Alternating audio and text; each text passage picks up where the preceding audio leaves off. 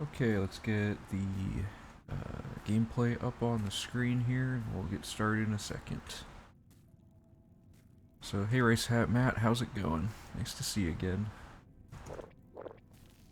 Okay, so let me just double check a few things here.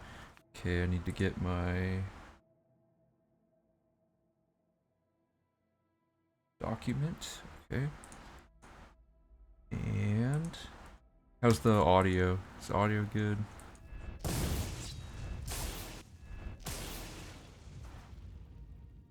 Okay, cool. Alright, today is a potentially difficult stream because it's debugging Oblivion quests, which is never fun.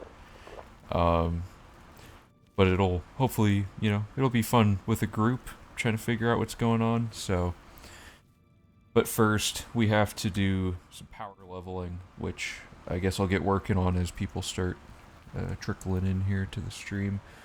So for people who are unfamiliar, power leveling is the process of doing a glitch where we can level up over and over and over again, and we're buying training, and the goal of this is because we're going to be doing a Daedric Shrine quest during the Thieves Guild, and we need to be a certain level to be able to do that quest. So, yeah, the first step is going to just be getting to level 20, which unlocks all of the Daedric Shrine quests. So, and we just finished Dark Brotherhood last time, and we're tracking money for everything. So, a lot of fun stuff going on. So let me pull this up on my monitor here. Okay, so first things first, going to Bruma East Gate. And we started drinking skooma again, because we don't need to farm acrobatics or magic the rest of the run now that they are at, basically the maximum they can each be. There's 3 acrobatics books left in one of each of these, and one of that. So we just have to make sure we don't over level any of them, but we should be fine. But basically the process here is we're going to equip, and you can do this with any skill, we're going to equip a drain 100 points for 1 second spell for the skill that we're buying training for, and this basically makes training cost nothing. So, yeah. So this lady is only available at specific times, 6 a.m. to 6 p.m. Also, let me set this. Yeah, okay. So she should be in here.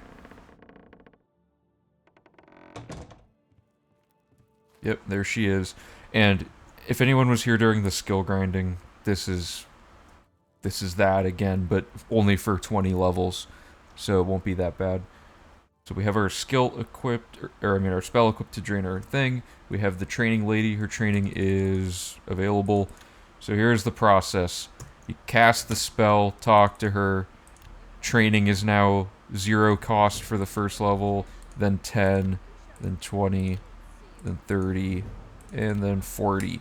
And then after that, you can't buy any more training for your current level. And then we're going to quick save, and we're going to load. We made a save whoops, I scrolled my notes. We made a save very recently. Right here? Where is it? I scrolled too far, didn't I? Oh, I scrolled way too far. This one. So we made this old save, which is a character that is able to be leveled up and is standing in front of a bed. So if you sleep in the bed, and as soon as the time changes, you press escape and load your quick save. Whatever save file you load, that character will now have a level up, no matter if they were ready for one or not. And then we're trying to minimize how many attributes we gain, so we're picking the least total allocated points. So that levels us up. So we got that. We were already level 4 or level 3 because we slept twice for other quests. Okay. What do we got here? Okay, so now we just repeat the process over and over again. So we cast this, Our training is now reset because we've leveled up. We're going to go through this process again. And we're tracking the money for everything as well. So, what is that? Yeah, okay. That's the second time. And we are level... We started at level 3. So we're going to do, yeah, 17 times this fiscal responsibility here. So let's go over to the thing. Training. Okay. Is equal to 17 times, and what was it? It's 100, right? Because it's 10 plus 20 is 30, plus another 30, 60, plus 40, 100, yeah. 17 times 100. Well, I could have done that in my head, I guess. But this is how much money we're going to spend on training during this split. Also, we just added a new emote, dock mode. It's part of the Better Twitch TV plugin. So, that's a new emote if you guys feel like using that. Zane suggested it, and I thought it was a good idea, so I put it in. Okay, so that tracks our money for this whole part. So now we're going to just keep doing this. So after you buy training, let me get my notes back up. After you buy training, now you make another save.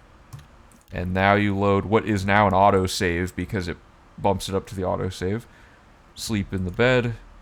Press escape. When the time moves, load the quick save. And we will level up again. And luck is going to be one of our 2 for most of these. So now, cast our thing again. Fire training.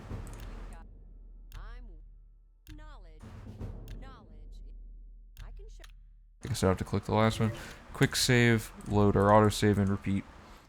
So, hey Rosebud, how's it going? Glad you caught the stream. Nice to have you here. Oh, I forgot to mention, we have 2 people that followed while I was offline. So thank you, Simulcasted and Bryce P. Cow for following. Appreciate it. Yeah, today is going to be interesting because Thieves Guild is a really... Hey Javen, how's it going? So, this stream, or the Thieves Guild is a really fun part of the speedrun. There's a lot of cool things going on in it, but it's also broken, and I'm trying to unbreak it, so it's going to be a little weird of a stream. It's going to be like half gameplay, half suffering, trying to figure out why it broke. Oh, and if anyone's curious why we picked Speechcraft, it's because it's one of the skills that we can dump all of our training from level 3 up to 20 into without over-leveling it past the point with the skill books and everything. So we're doing Speechcraft just so that we don't have to move to another building to buy more training partway through the farming process. And that covers all of the Speechcraft training for the run, I think, so we don't have to come back, but I'm not 100% sure on that. Okay, did I buy training yet? I did, okay.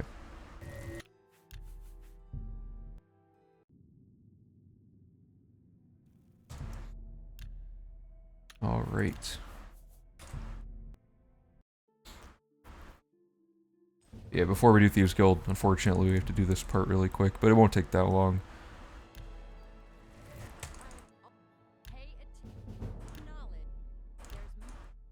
The money tracking is going to be awful for the money, the skill grind stuff.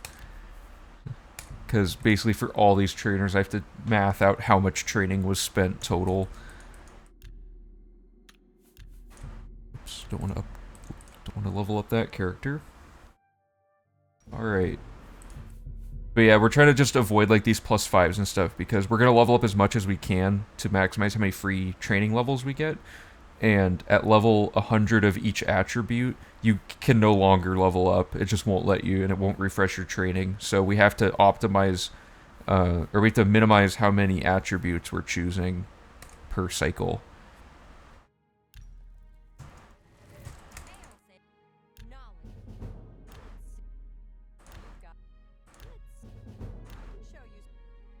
Okay.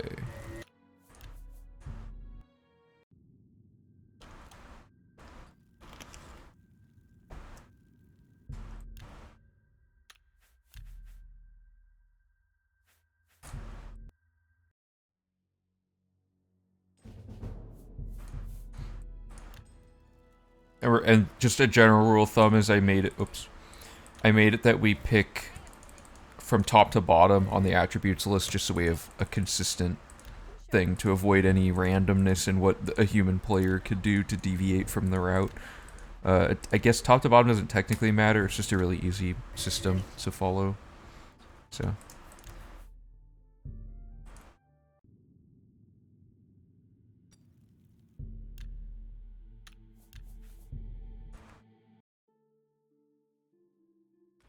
I think I'll eventually make a video explaining this glitch a little bit. It would be like a minute-long video.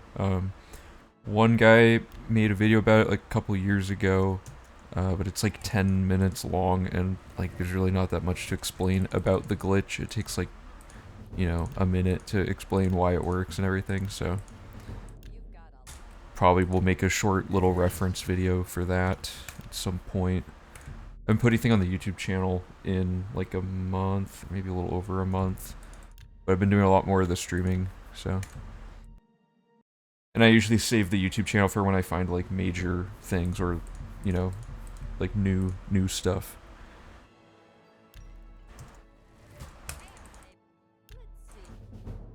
Okay, so we're level 50 now.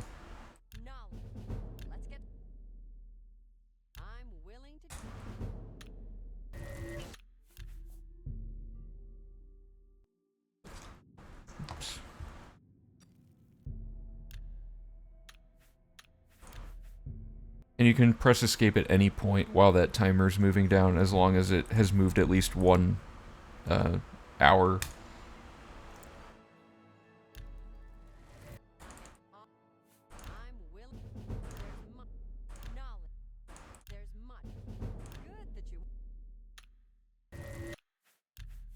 Okay.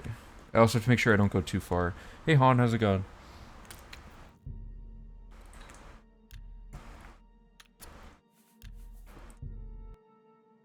I did this when I was doing the training farming.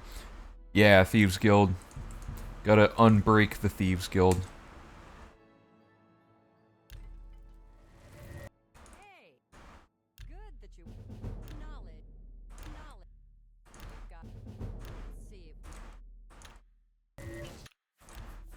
Yeah, right now we're just doing power leveling really quick.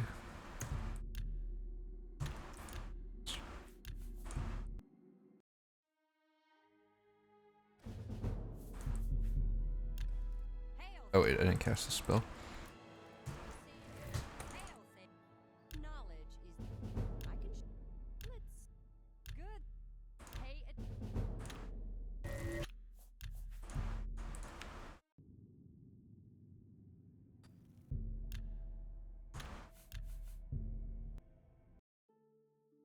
Oh, how's the game audio level, by the way? I messed around with it a little bit when I was doing stuff offline, because I needed to mute it for a few things. Hey, Renane, how's it going? I just want to make sure I don't have the game audio too quiet or too loud, since I don't remember what volume it was at before. How goes routing? It's going pretty good. This is the calm before the storm, because the next split is going to be hard to do, but this part's really straightforward. Sounds okay? Okay, good. Hey Lex, how's it going? Power leveling stream, more data on the spreadsheet, yeah.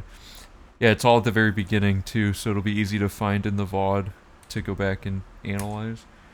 Audio's okay? Okay, good to know, thank you. Yeah, Lex, right now I'm still doing the from top to bottom lowest possible attributes, because throughout the run we're farming a lot of skills, right? So it seems like, you know, the luck, dumping into luck early seems like the way to go.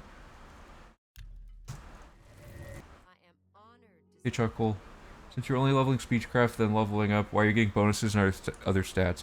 So, Oblivion's really weird with, so you know how like when you get skills, like minor skill and major skill level ups, and those go into the total bonuses you get for that 10 major skill cycle, it's secretly tracking all of your 10 increment ones. So like if you get 10 major skills and it says you're ready to level up, it's already starting tracking your next 10 levels for those bonuses in the background in preparation for when you're ready to level those up. So you can't actually bank it all together into one thing unless you avoid getting 10 total major level ups the entire cycle of farming all the minor stuff, if that makes sense.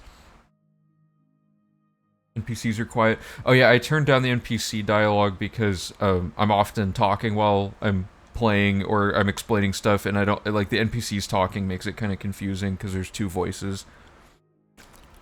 So I figured it was better to make them quieter rather than try to figure out a way to like noise gate them to be quiet whenever I talk and stuff. Oblivion leveling's complicated. Oblivion doesn't bank attribute increases like Morrowind does.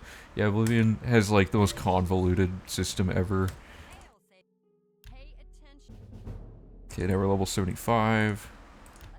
But yeah, this power leveling at Lex is just a little bit to get us to level 20 before we do the Thieves Guild, because we need to do one of the Daedric Shrines.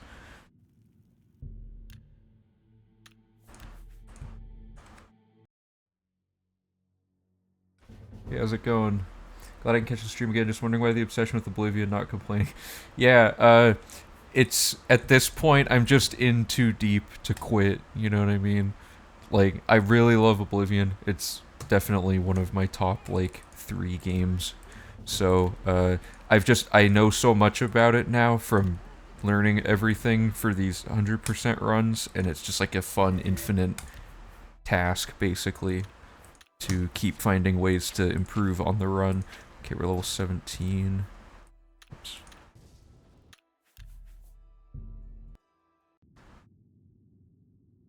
The one every game ever fan, yeah. I thought of a different idea that isn't... Because every game ever, the idea was just to beat every game, like, that we can get our hands on a physical copy of, but I think a more interesting thing might be to take... There's a lot of speedrun communities that don't have, like, they have a lot of categories that aren't even, like, performed yet, which was actually one of the original reasons that we did the Oblivion 100% run, is because there wasn't even a category for it or anything, so we were like, no one's even attempted this, it would be great to be like, to have a run that no one's done before, just to get a new idea out there for the Oblivion speedrunning. But yeah, so I thought an extension of that was the original channel description was that we would get world records by default by only competing in categories that have 0 submissions, because that was going to be kind of like a running joke that we had world records, quote unquote, but we never actually competed against people. So I wanted to kind of run with that idea at some point and pick obscure games or games that are really like meme games. Like I got this idea because we were at Andy's and we were playing Deal or No Deal on the Wii, and they have like 1,000 categories for Deal or No Deal for speed running, and like 90% of them haven't been done yet, so we thought it'd be funny to like get really like dumb world records in categories that have 0 competition for meme games.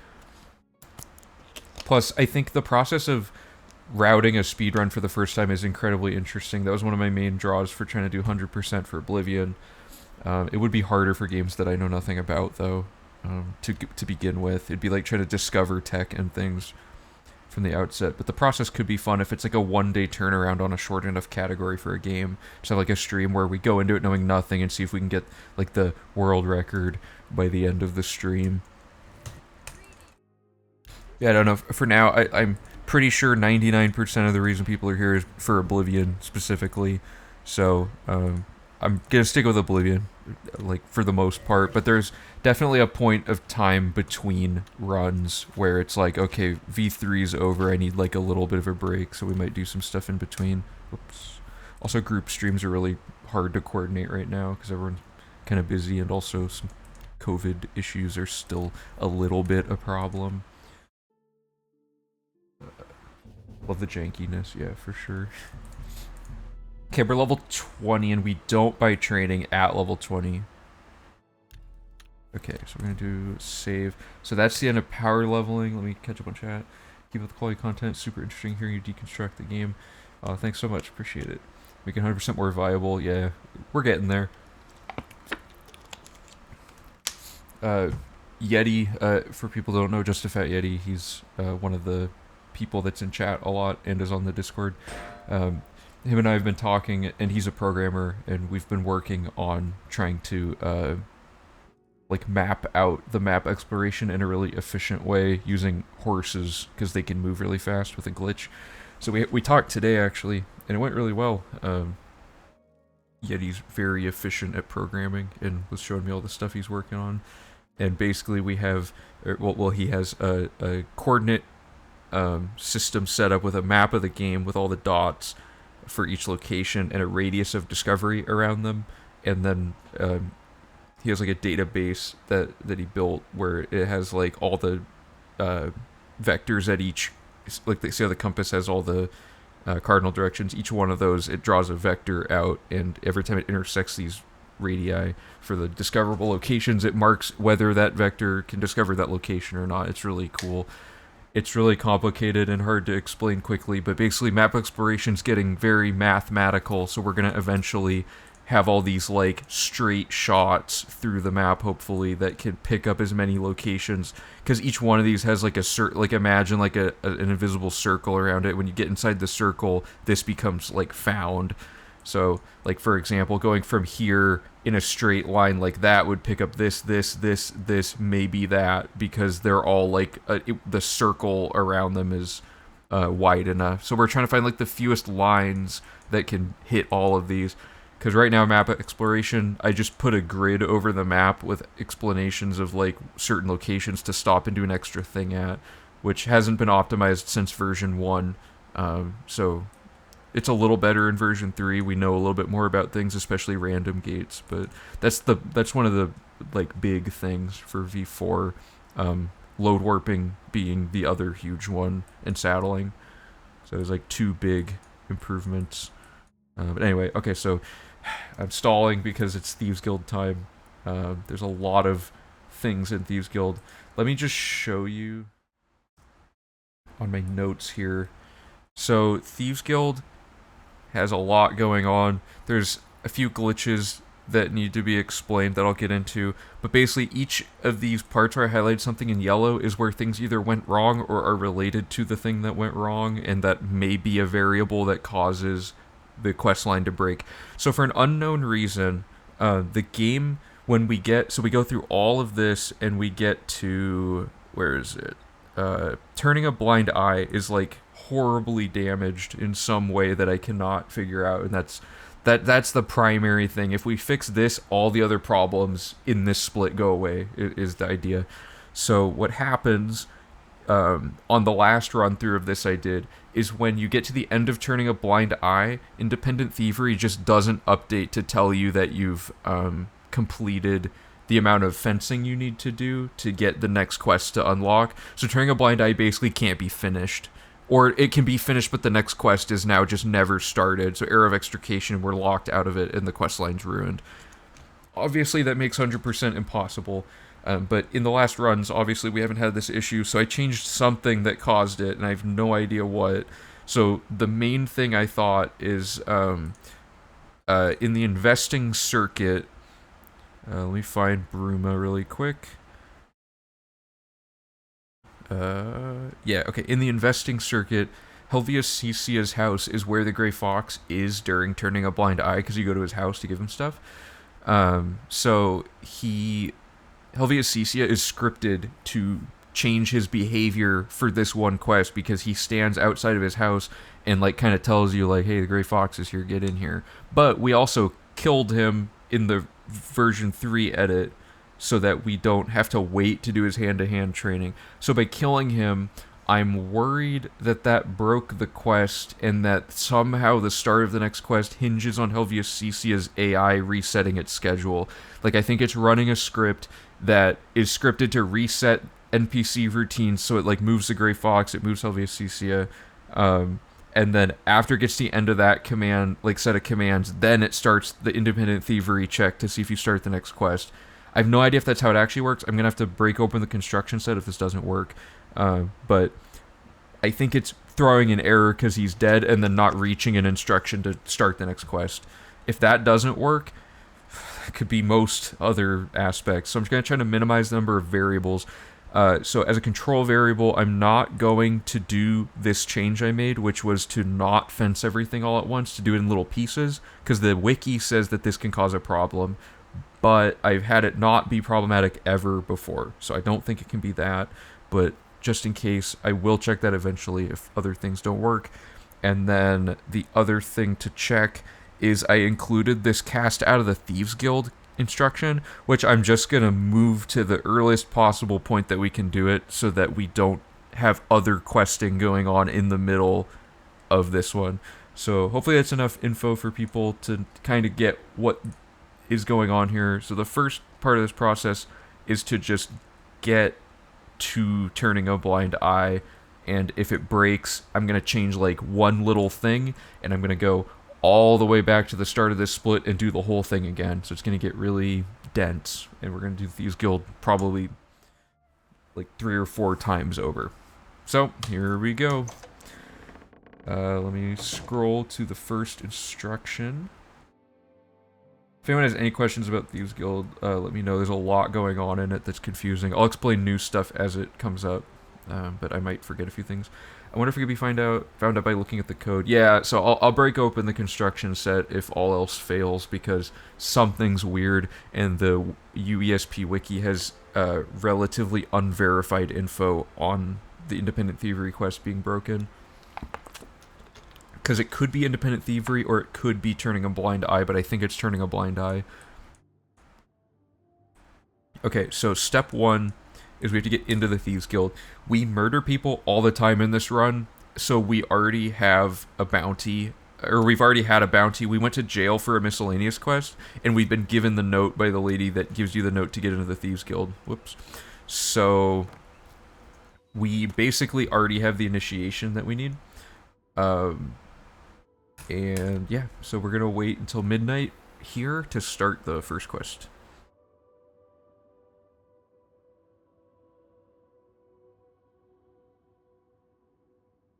Okay. Oh, someone stopped me. Oh, okay, so this is something to explain. He is part of a quest that is, okay, Imperial Corruption's done. Let me check that off the list. This is a quest that when you do it, it doesn't actually officially complete until this guy attacks you by escaping from jail later. It's a scripted event that'll eventually happen. We count the quest as complete in advance, just because this is guaranteed to happen from the sheer amount of waiting we do from this point forward in the run. So anyway, gotta wait till midnight now. Okay, so Armand and all them should be here. Okay, so we talk to him. We can say Mysterious Note, or you can read the poster on the wall and say Gray Fox. And either way lets you in. So we're going to do Mysterious Note just because we had it. And we're going to join the Thieves Guild. And then we're going to have to wait for this relatively long cutscene. For people that don't know, it's a little bit faster to quick save and quick load every time the dialogue pops up, typically. But sometimes it like holds up the animations and like messes up the timing, and I don't know why. So sometimes I just don't do it usually, but I'll implement that eventually, because there's certain lines of dialogue I'll have to check basically each line of dialogue and figure out whether or not it holds up or not. Also, if anyone isn't on the Discord, I got a physical copy for console, and I'm gonna probably have to buy the Shivering Isles physical copy. Because I lost my Game of the Year copy, I cannot find it, so I just repurchased it. $7 for the whole game. That's pretty good. And I bought it because I want to eventually mess with some stuff on console to test that guy's claims about the Ogma duping glitch. I just think it'd be fun to have a really chill stream where I'm relatively casually playing, but also trying to find my way through recreating this glitch, because I think debunking this thing would solve like a 13-year-long hoax, potentially. But he uses Feldu to level up further in the game, which means I need his I need the Shivering Isles CD, so I'll be looking for that soon. So we're almost ready to start testing that, but that's gonna be after V3. for sure. Yeah, I haven't played on console in forever. I'd be really excited to do it. Okay, so this guy gave us a quest. This is a funny thing about Thieves Guild. So this guy gave us a quest where we have to go steal a diary. So first thing we're gonna do is fast travel to the Temple District, and we're gonna go over here. We're gonna go into Amantis Selectus's house, which is, oh god, okay, it's right there. We have permit key active, by the way, so we can get in without having to worry. We go upstairs, and we are going to kill him.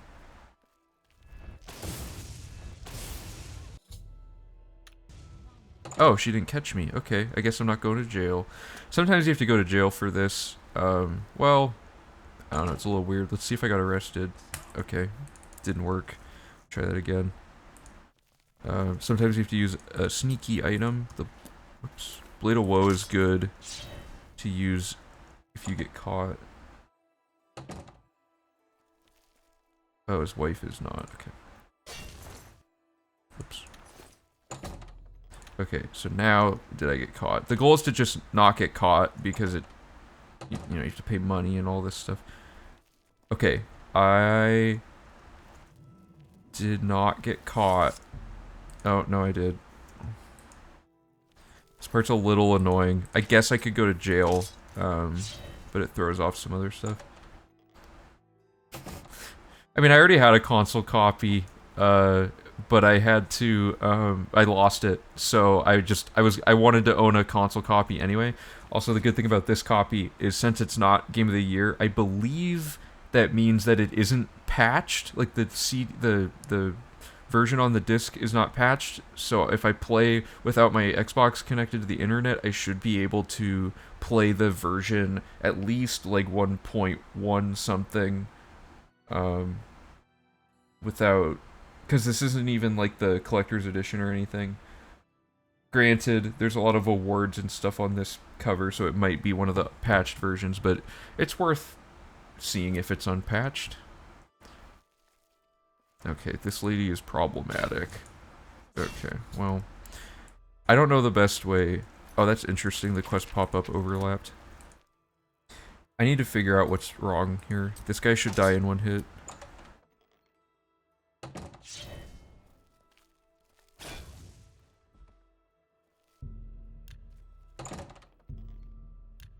Okay, our guard's coming now.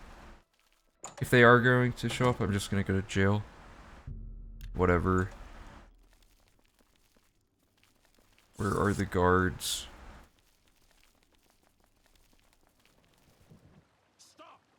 Okay, interesting. I'm gonna assume that counts as murder, even though I only had to pay 40 gold. So I'm gonna write 1,040 gold for the fiscal responsibility. Murder bounty, or gold fine. So this is 1,040 gold. Okay, I also need to add instruction to the guide. If you can't avoid getting caught, pay the gold fine. Also, there's a few more people in here now, so I'll say it again. We have this new, if you type this, doc mode, you get the document mode emote that I just made, because Zane said it'd be cool to have one, so if you guys feel like using that. I know a lot of people are hyped for document mode, so now you can express your hype with an image instead of text. And you'd have to use better Twitch TV to show it in your browser, but it shows up on the stream, so, okay. If it is unpatched, the floor plates might not work. You can temporarily fix by saving and reloading. Just a thing to remember for exploring the Elven Ruins. Oh, interesting. Okay. I didn't know that. Oh, that's the other thing, right? Is we can't console command to unbreak the game if something breaks. So if we get really far into testing the console version and something goes horribly wrong, I can't, like, fix it. That'd be interesting. The fact that the guy used the Feldu glitch, though, to me means he played on 1.2. So for testing that, I would probably still play on 1.2. Okay, So anyway, to verify, we did not get the diary like we were supposed to. We just straight up killed the guy and then went to jail in the middle of this initiation. So now it triggered this quest called Blood Price. No, it didn't. Hold up. Sorry, I don't know why that didn't work. See, Thieves Guild's really weird. Okay. That should have counted as killing him. I don't know what the deal is with that. Ugh.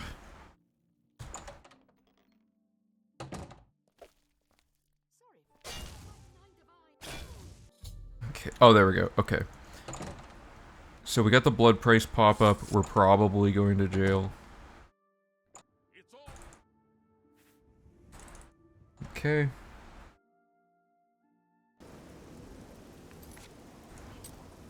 So, okay, now we have the blood price. So, the way this works is we can just go to Armand and he's like, you violated a rule of the Thieves Guild, and we say, I'll buy my way back in, and then he's like, cool. So check this. Also, that's kind of funny. Alright, are you prepared to pay the blood price? And you just say, yes, and it's 500 this time. So he takes away my 500 gold, and it completes blood price, but more importantly, it completes the quest, and we didn't even do what we were supposed to do. I figured this out randomly, because the wiki doesn't count blood prices as separate quest IDs, even though they are, which is really weird, because they are quests you can do, so for 100% you have to do them, since it's extra quests you can fill out to maximize your quest completed statistic. But more importantly than that, even though you get, not only do you get more quests completed, it finishes them early without having to do most of them. So you can skip a lot of the Thieves Guild by just killing the person that blood price requires you to kill and then go pay it, and then you don't even have to go steal the item. So that's a really cool new way that not only increased how much, like 100% we can get done, it makes it faster. So that's how blood prices work, if anyone needs to, I feel like I need to explain that really thoroughly, because it's going to show up pretty much every quest. So yeah, we paid that off, 500 gold. It also starts the independent thievery quest. So yeah. Oh, and I have to, no, sorry, I have to do this. Okay, so that starts that. Okay, so let me go to fiscal responsibility. Blood price was 500 gold. And there's going to be a lot of money to track in the Thieves Guild. So that's the very first step.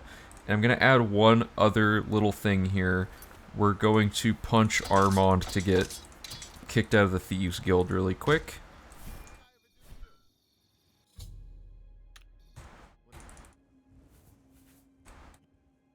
And 500 for that. Okay, and pay 500. So the reason I'm adding that is to avoid having other variables later. So let me go take the section of that I moved and copy it over.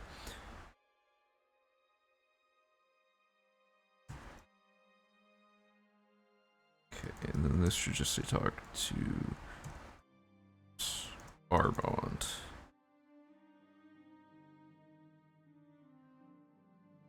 He is not a spell, he is an NPC.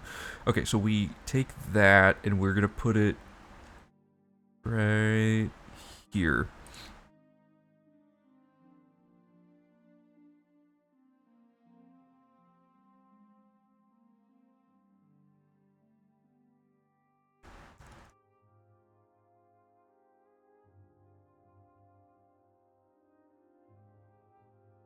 Okay, so we talk to him. We do blood price, Thieves Guild special jobs, then we punch him and yield to him. Then we do cast out, pay the fine. And complete those two quests. Okay. So now that is fixed. So let me make sure I definitely got all of that. Yes. Okay. Now we can move on. So that's the first major change, is making sure those quests are not as busy during the part that is broken. So now we can isolate it better. So the next thing to fix is independent thievery. I have it that we're selling the amulet in like little batches instead of selling it all at once. I'm not going to do it that way this first run through, because that I'm going to do it the exact way we did it before when everything did work. So in previous runs we didn't worry about that and it was fine. So I should also mention to unequip apotheosis and then equip your weapon and punch Armand and yield to him. Re-equip apotheosis.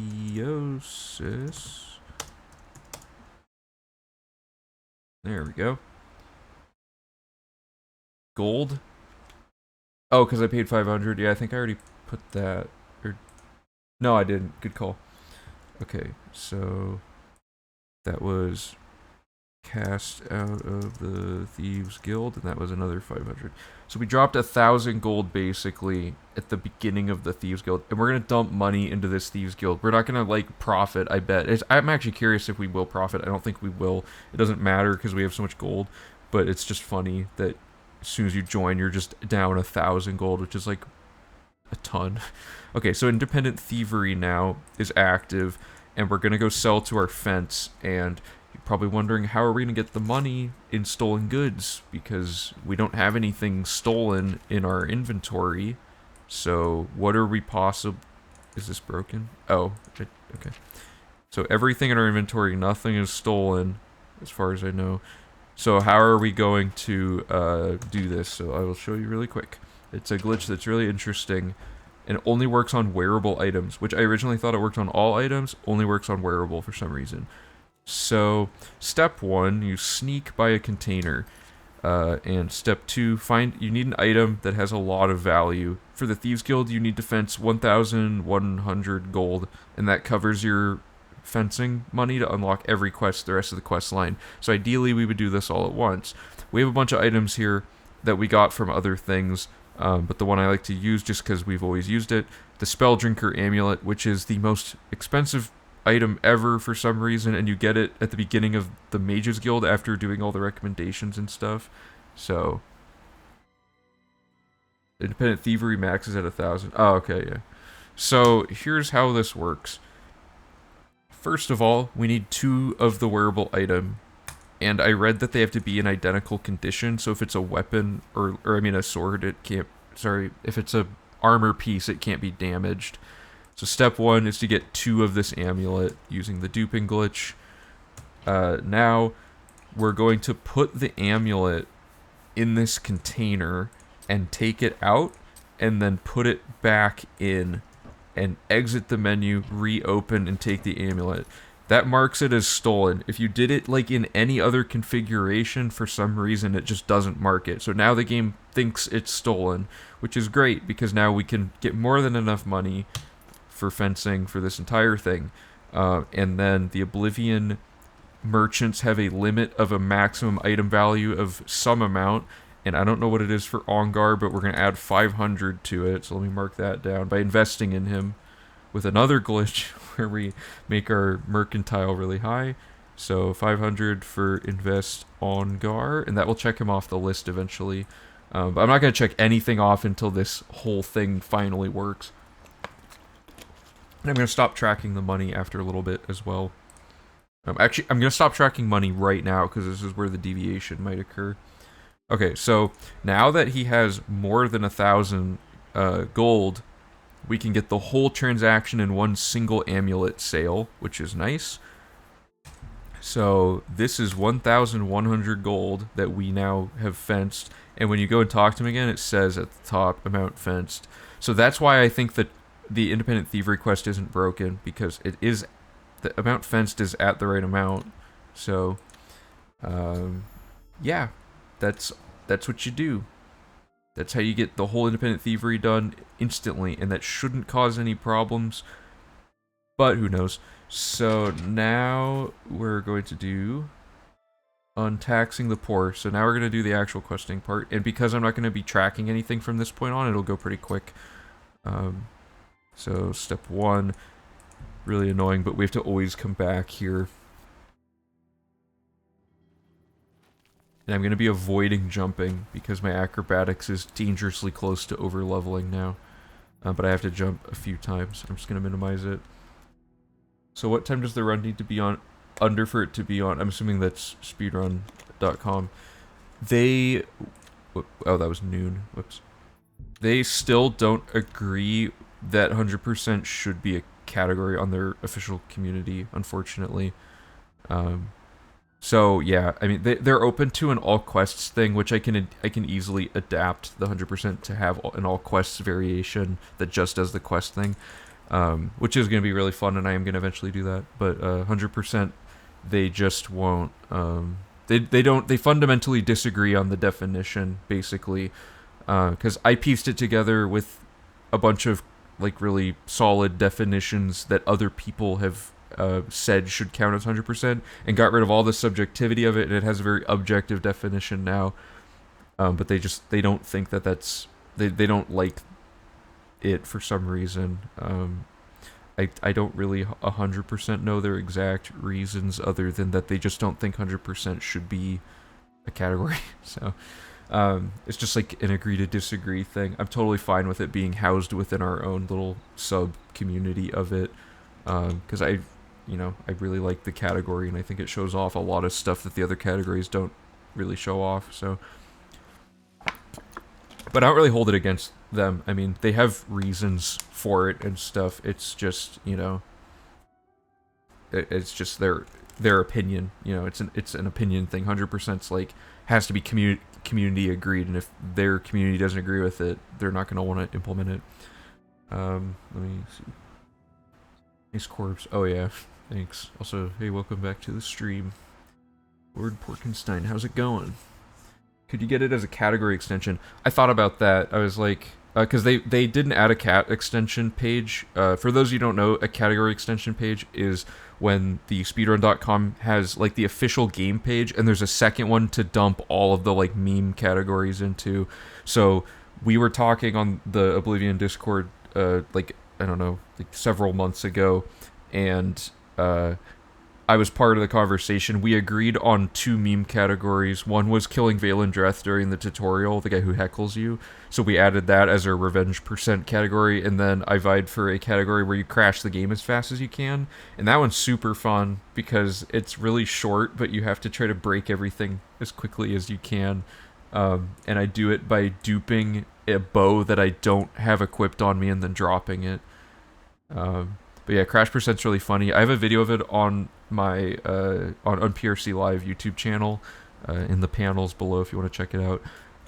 But someone beat it. Scarlamage beat it. He's one of the people who runs... He likes running the meme categories, so he beat my Crash %. I think he used the same method too. So there's a cat extension page, so you can... I think it's linked somewhere on there.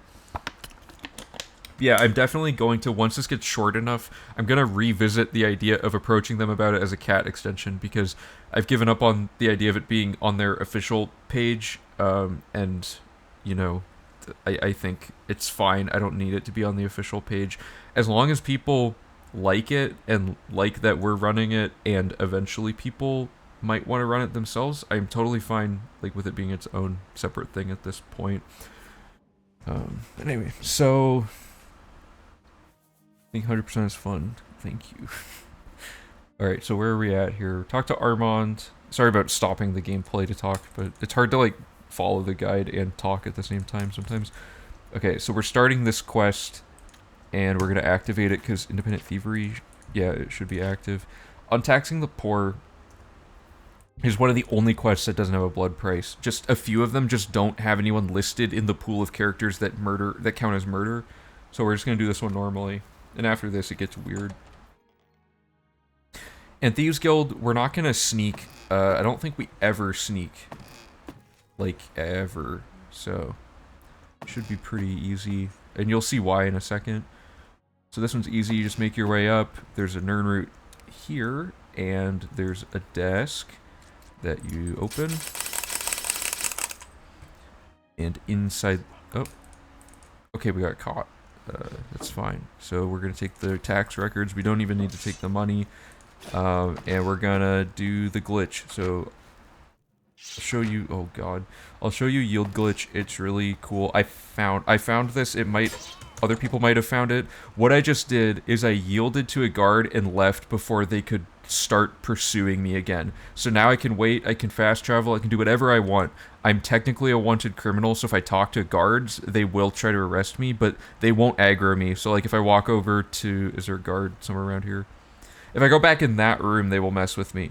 But none of this matters because, oh, there's a guard. So like this guy will not, I'm gonna quick save, but this guy won't pursue me. But if I talk to him, he will arrest me, right? So now you're in a state where you're free to do whatever you want, and Thieves Guild, you can pay off fines. So we're gonna fast travel back to here to turn in the quest, and then pay off our bounty through the Thieves Guild, so guards legitimately stop trying to arrest us. So pretty cool glitch. Saves a lot of time because we don't have to be careful anymore. And I got a little lucky getting yield glitch that quickly. It's a little hard to pull off, but yeah. Okay, so we give him the tax records. We ask about special jobs, and he'll give us the next one because we already hit our threshold by doing independent thievery all in one thing. And we have to do payoff fines and bounty. So current price is 3 gold for getting caught stealing. I don't think it can be any higher than that unless we like attacked a guard. So I'm gonna mark it as 3 gold when I start tracking this. Okay, so that completed that quest. So now we've started the next quest by saying we'll take the job and fast travel to Chadenhall East Gate. Here's a question: is it Chadenhall or Shadenhall? I've said it both ways, kind of back and forth. Okay, so it updated that quest. Oops. Okay, so this quest, you're supposed to do all kinds of stuff. I don't even remember the process. Or, well, maybe you just go in here and steal this thing. But we don't have to steal this thing. We have to kill the chapel guard that aggroes you. So somewhere in here is a guard. Right there. She automatically aggroes you, so she doesn't even count as crime to attack. But the Thieves Guild doesn't like that you murdered her. So she's the one that triggers the blood price. Now the game will think the quest is done when we turn it in and pay off our blood price.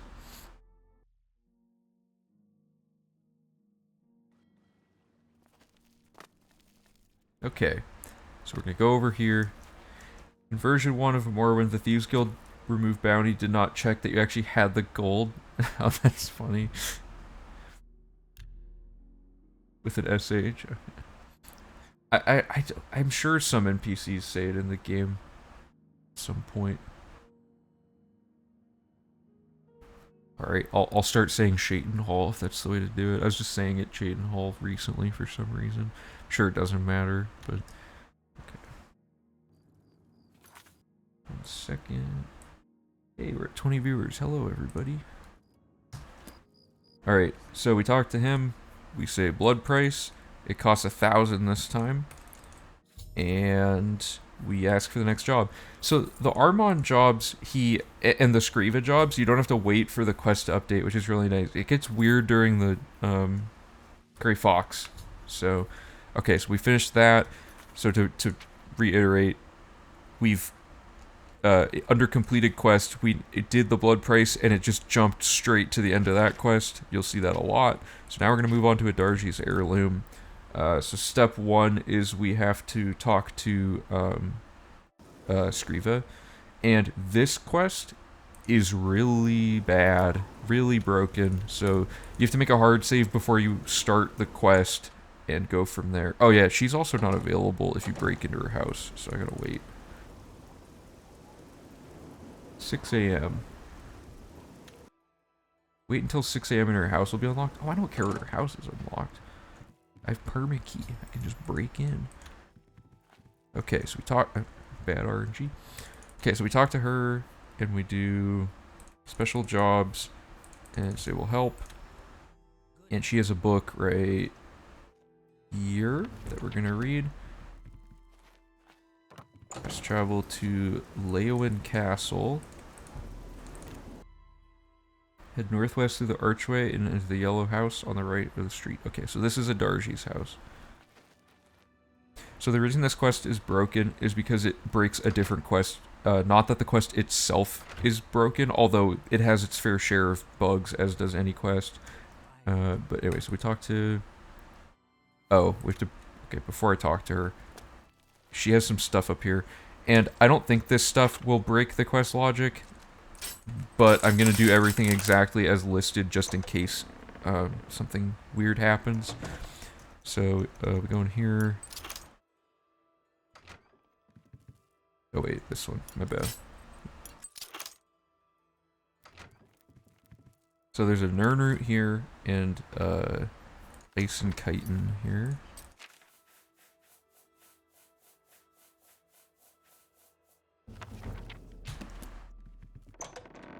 And we're gonna go downstairs and talk to Adarji. And talk about the ring. The guild frowns upon killing. I'm gonna kill somebody. Anyway, because I need the blood price. Oh, interesting enough, for some reason, I tried like every possible point in the quest to do this. Killing someone to trigger blood price doesn't finish this quest early. You have to do this quest no matter what happens during it. You could trigger the blood price, and you can't trigger the blood price again. That's the weird thing. It only happens once. So, or at least I think so. No, I'm pretty sure. It definitely does, because otherwise the quest would be infinite. Okay, let's travel to Castle Lewin. So this quest and the Daedric Shrine quest, Sanguine, both intersect with the Countess. She's used in both quests, and doing one of her quests before the other causes a script issue that can break the other quest. So you want to do it the opposite way, which is to do this quest before Sanguine, and then Sanguine will only sometimes break. So, okay, fast travel to Lewin, go through the first archway and take a right to find the dungeon. So this is going to be talking to Amuse and a bunch of other stuff. So we go over here. Oh, yeah, okay. Can I open this? I can open it. Doesn't matter, but Adarji's ring, give him a lockpick.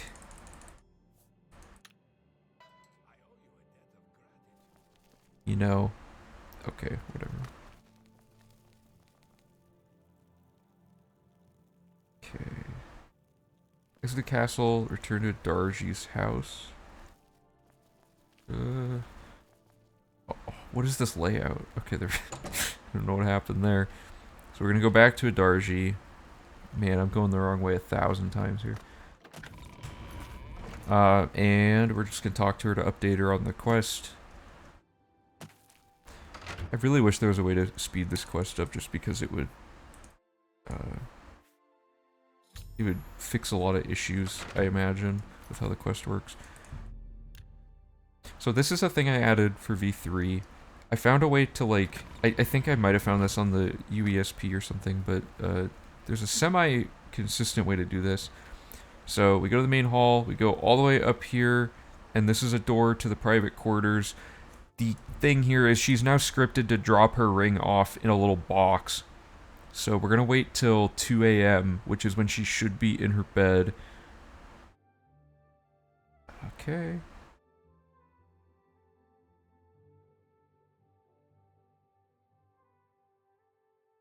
Oh, okay, I didn't want to do that, but whatever.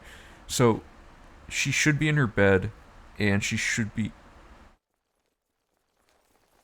Why is he running? Okay, whatever, but she's not in there. So that means she's in her room.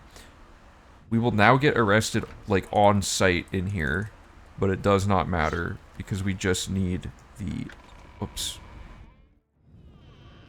Did I go the wrong way? Hold up, I went the wrong way. With the first door on the right... Oh yeah, okay. Then head all the way to the northern door. Okay, so her ring should be in here. If it isn't, the quest is bugged. Good.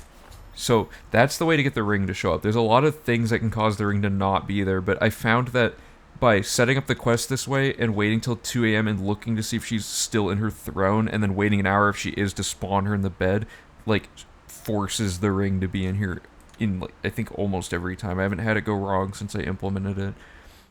Okay, so got the ring. Okay, so now we're gonna read warrior on the shelf here, and we're gonna kill the guard to get the blood price. And now we have to yield to the countess or the count, or another guard if there is one, at this exact door. So you can see if you get it wrong, you have to do that. It's good to have them like a little bit, like when they stagger from a block or something like that. Okay, so yield glitch activated. We did it. So now that the yield glitch is activated, no one will arrest us, and we're gonna go back to Adarji's. And we have to wait till 7 a.m.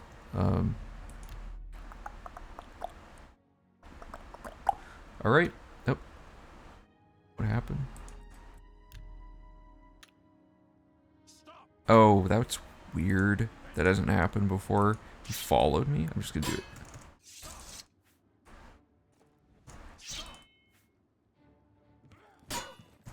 Okay. So now we're gonna talk to her. Upstairs? I guess.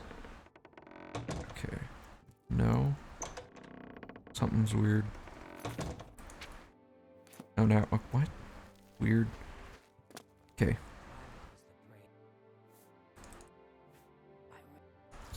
Okay, there we go. So we have the blood price queued up, and we just finished the actual quest, because this one you can't skip it. I'm gonna... I really wanted to fast travel before this happened. She just gave me 200 gold. Okay, so I'm gonna... This is the instant yield glitch. Whoops, not that. Not that. Wrong button. Okay, it should say it up here. See how we accepted my yield and the map's open? Now I can fast travel. That's the instant yield glitch. It's a variation I found. So that's a different way to do it. This gets weird because these people start trying to chase you sometimes, depending on if guards were pursuing you or not. And it can get really dangerous because guards can start attacking you depending on the severity of your fine, which causes civilians to defend you because you were innocent after you've paid the fine. It's really weird. So step 1, we gotta pay the blood price, and you'll notice it doesn't finish the quest. Or wait, no, it does complete it, but only after you get to this stage. Okay, so now we ask about the next job. Predetermined dialogue. Pay off fines and bounty. So now guards won't pursue us. So that completes this quest and the blood price. Good. So now we have to do Sanguine and just like hope that things work. And usually they do. I'm going to actually show you guys really quick. Let me pull this up on the UESP here. Because I want you to see the problem. Pull up the 2 tabs.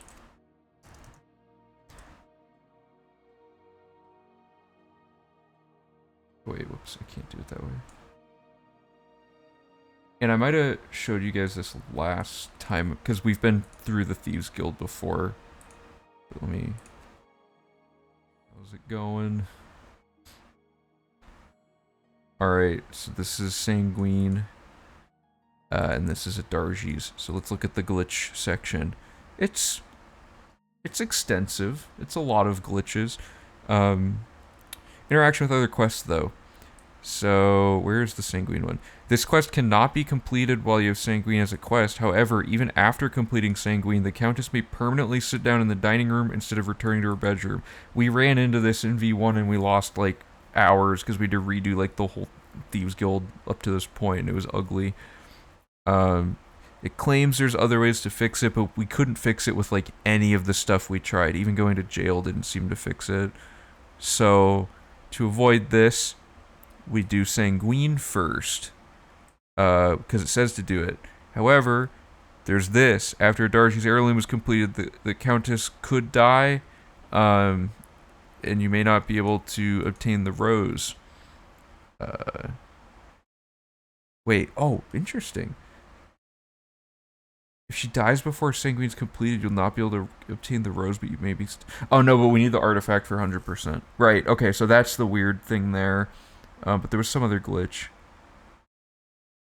I can't... I guess it... Maybe I'm remembering it wrong.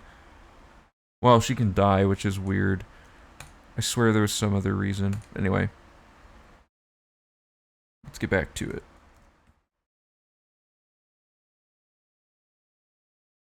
So, Sanguine's a pretty easy quest, albeit a little weird. And, of course, it could just straight up not work because of the other one. So, fast travel to Shrine of Sanguine. Oops.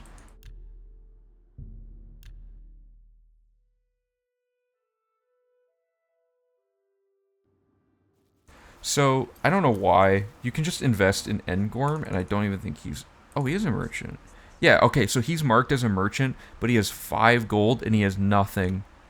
But because of that, you can invest in him. So, we're going to invest in him to check him off the list. He's also essential, so we don't have to worry about him dying up to this point in the quest.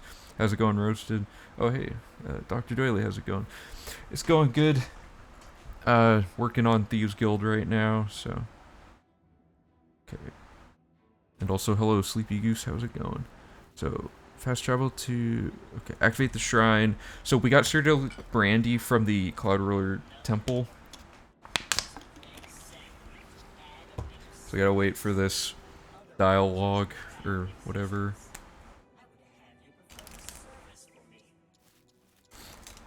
Hey Pelu, how's it going?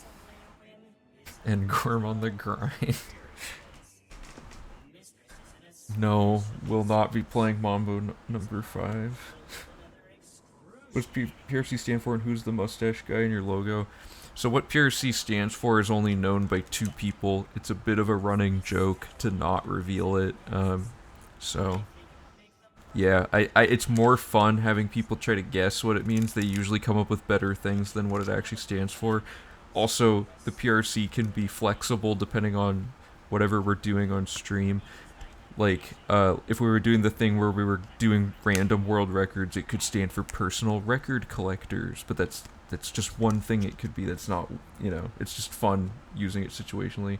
Popped corn. See, popped corn runners is better than what it stands for.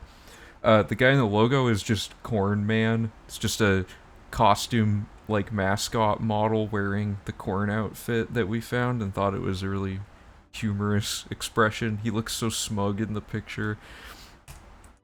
But yeah.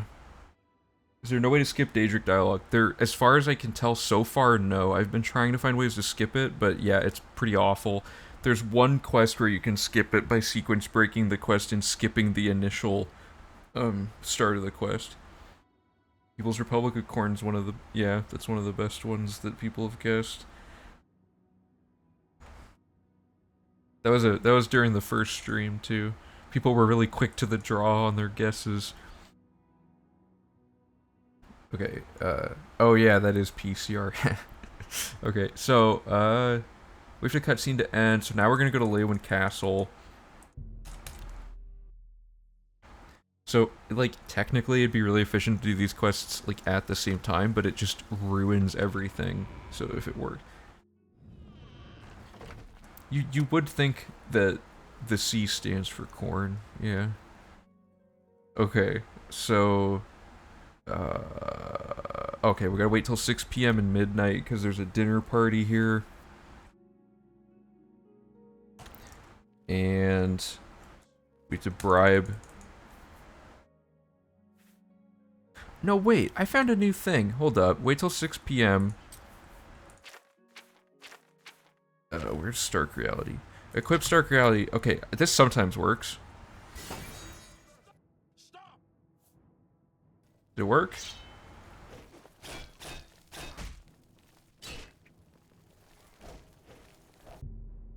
Interesting. Sometimes it just works to cast it through the door, but it's really janky.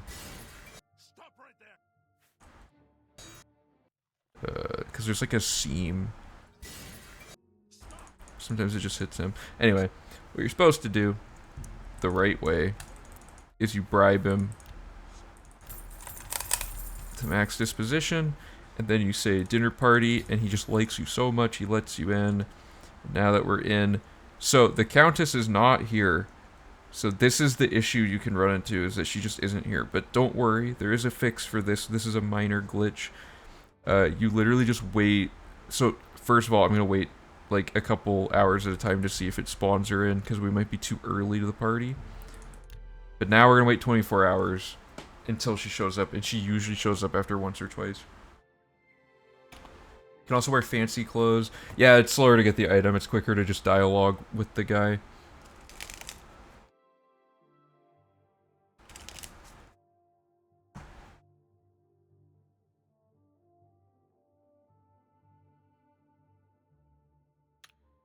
So she might be here. Good. So now we cast the spell, and this should... Yeah, okay. If she's glitched... Okay, it was not glitched. Okay. So now we're going to yield glitch to the guards as we exit the castle. And we don't have any of our stuff. We don't have our weapon or anything. So we're just going to block. Card collection review. Okay, so we're gonna wait. This is a little trickier because you can't stagger this guy. You have to just really quickly like that. So now we should be able to fast travel. Yes. Okay. Good. So that's really sweet. The worst part of Sanguine originally was having to just run away forever. Okay. So. Now we just activate the shrine and wait.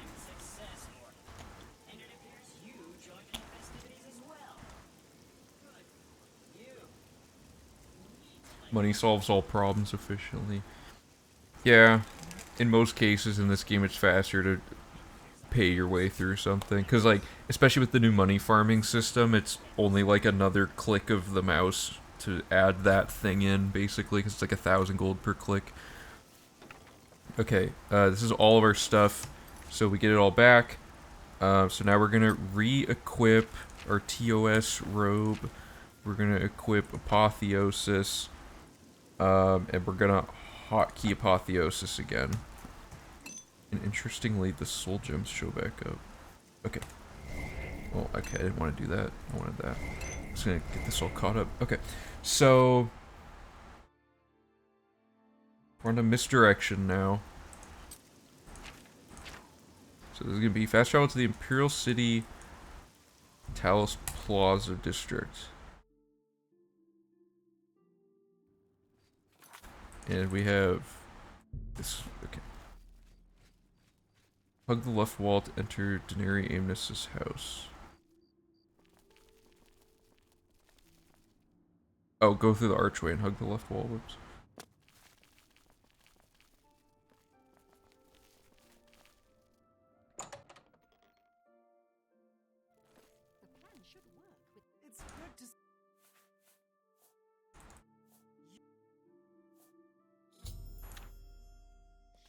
So now we have to kill an Imperial Battle Mage. Interestingly, Imperial Battle Mages just don't show up at the Arcane University at this point. They're only at the waterfront, which actually took me quite a while to figure out, because they're all running around due to a previous quest getting glitched.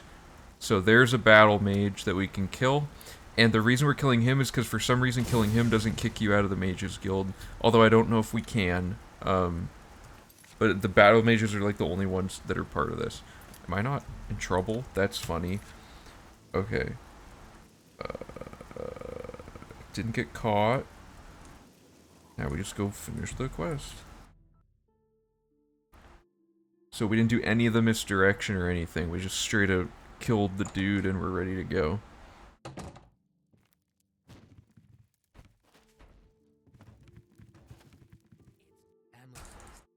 Okay, so do I have a bounty? I do. Okay. Pay off my fines. Blood price. I'll pay the blood price. Use guild special job. Sounds interesting. I'll do it. Okay. Done. Next quest. Lost Histories. Oh yeah, and they walk up to you again because they all were scripted to go run up and talk to you for the arrest, but they'll still run up and talk to you even though your bounty's cleared. Fast travel to Castle Skingrad.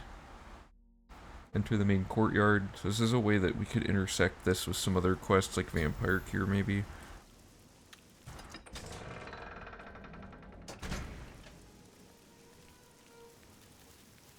Head northwest. Oh yeah, this.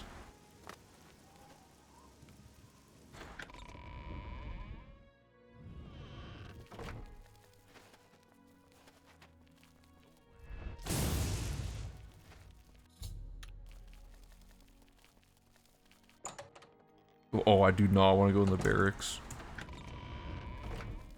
That's bad. Okay. Okay. Now, no, guards are pursuing me. I'll have to yield glitch. What's wrong with him?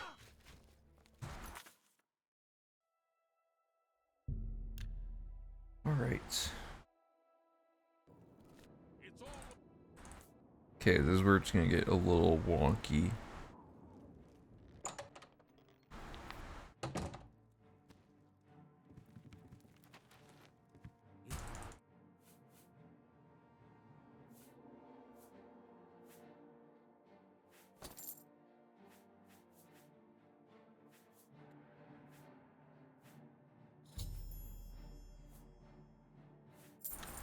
So now the guards are still hostile.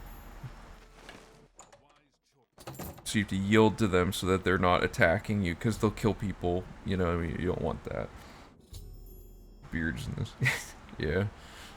Okay, so now we're gonna do taking care of Lex. This one's a longer quest. Because you have to actually go... This is another one you have to go through. So step 1, Castle Anvil. Yeah, Sheogorath's beard looks well rendered or whatever.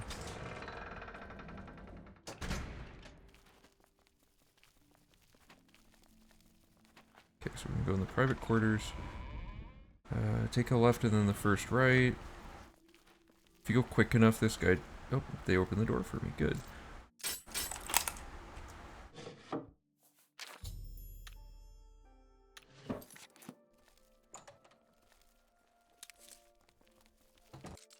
No, why?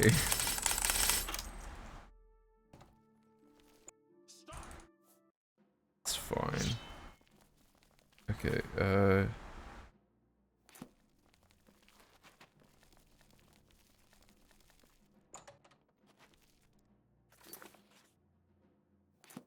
wait, take the first left to enter the royal quarters.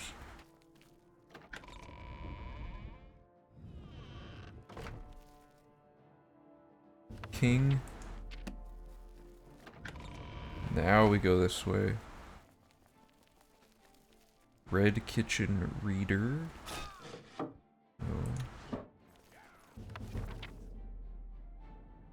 Now we're gonna yield glitch on our way out.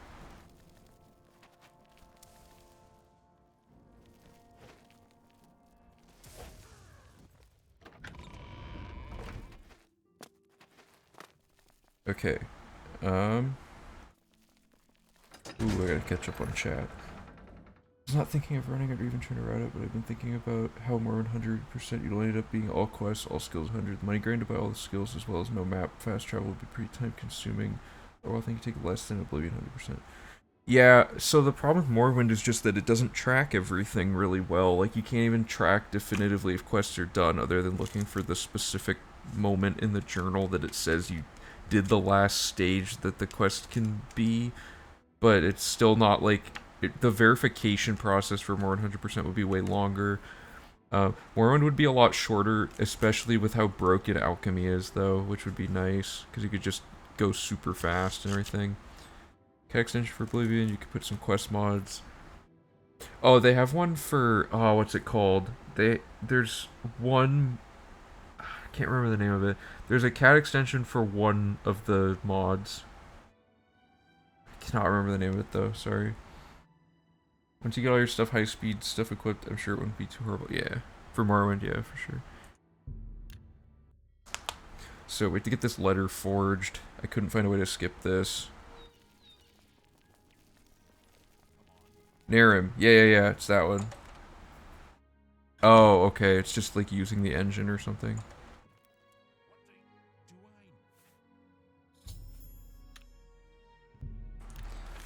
Okay, now we wait 24 hours.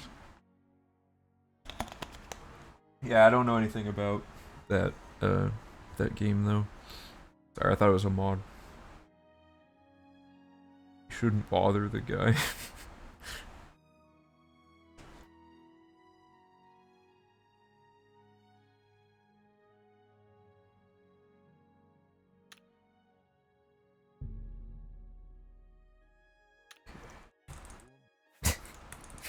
Okay, here's the fee.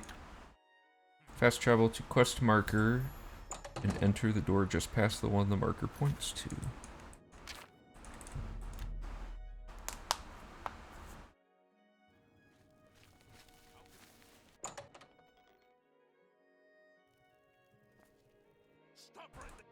So this is like a little stamp that you have to do.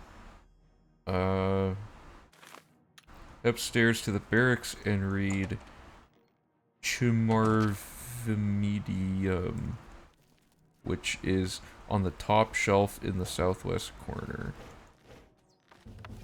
Okay. Yield glitch a guard on the way out of the room.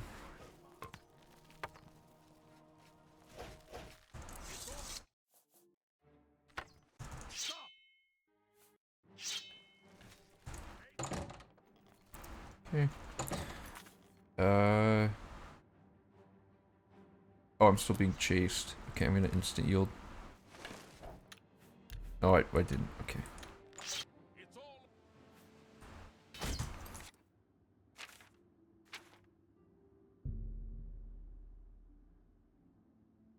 Okay, so now we're gonna talk to Countess Milona Umbernox.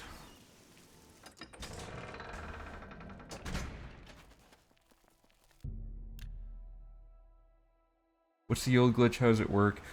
Basically, I'm pausing the game. Like, I'm going to the map on the same frame that I'm pressing yield, so that I'm fast traveling away before they're scripted to actually approach me to try to arrest me again. And then the other variation of, so that's the instant yield glitch, and the other one is to yield to them and then leave the room quickly by going through a door. But when you're outdoors, you can't get away with that. So the instant yield glitch is for when you're able to fast travel when you're outdoors. Okay. We just say new guard captain. My way to Castle Anvil, head northwest just before the main exit to enter the smithy. Alright, so we're just gonna invest in Orin. Oops.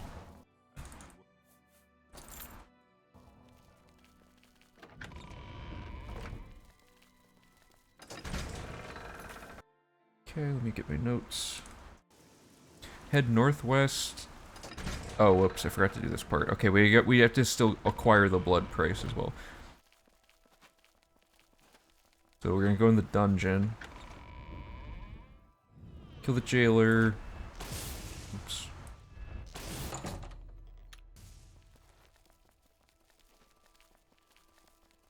So far, so good. Might be arrested again. Okay. Okay, good. Okay. Now, this part of the quest requires us to talk to Hieronymus Lex, which is a guard who will arrest us. So, we're gonna pay off our blood price first. Skriva better be in her home. Sometimes she leaves. No. Okay, this isn't ideal. I'm gonna yield glitch. I'm gonna yield glitch into this door and then wait until her house is open. What? That's not how that works. Okay. Honestly, there's no reason that I should just get, like...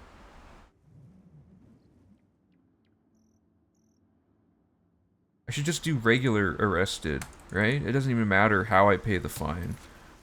There, that dejanks it. I'm gonna make a note of that.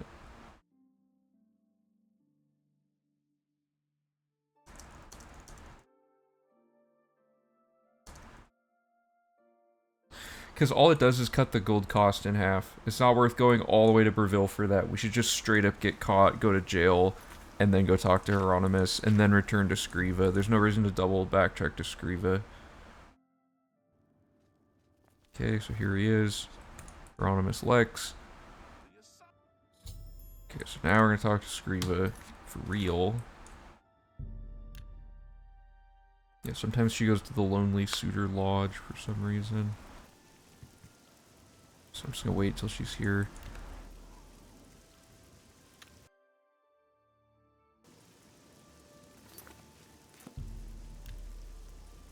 I know she's here at 6 AM, I guess, but pretty sure she moves. Wow, she's in that inn like all day.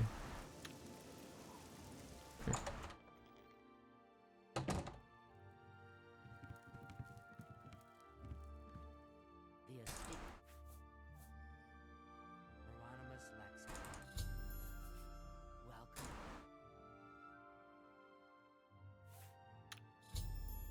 Good. Alright. Now... okay, I'm gonna make a hard save because here we are. We're at the Broken Quest already. That was fast. We're already almost done with Thieves Guild. But this is where it all goes wrong. So, I'm hoping it breaks. Because if it doesn't break, I have no idea what the deal is. Because I only did one thing different. And I guess I could reload, go kill the guy, come back, try this quest again. I don't know, it's just gonna be weird.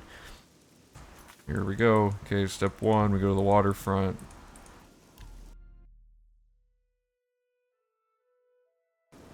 Wait for this to update.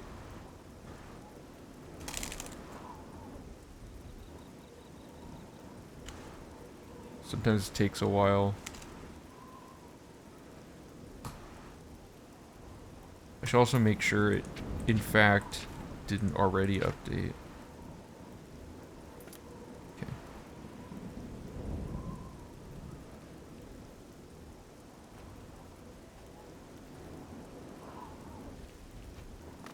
Is it broken in a different way now? It should be updating. Oh boy.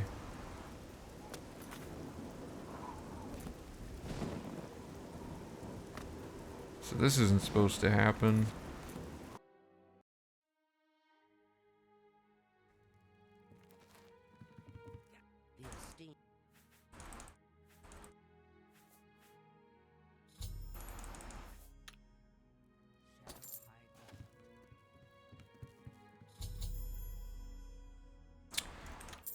Updated that time.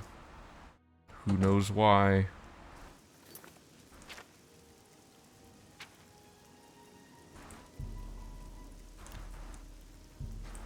That worries me. It's an ill omen for what's about to happen. So now we wait to be approached.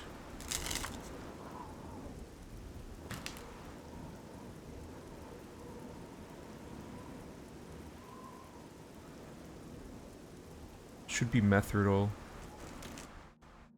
Here we go. Cool. I have a typo in my notes. What's that?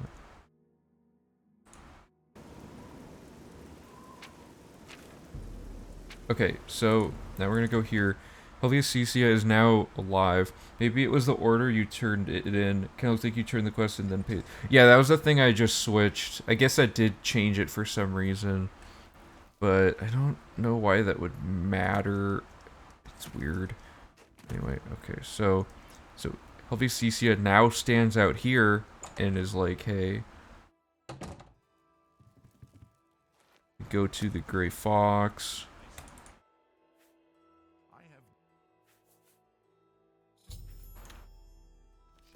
Okay, so now we're gonna do this. And the worst part is this quest has like 1,000 different ways you can do the ordering of things. First issue with this quest. This sometimes never updates telling me that I've made it here. Like right now, it didn't update that I went here. Okay, this hasn't done this before. Okay, so now we kill whoever. yield, get the blood price. Now we're gonna go to the crypt.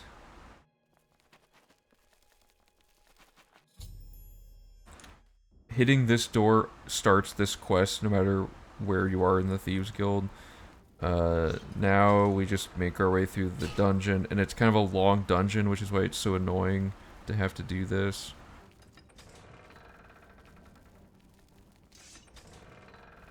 Forgot I have skooma. It's just been suboptimal.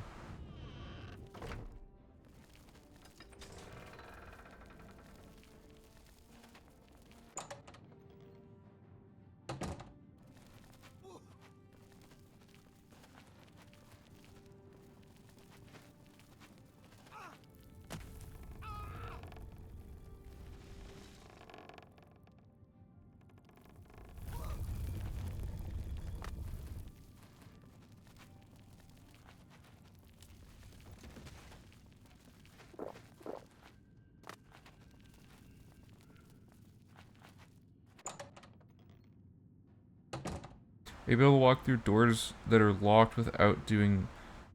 Oh, how?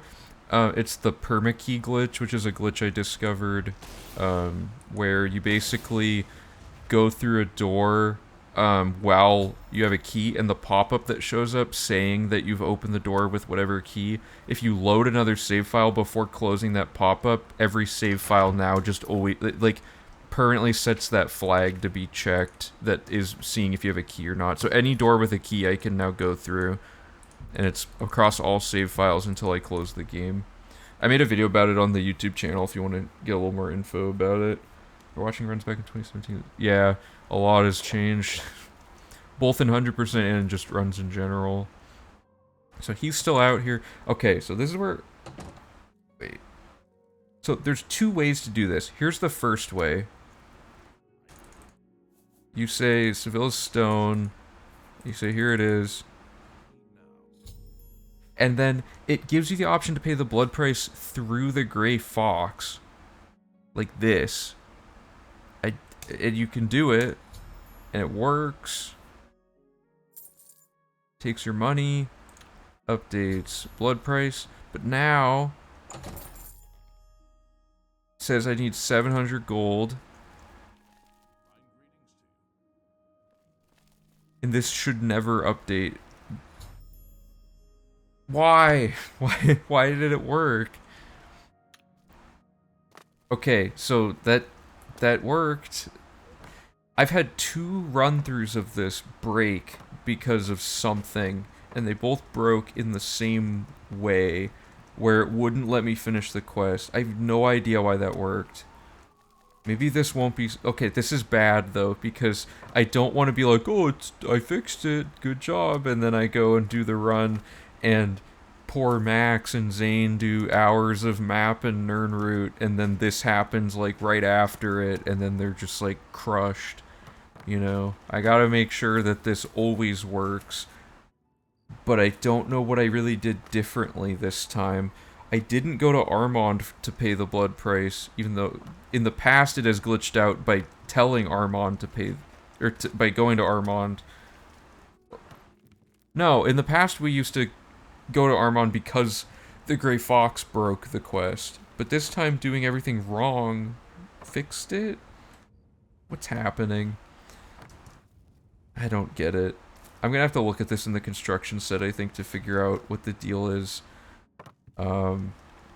The other thing I can test really quick is I will... Okay, first of all, let me make a save now that it worked. But I'm going to...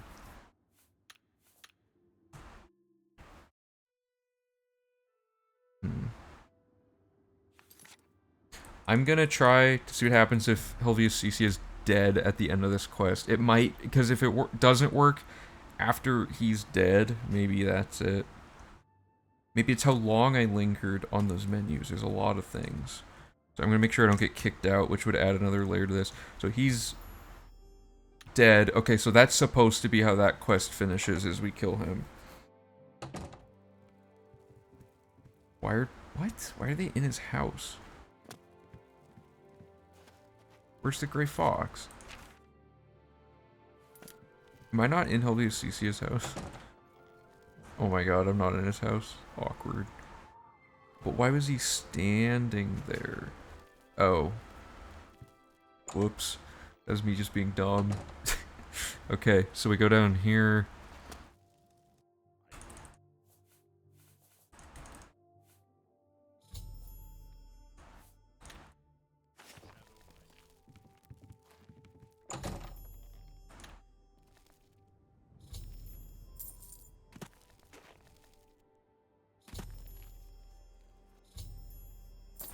Why does this work now?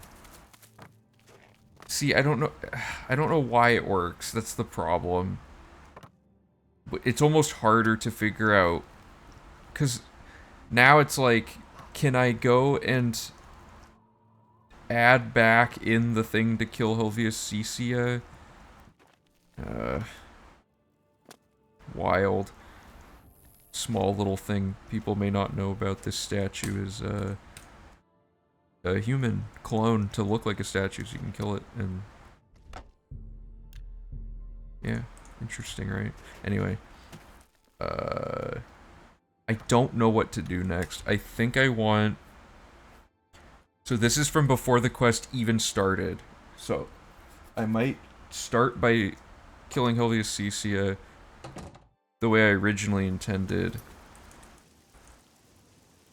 Then doing this quest. But even then, it's like, what if you kill him before you even get in the Thieves Guild? Maybe that's the thing. Maybe this isn't early enough of a death for him. Where is he?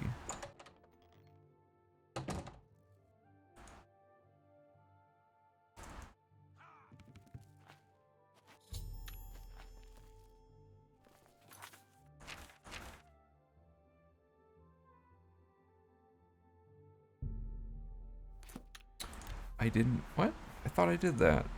Well, okay, this is actually good. I can set this up before I actually turn in request. Okay.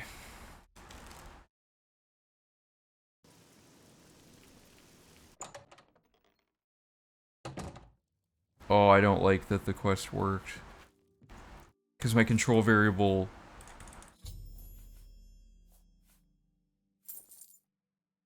What is happening? Did I not do the blood price?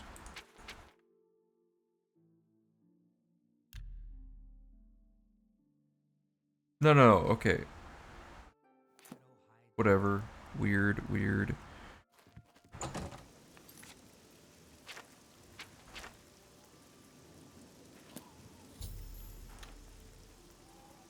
So this should update.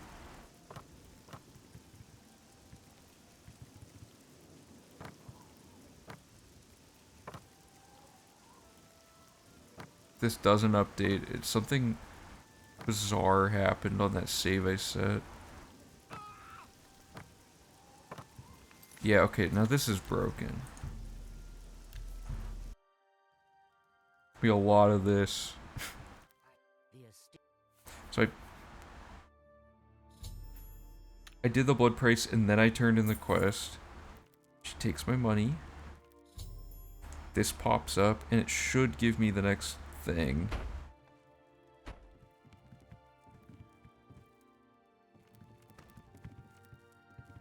But now when I go back here, it doesn't work.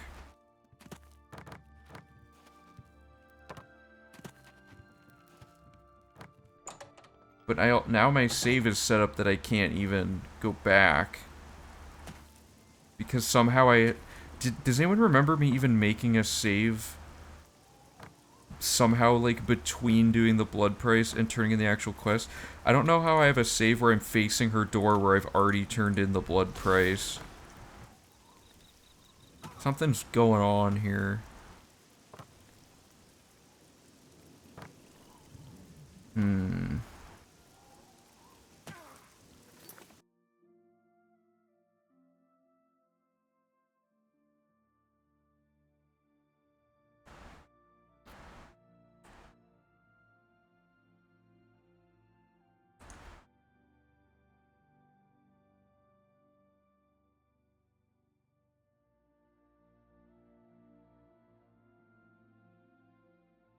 No, you don't remember. Okay, I'm gonna actually...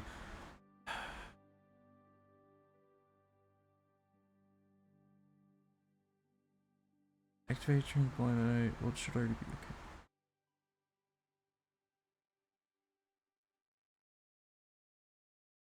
okay. I don't like what's happening to the game.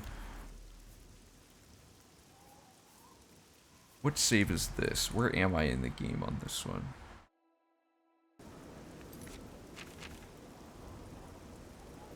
So this is all the way back into Darji's heirloom.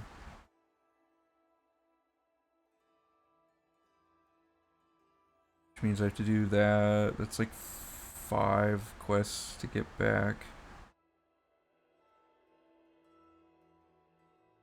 See, I can't determine if it was because of Helvia's Cecia, right?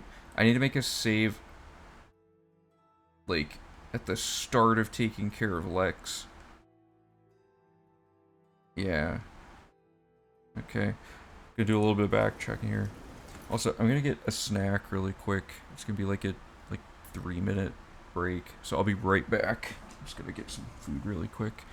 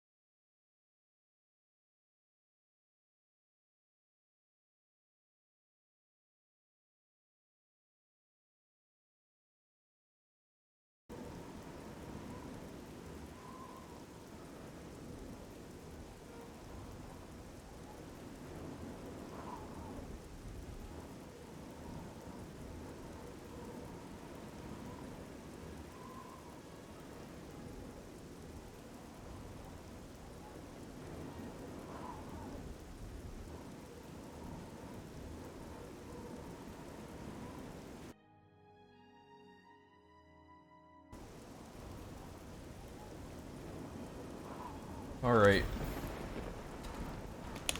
Game has not actually crashed. There we go. So, we're gonna catch back up with everything here. Which starts with doing Adarji's heirloom and sanguine.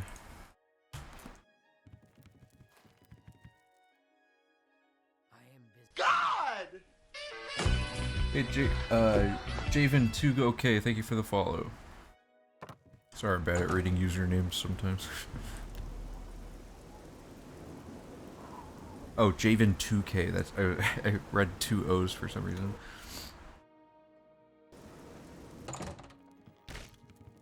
I was like, yeah, your name is different than it is on the Discord, but then I realized it's just the number spelled out is really the only difference, and the K being K-A-Y. Alright,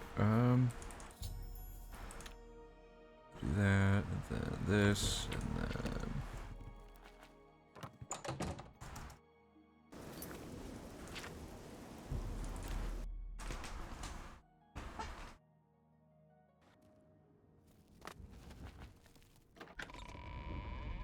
Oh wait, whoops, I need to go this way.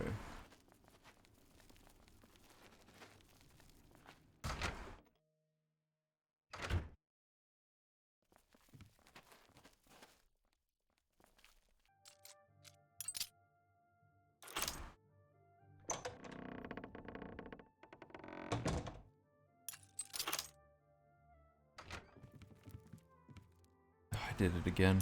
Wrong door. I even have it written which door. No, wait, what? No, I'm just dumb. Ignore everything that just happened.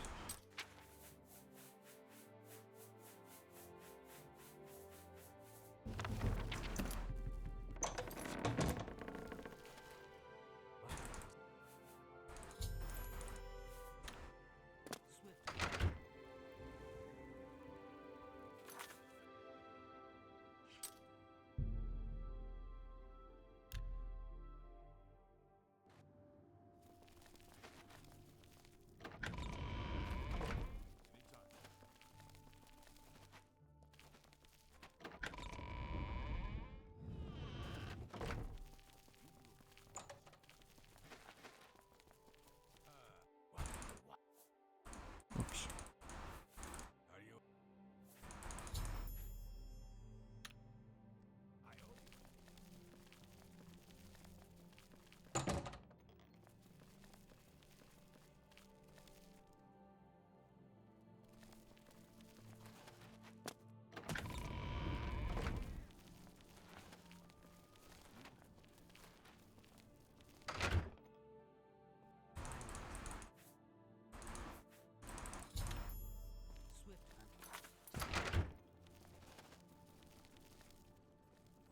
Sorry about the lack of narration, but this is stuff we just did, so I don't know if people want to hear the exact same commentary on it again.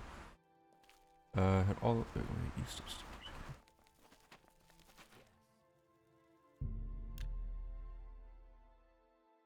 Can wait till 2 a.m.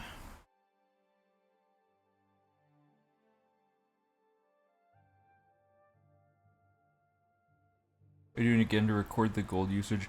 No, I'm doing it I'm gonna make a save right before the taking care of Lex quest for a few debugging reasons. Because I'm trying to basically get the game to break again. Because it didn't break in the way that it was supposed to, which is even more worrisome than if it had broken reliably, because I don't want to encounter this glitch on the day of the actual run and then have no idea what caused it. Plus, it wouldn't be fair to upload a route for people that has, like, that broken of a thing in it, you know?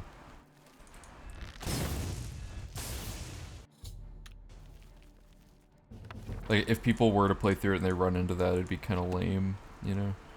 Okay,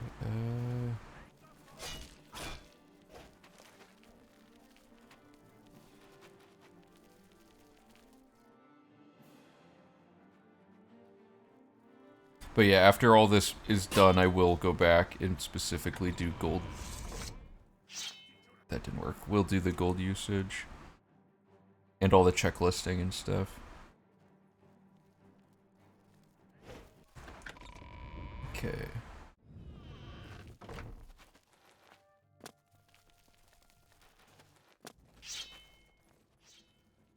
Whoa.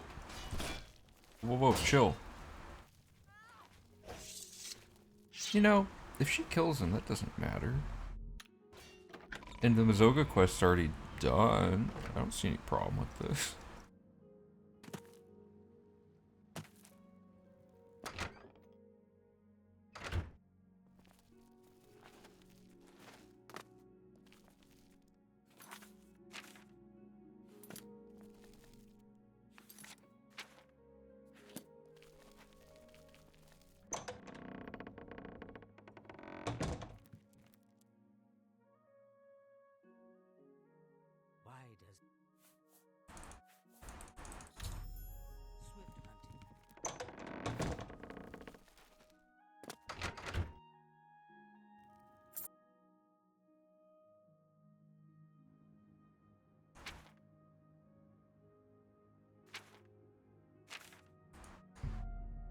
Yeah, I'm trying to basically make a save in a spot where I don't have to replay everything to try to recreate the glitch over and over again. This should be fine. Oops.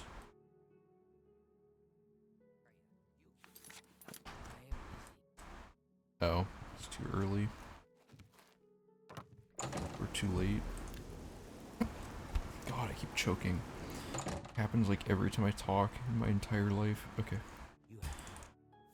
This.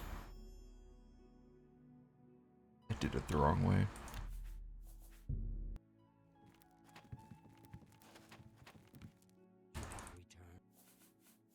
Yeah, it appears that paying the blood price first is like essential for these quests to progress correctly.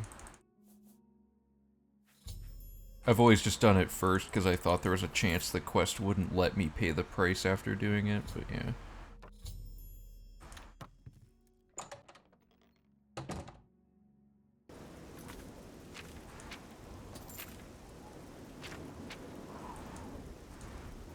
Oops. So now we're gonna do Sanguine again.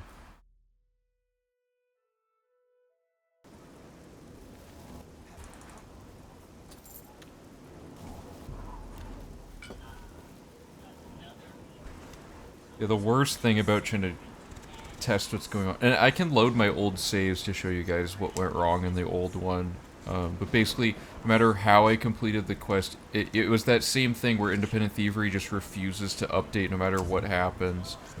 But now that I think about it, maybe it's based on how you finish taking care of Lex, right? Because that was breaking stuff.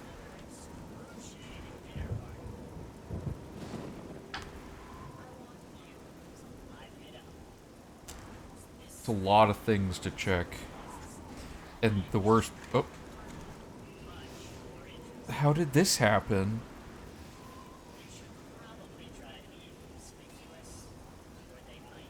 This isn't good if that person dies.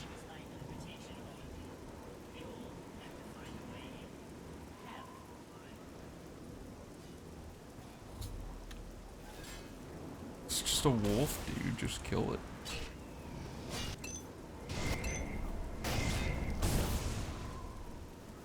Okay. Gotta activate the quest. Go here. I do. Oh yeah, sorry, I already read that.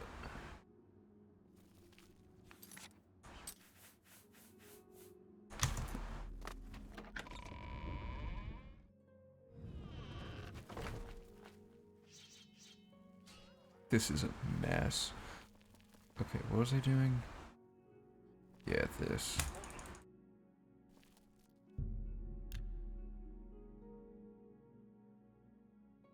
6 p.m. What are you doing? Say what you're going to do. Oh. Fine. Good tidings.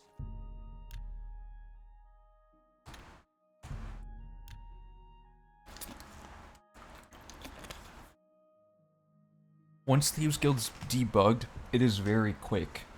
Like, we almost got through the whole thing in, like, that short amount of time leading up to it. Like, it probably took, like, what was it, like an hour?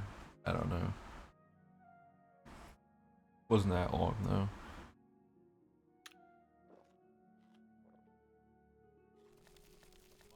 Huh, she isn't here this time. She's here next time.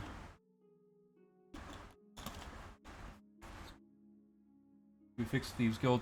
I'm still trying to recreate the original glitch I ran into, because I ran into it twice, right? So, the fact I didn't run into it this time raises a lot of questions.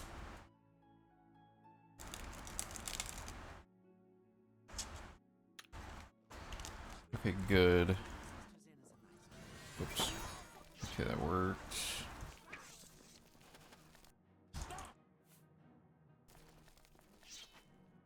Oh, they killed Mazoga. That's free Daedric armor, though. If anyone ever wants to do armor or farming, it's pretty sweet. Oh, I messed it up. That's bad.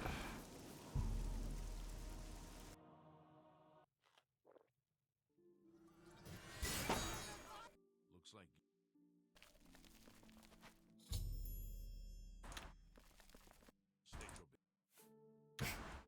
Oh, sweet. They just decided they weren't gonna arrest me that time. That's pretty convenient. Okay, yeah.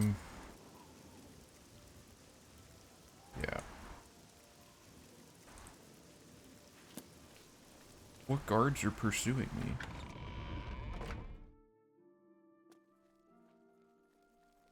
Can I help you? Okay. Weird. They killed Mazoga because she was, like, attacking me, I think. Or she was defending me when the guards attacked me. I think it was something with yield glitch. Really weird, though.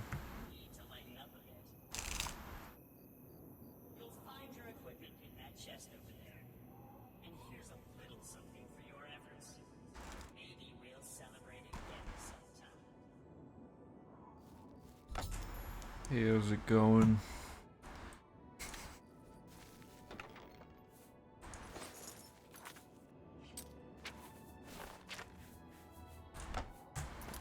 Okay, wait, is this hotkeyed?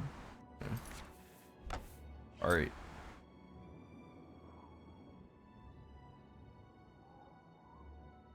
What was it doing next? That was that whole quest. So now we're gonna do misdirection, which is just a run in and kill quest. Nothing good. Or nothing crazy, I mean, about it. Zane, I added the document mode emote. Here, I'll post the text for it. If you want to start using it.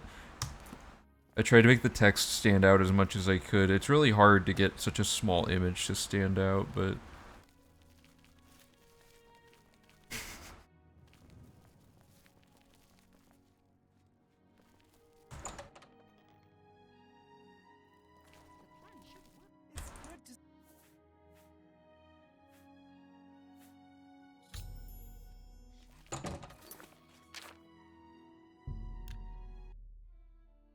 I wonder if I can fast travel so quickly after killing somebody that it doesn't count as getting caught.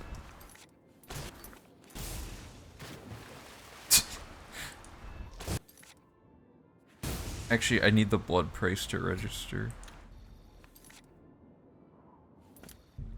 Okay. That's jail. Oh yeah, it's in the stream chat though, so it should be... It at least works there. Yeah, you need the better Twitch TV plugin. I don't know if that's on mobile though.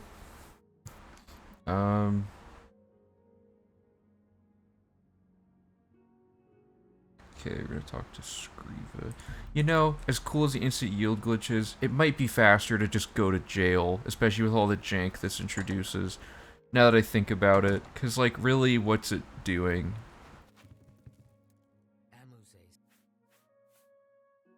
Okay, blood price. Pay the blood price. Special jobs. I make a hard save here just because we're a few quests in. Alright, so we're gonna do Lost Histories, and then we're gonna make a hard save for that. And Lost Histories is another just run in and kill quest. God! Solar Energy, thank you for the follow. Appreciate it. Okay, so we're gonna go up here. Gonna kill the man.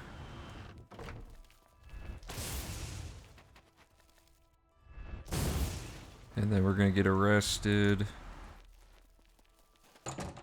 Yeah, yield glitch prevents going to jail, but like, how long does this really take? Done. You know what I mean? That's honestly faster than all the yield glitch attempts. I might route yield glitch out. It's cool to show off, but it's bad in... the fact that we have a ton of money and can just we also there's nothing in our inventory stolen at any point in this run that we actually need to keep for any reason. Especially when you get arrested at the castle, there's no loading screen, so it's even faster. Okay, so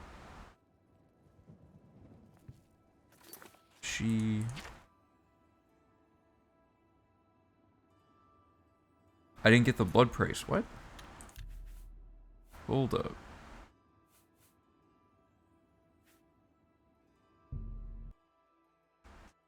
Hey, kid, what's up? Much prep is now needed for you to do the V3 run. Oh, like, just how much longer till it's ready? It's pretty close. Like, once this gets figured out, it's pretty much just, like, a couple more streams and then the logic's done, and then from there it's just a bunch of coordinating the actual getting the stream going.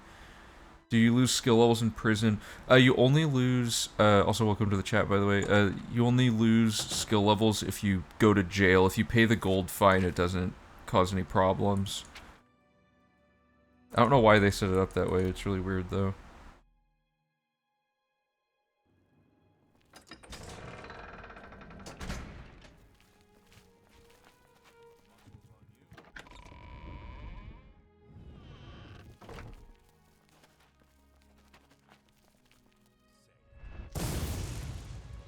Blood price? Good.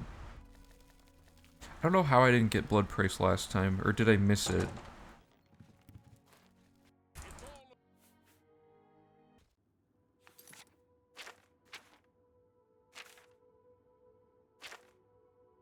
Oh, I'm dumb. I think I did do it. I just didn't have Scriva on my quest marker because it's not the blood price quest.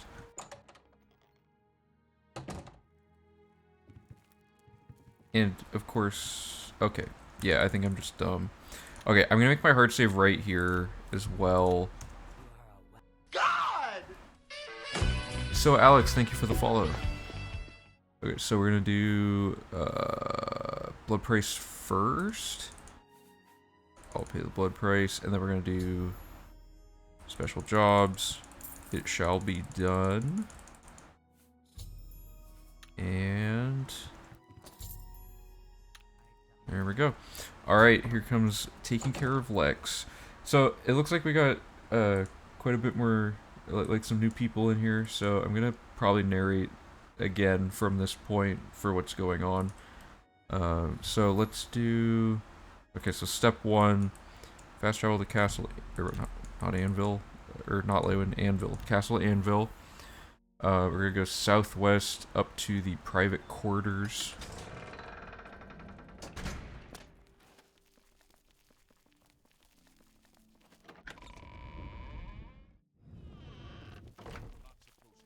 Okay, so we're gonna go take the first... No.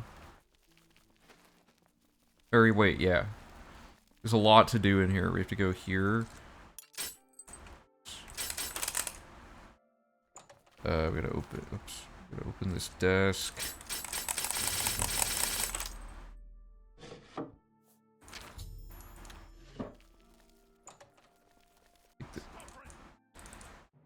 Take this Nern route. Then we have to go here, break into this room, and I'm gonna dupe really quick, pick a scroll stack, drop anything, you'll drop a ton of that item. Like, if I want 297 lockpicks, now I have a bajillion lockpicks. Okay, there's a book right here, that's King, and then there's another book over here. We have to read all the skill books. Before we can leave, so we never have to come back here. And we're gonna yield glitch on the way out.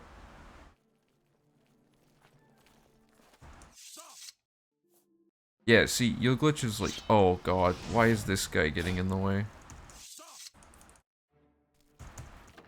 Okay, did that work? Yes.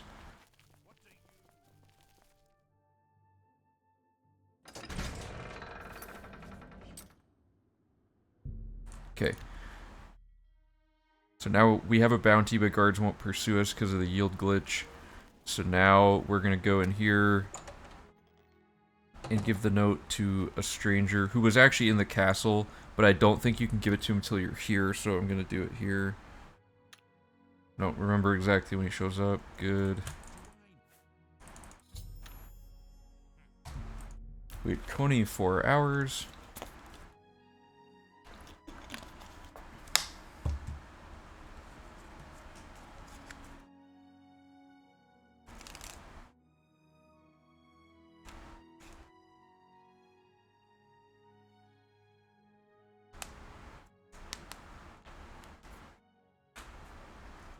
Okay. Forged letter, here's the fee. Okay, fast travel to quest marker.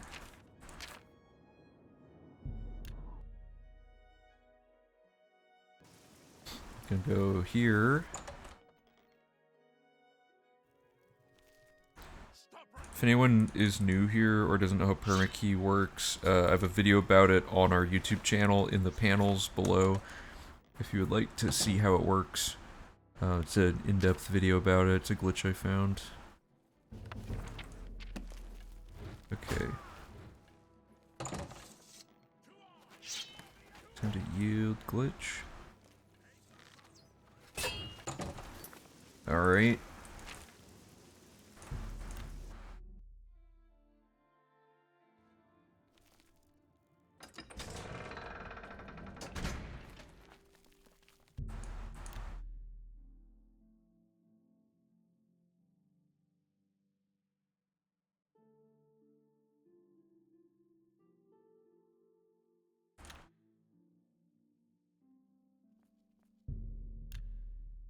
One more hour.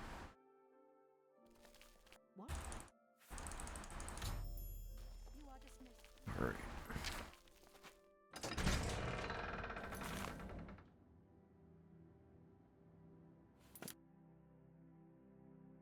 Alright, okay, so we have to invest in Orin as well. Forgot to do that. And we're gonna trigger the blood price again. Oops.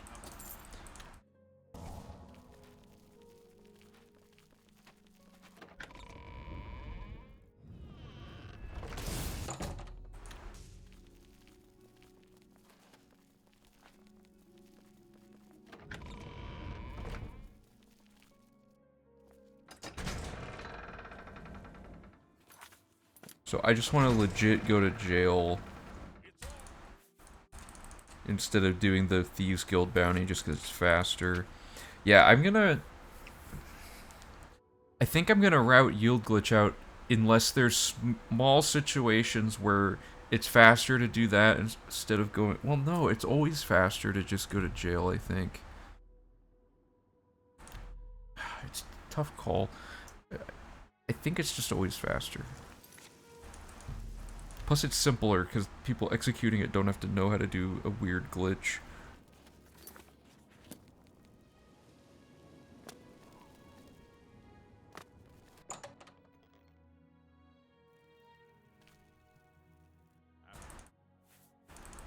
Okay, so we've reassigned him. Okay, so this is where I'm going to make the save. Because step 1, I'm going to go kill this guy.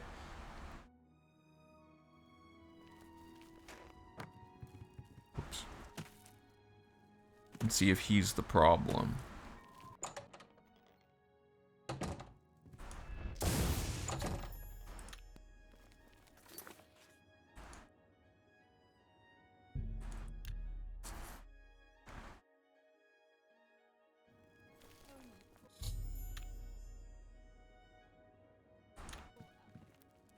Wait, what? Oh, yeah, right.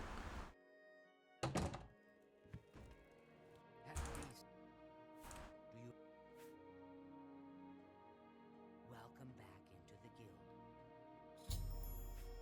The hunter the prize.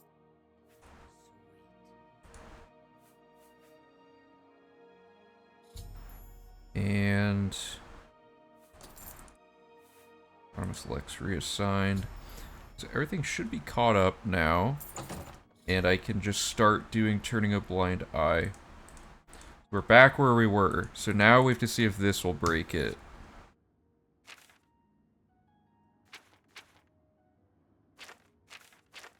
Alright, I should just wait at the waterfront, shouldn't I? Alright, so... Gonna wait 24 hours. It'd be nice if there was a way to force... I don't know. I don't think there's a way to force them to talk to us, to give us the message. Oh, I didn't wait for... Whoops.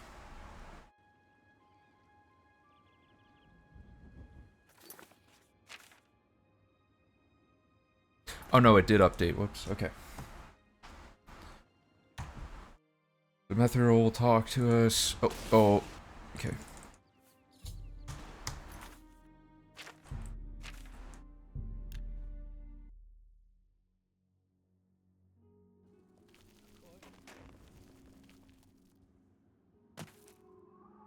Maybe it was just the cast out of the Thieves Guild business.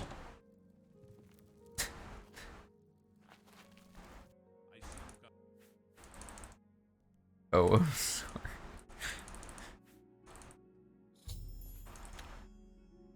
Just tell off the Grey Fox and get the whole thing ruined. Okay. If this works, I could add killing Hilvius CC. Well, I don't know. I don't want to overcomplicate it. This...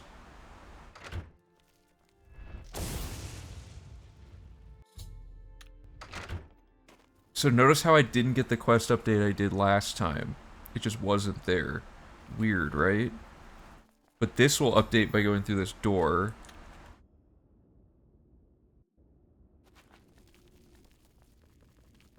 There's a few things. There's the Helvius Cecia element of it, but there's also,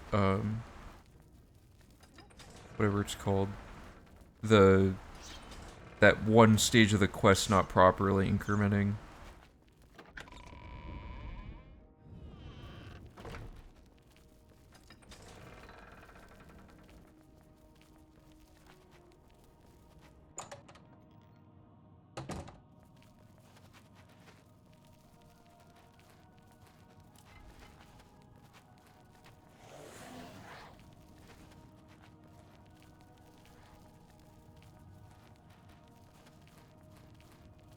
Oh, whoops. Oh, jeez, that just kills you.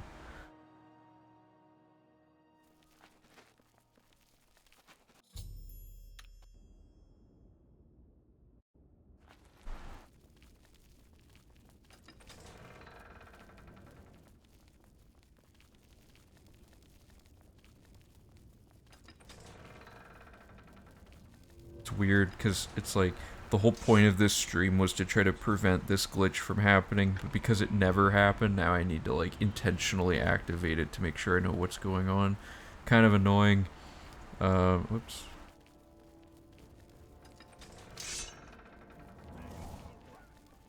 The wrong way there.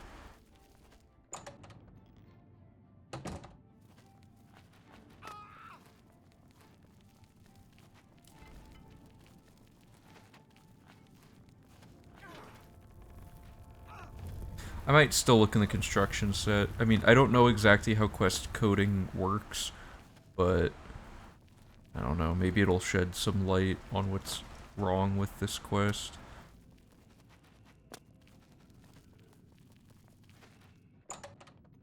Okay, so now we're here.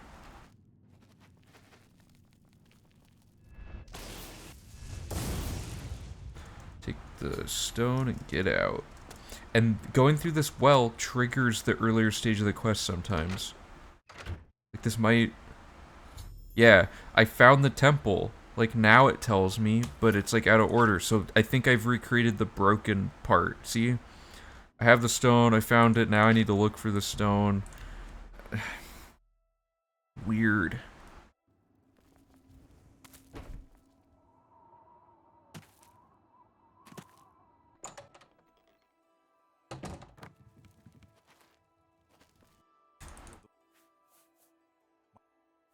Capital.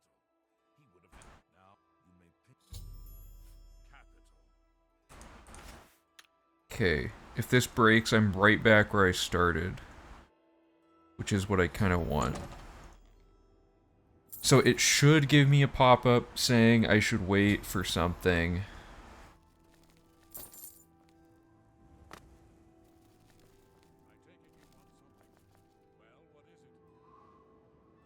Oh, if we wear the gray cowl. Wait, hold up. This is pivotal. Why does it work now? I killed Helvius. Yeah, I don't know, dude. Borg's Todd would look like... his identity would be given away pretty quick. I don't think the cowl would hide much. I can't get this to work. What could be different? Maybe there's... I mean, it's Oblivion, right? So there's like 1,000 reasons that this could be working now that it wasn't before.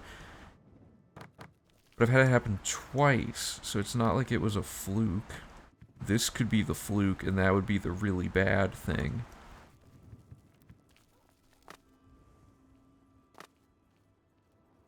Let me...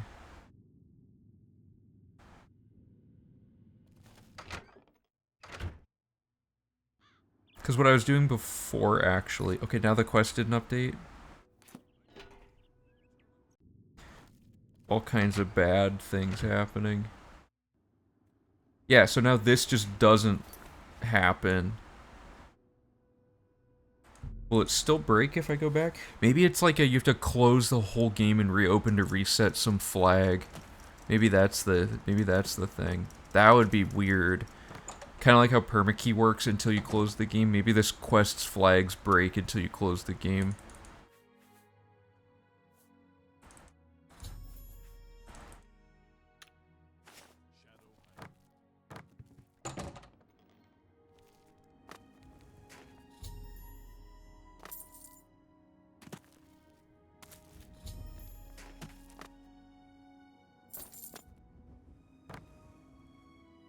Okay, just waiting for all this stuff to update.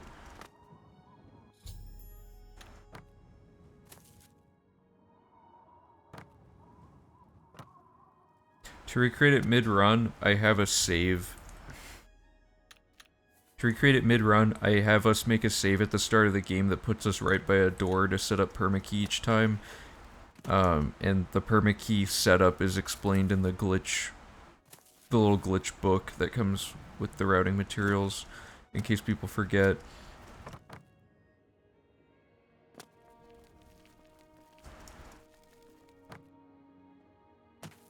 Okay, so this worked again. Now I'm gonna try the Armand setup.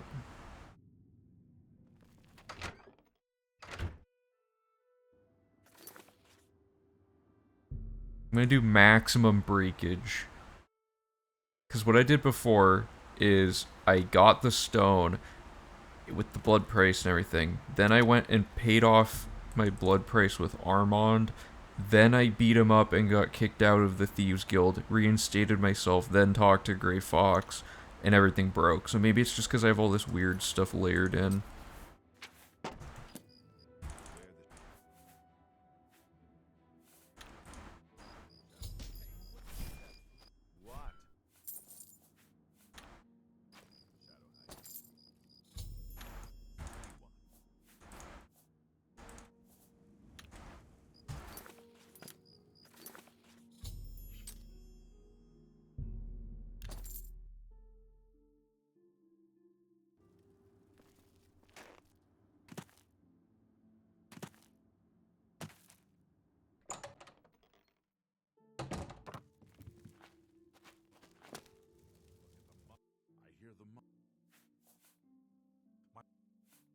He would have had it destroyed. When I have learned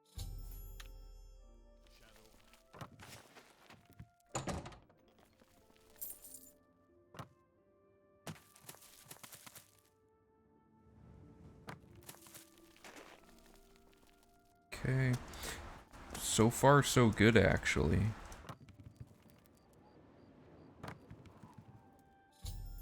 No.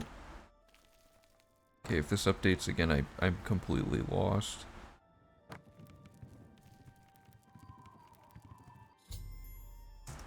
Okay, I'm gonna show you guys the.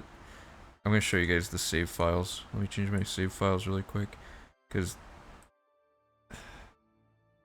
I'm a bit tilted by this not doing the thing. Where are my saves?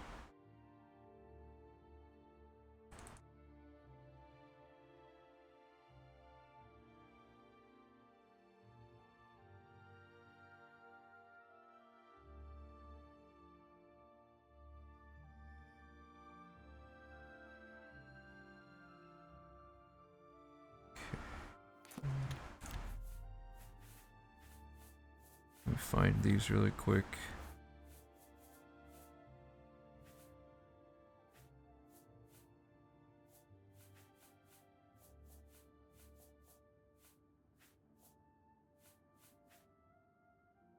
Okay, save 107. So here, check this out. This happened in 2 separate run-throughs of this route. In this one, probably want to put on the TOS robe for this one. So I have the stone, and I'm heading back. And it just never worked. If it works again, then I'm gonna just go insane. Like, if this doesn't even work on an old save file, because then that means that the issues transcend save file data. I hear them.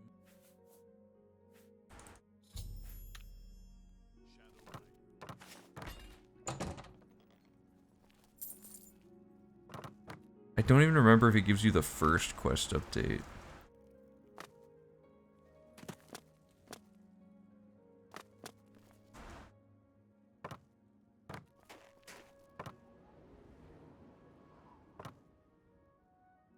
So far, so good. It's been ample time with no pop-up.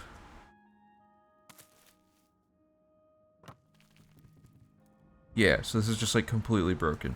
So this never gives you the next thing, no matter what order you do stuff in. I did the exact same sequence of events. I paid off the blood price.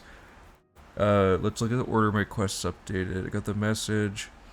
Got the task for recovering the stone. Let me make sure I have the amount of gold fenced, because I did have... This might be the file where I was staggering the gold for fencing. Oops. Yes, we have the right amount of gold fenced.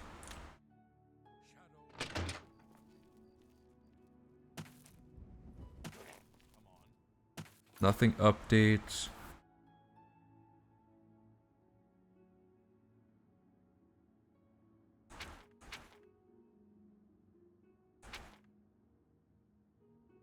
I didn't do the blood price. He didn't even offer the blood price. Wait a minute. Oh, the plate just like flying when I ran into it.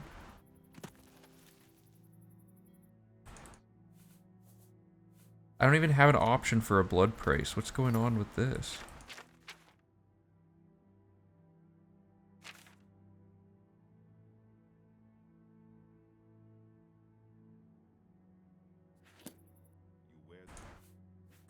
Yeah, but see how I'm in like a weird limbo state where nothing will update no matter what I do?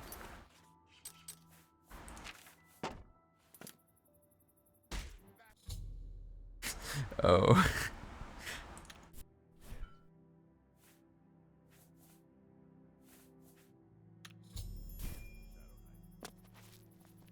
See, what I don't want to have happen is have this sort of thing happen on the full run. I don't know.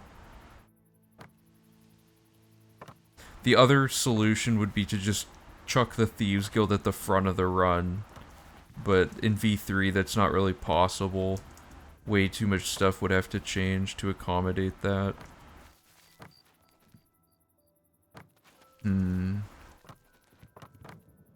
But see, this would be fine if this happens if there was a fix, but I couldn't find any way to fix it. I'm gonna open up the construction set really quick. Hopefully my computer can handle running all this stuff.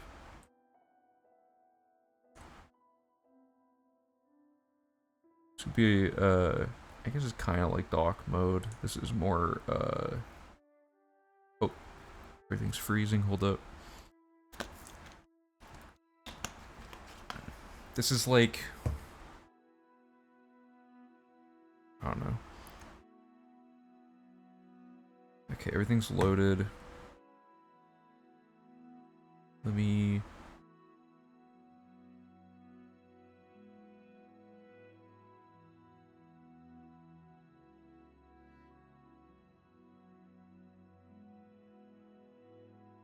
Oh, that's not what I want.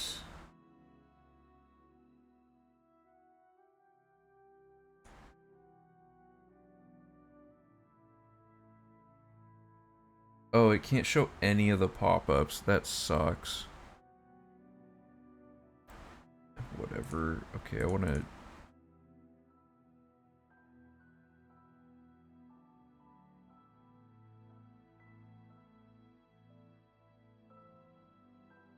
The best way to do this. Let's chuck it on top.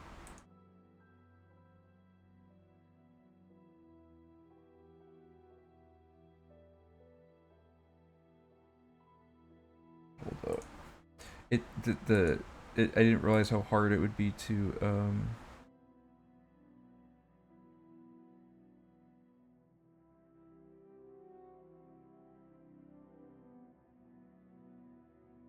Okay, you're not gonna be able to see me for a little bit.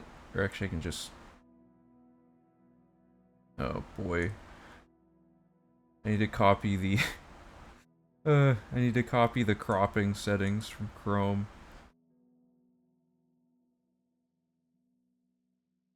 (103) 33.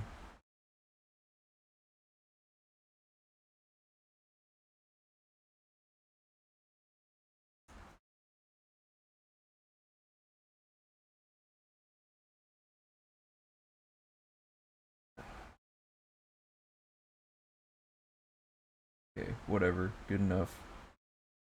It's gonna cut me off a little bit. Layout's gonna be a little weird. But basically, the construction set lets you mod the game, lets you do all kinds of stuff. I'm not super familiar with it, but it has all the information in the game, including this. Where is it? There's like scripts. Edit scripts. It gives you a list of all the scripts in the game, and there's ones for quests. Thieves Guild is TG, I believe. And the quest in question is turning a blind eye. Oh my god, there's so many scripts for this one. Let's just see what each one is.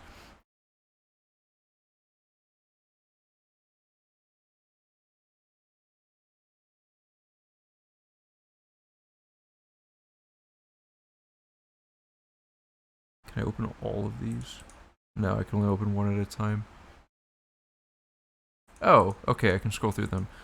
So we have a blind script which seems to just handle the blood price itself. We have this one hard sets the script or the stage depending on if you if you activate that door. Okay, so that's the one that updates the quest automatically.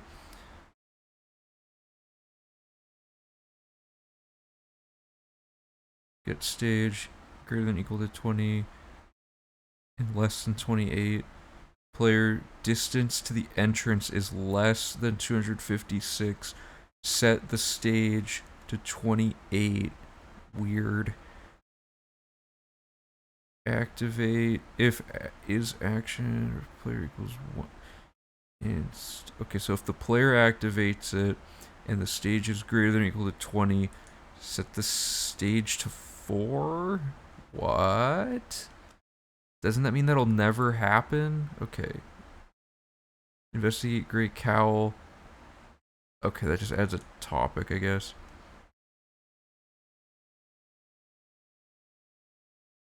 I don't know enough about how these scripts work. Doesn't there seem like there's a severe, like a severely low amount of info in this quest script. There's gotta be more to this, right?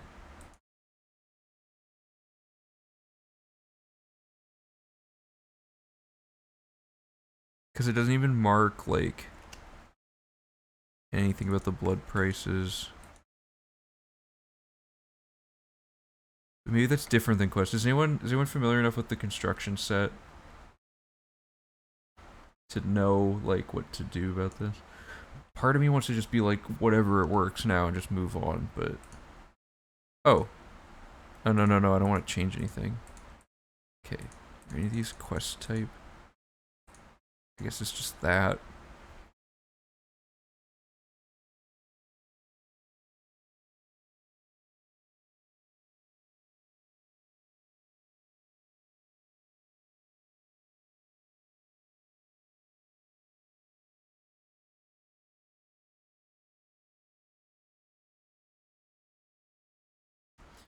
Begin game mode. I guess that means like whenever you're not in the pause menu, if get stage blind is at 50, so if it's at the end of the quest basically, and the UESP has stuff for this, for like what the quest stages are.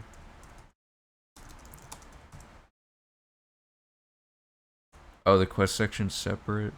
Okay.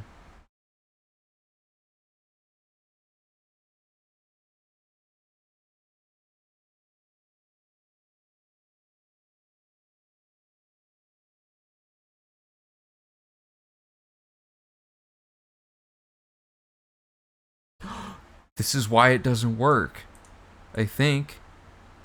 Okay, let me pop this over here. Oh wait, those are the... okay, let me look at the thing in the game. Oh god, okay, unintended bad thing, but 1 second. Gray Fox has rewarded me for my efforts. So, Gray Fox, so this is stage 40.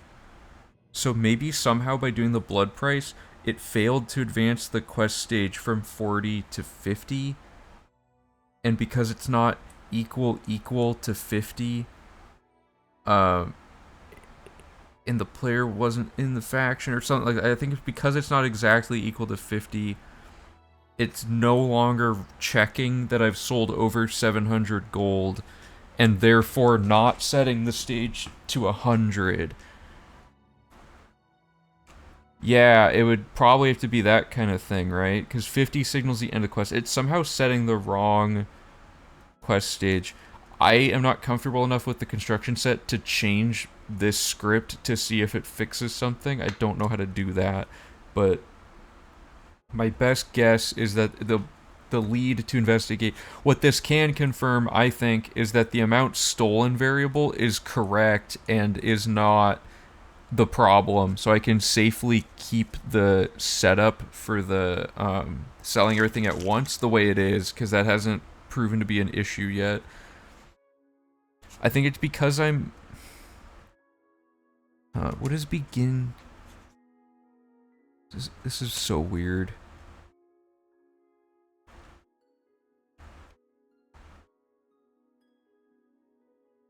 Wait a minute. Does begin game mode mean it's checking it every time I open my menu or not? What happens if I just... I mean, I fast traveled and everything, though.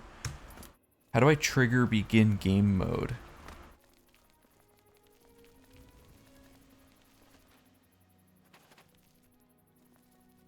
Yeah, they have their own, like, script that they... like, a custom script thing they use for the construction set. Okay, so... I gotta read about what begin game mode does.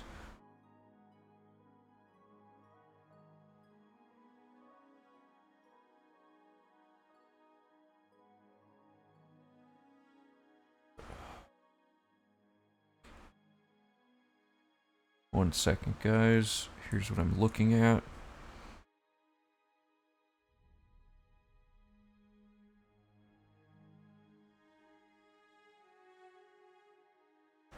Okay, so the game mode, it's an end block. or I mean a begin and end block.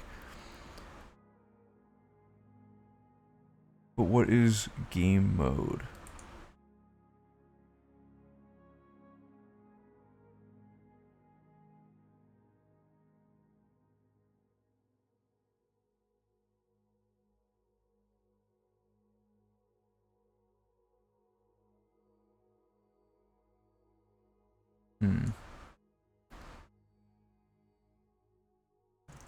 So is game mode a script, or is this like just the name of this thing?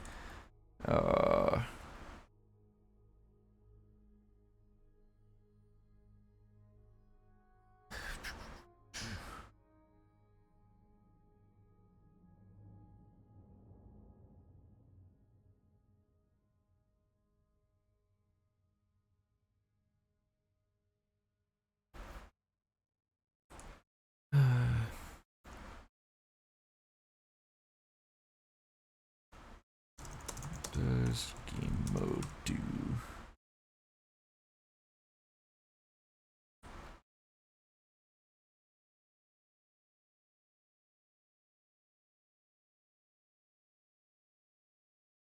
Okay. It's kind of hard to find this info. Let me see what. I don't see anything in chat.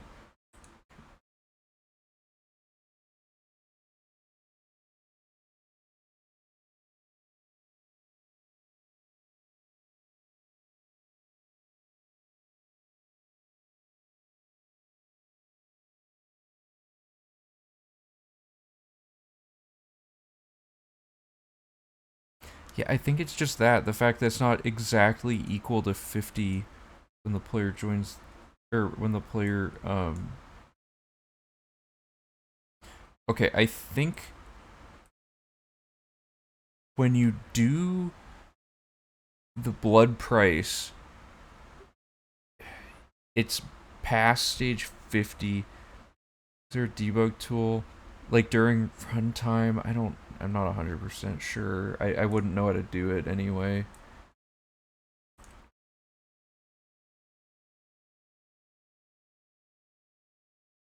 Oh, I can use the console to display specific variables? Okay, let me look up how to do that.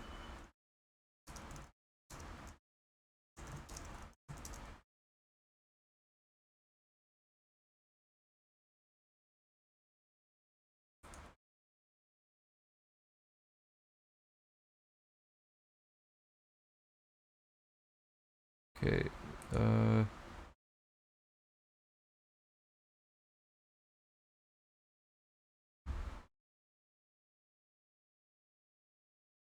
there's so many.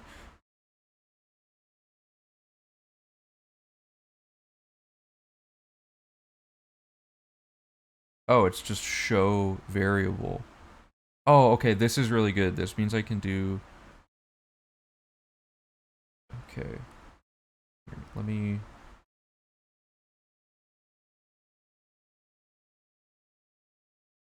In theory, if I go into the game and I do, like,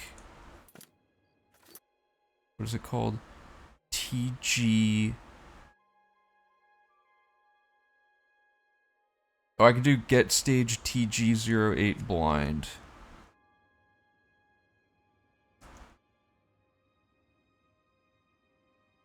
$40. Why is it at 40? There we go. That's the problem. It's not at 50 yet.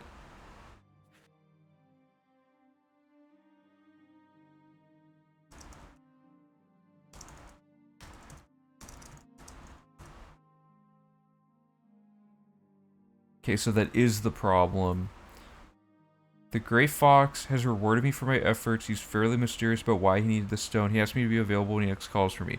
Okay, so stage 40 is this quest pop-up. So it somehow has... It's... I need to find where in the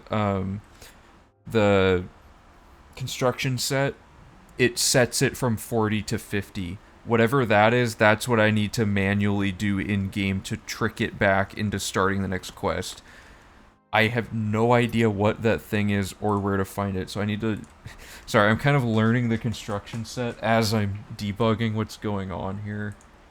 So, thank you for being patient with this part. Okay, Oblivion... Quest scripts.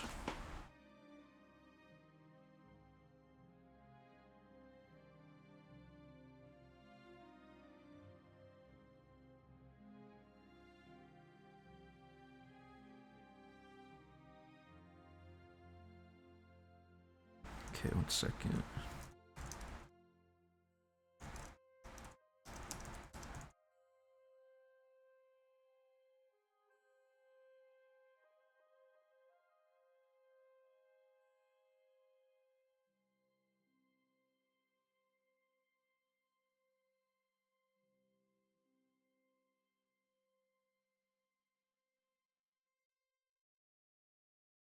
Okay, it says press Q to open that quest window. Okay, that didn't work. So click on the Q. Oh. Oh, here we go. We've come to the real work at last. Okay, TG08. Okay, so that's the blood price. Can I, like, view this better? Okay, TG08.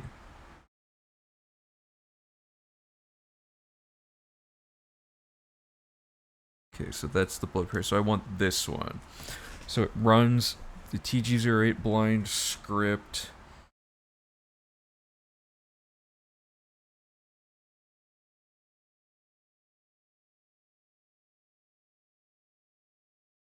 Result script. Okay, so this is what it does after I access that. Okay.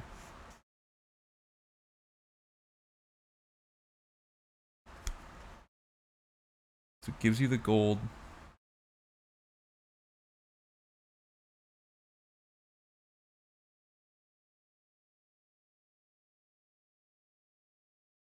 Yeah, so none of this is happening. So how do I view how it goes from 40 to 50?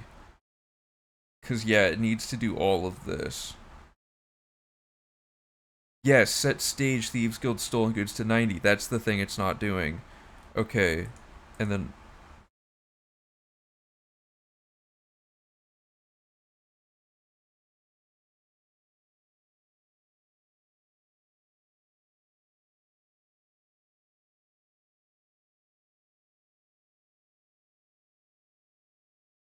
Targets...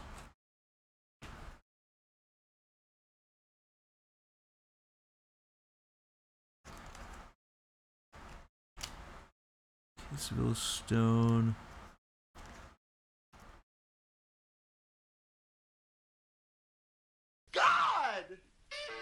Harold, thank you for the follow. Appreciate it. Sorry, it covered up your thing. Let me replay that really quick.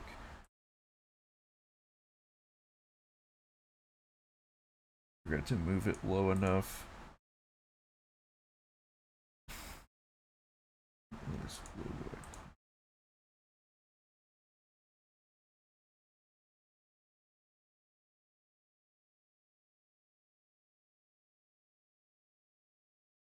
Second. I'm gonna replay your thing, Harold, because it didn't show up.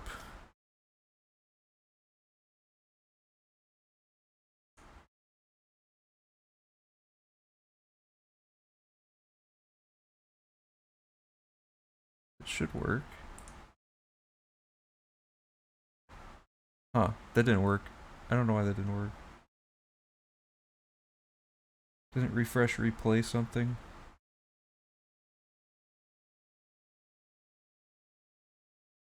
There we go. Now your name's on the screen. There you go, Harold. Alright, okay, so...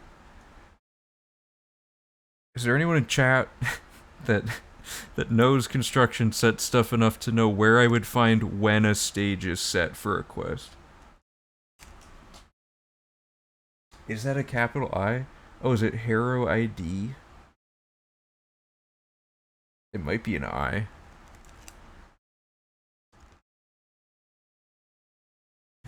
Because a lot of things could be setting this. Apparently you can just set quest stages like anywhere, right? Okay, so proof of concept here.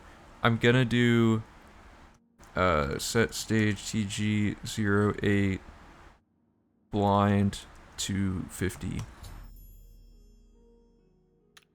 And see if this works.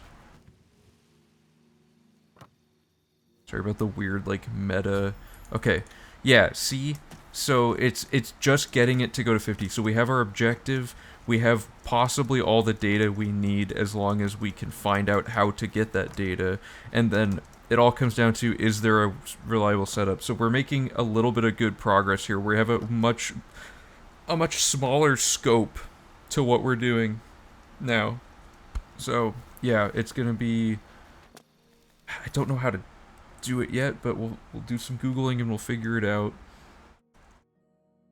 So this is gonna be Oblivion construction, and I know the construction set's for all of Elder Scrolls, but I just include Oblivion just so, okay.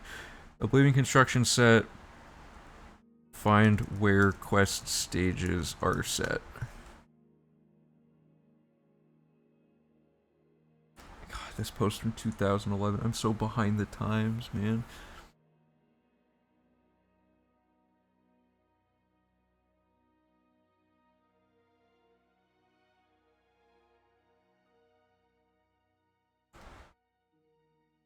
Okay.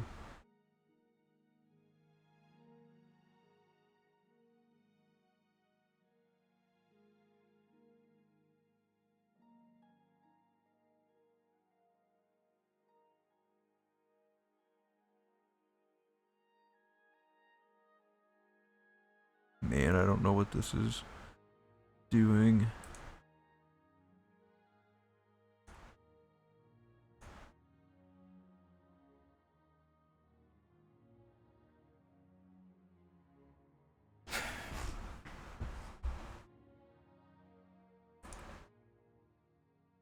Part of me wants to like figure this part out offline now.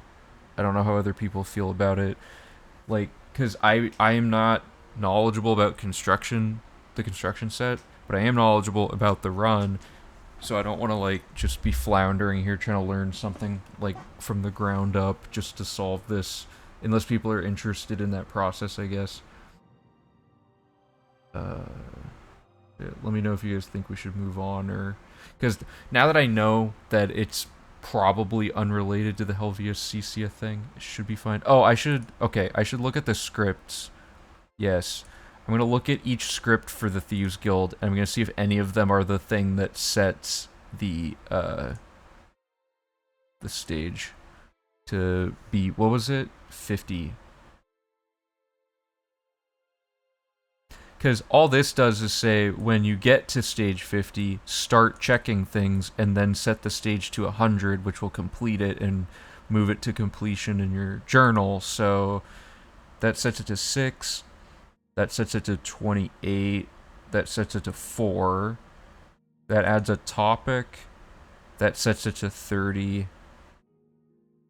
Okay, it was none of those.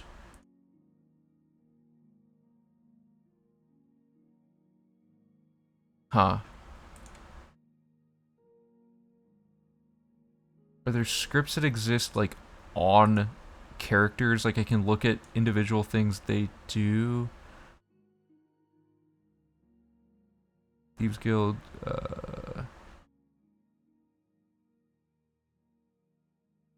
like, what's this?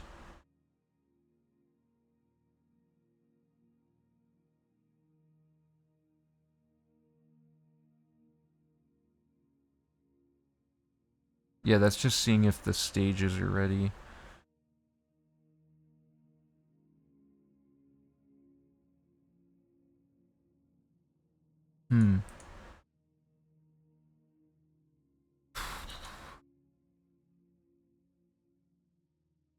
Is there a way to look for, like, every instance where a quest is referenced?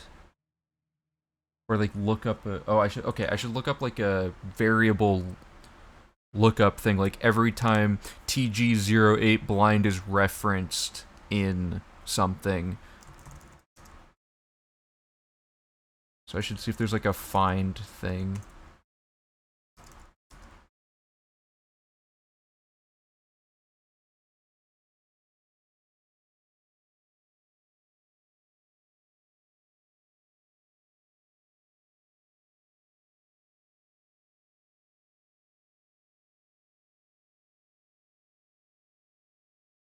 Magic effects, weird.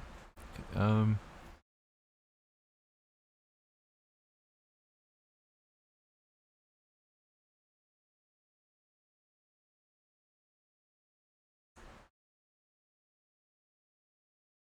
not recommended. Interesting.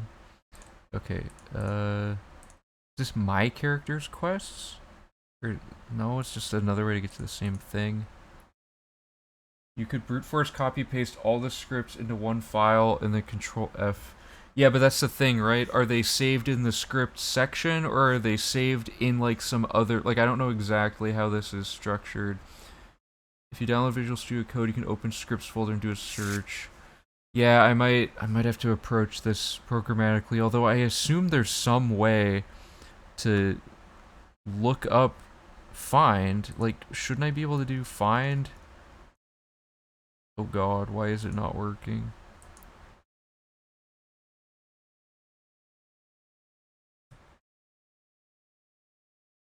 Maybe I have to be inside of a...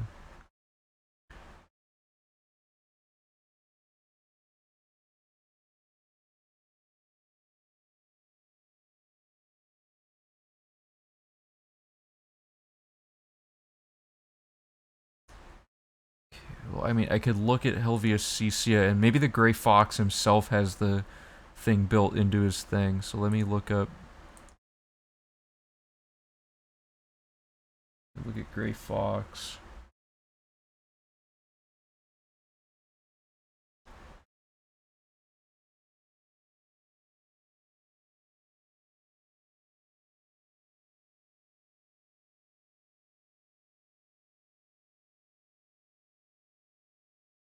Past him. Oh, whoops. Okay.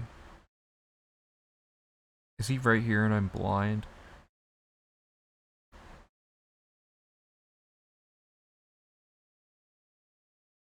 It's not the Grey Fox, is it? First column. Sorry, with the delay I keep moving.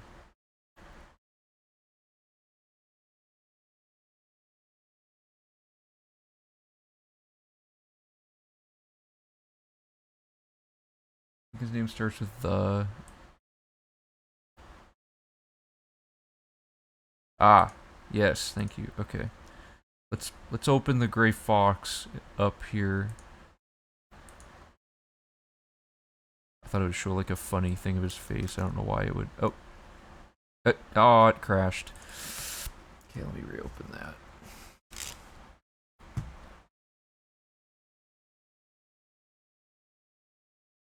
That's no fun.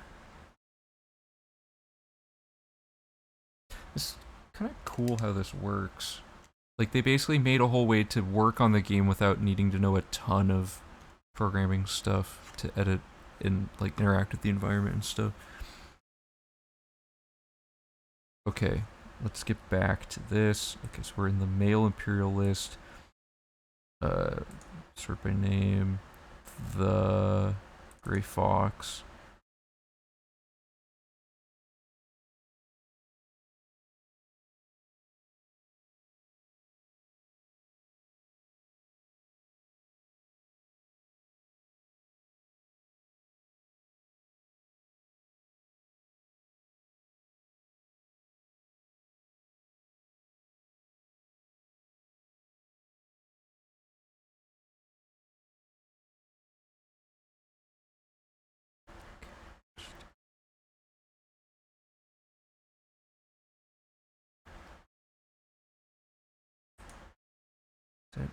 Okay.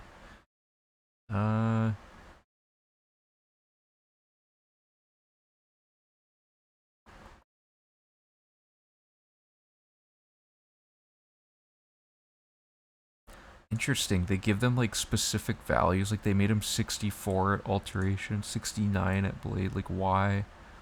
That's wild. It's a lot of detail. Okay, I don't see a way to look other than this thing with all the scripts. And these aren't all... Okay, Helvia's CC script, what's that? Are these all scripts that interact with the Gray Fox?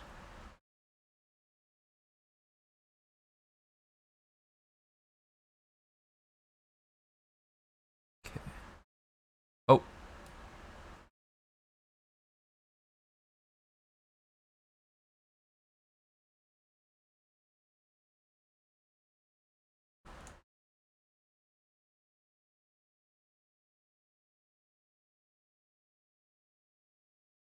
Oh my god, is that it? If get stage TG08 blind is 40, if player get incel Bruma Helvia CC house equals 0, aka you've left the house, set the stage to 50. That's it. And you know why it didn't work? It's because I killed him so early on the other save file he had despawned and it no longer runs this code. I bet that's how that works. Because the Helvia CC script is tied to him existing, right? So me killing him earlier in the game, that might be it.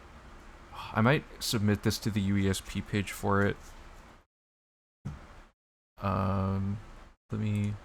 I think that's it. What do you guys think? That seems right to me.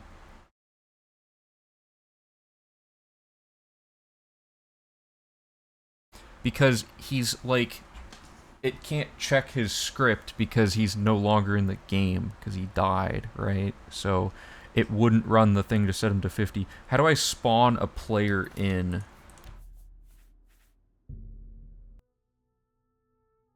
If I can spawn him in and then it works, because he's like long gone in this case.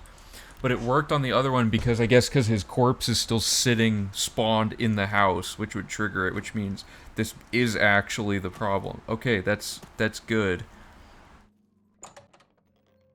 So theoretically, let me...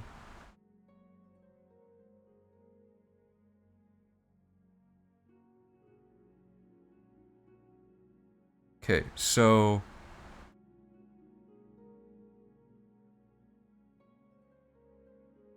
And that's why the quest was behaving weird too, because he's setting one of the stages based on him being alive. Place at me. Okay, so I want to place at me, Helvia CC, but okay, so what I'm gonna do, I'm gonna make a quick save. So I'm gonna do... Learned a lot about scripting for that. Good, me too. Learning's very fun. Okay, here's the stone. The quest should be completely broken, and it won't let me update to 40. Oh, no, I didn't want to... Wrong console command.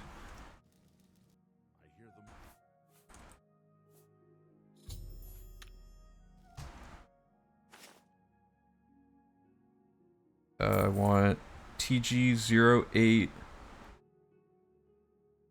blind, so it's still at 40 because it's waiting for Helvia's CC to be alive to run his game mode script. So, does place at me make a new one, or does it make, yeah, okay.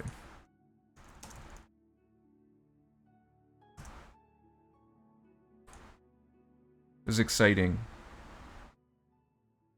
Because this means the run, this is the hurdle that if I couldn't get over this, the V3 would have been postponed a really long time. So I'm really happy that I think we have just found it. Let me go full screen. Okay, so is it just place at me or player.place at me? Well, I guess I can just figure that out really quick. Place at me, and we want 3628B. Player place at me 3. Oh, I typed a 528B. Broken. Okay. 3628B. What? Okay, I gotta look up this script really quick.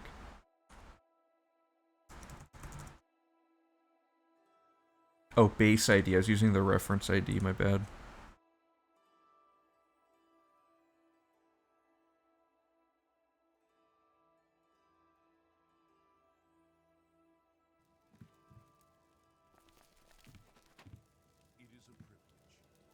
Okay, so does that fix it? Because now it's going to wait till I leave the house to update the quest. It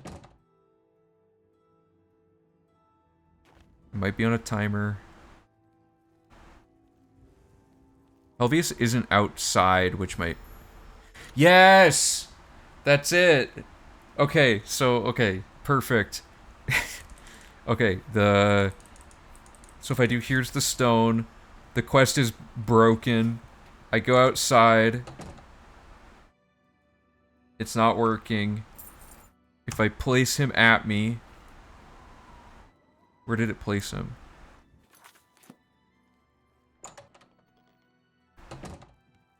There he is.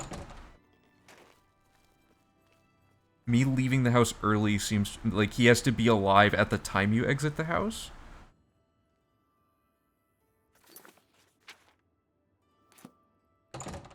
Because this has already ran the thing. What can I do? Shadow hide. We all. Shadow.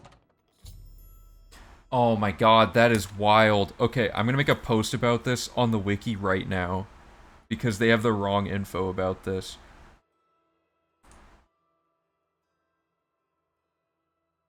Okay, I'm gonna start by hiding display capture. I'm gonna... Okay, 1 second.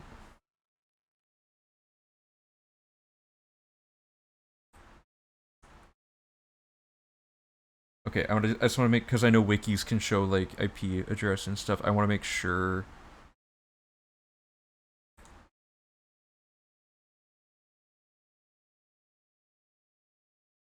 So this is okay.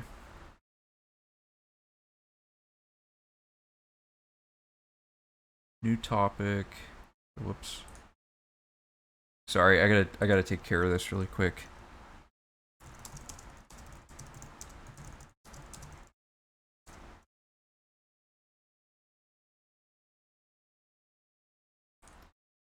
Okay, does this show my personal info anywhere? No. Okay. Let me pop this over here. Oh, I'm so happy. Okay. Let me look.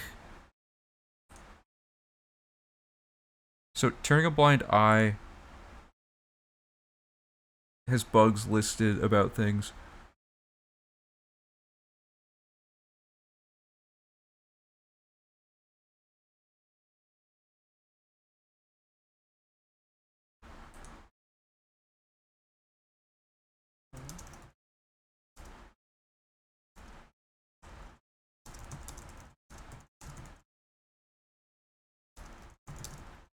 Okay. I've been encountering an issue with this quest, and I've seen on various forums that this isn't uncommon, that the quest will not update after giving the gray fox the stone. After looking at the scripts in the construction set, I finally figured out what is going on. Independent thievery page was incorrectly attributing this to the game tracking the gold fenced improperly, which is not the case. If you kill Helvius Ceccia and his corpse despawns, the game will never set the quest stage for TG blind to 50. It stays stuck at 40. Because the Helvius Ceccia script is the only script that advances the quest stage to 50, and stage 50 is checked in... Okay, let me find...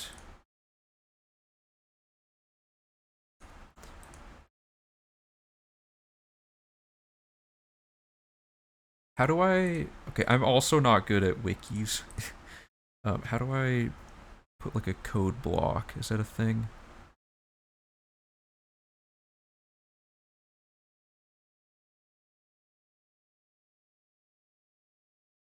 Hold up.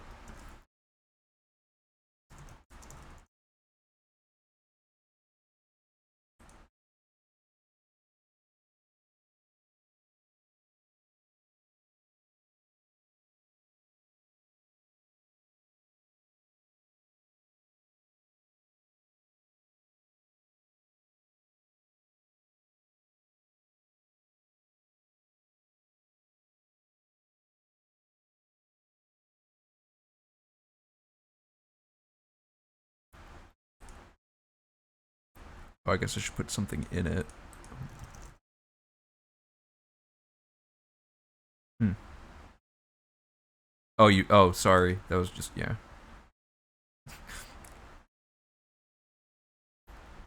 Yes, okay, thank you.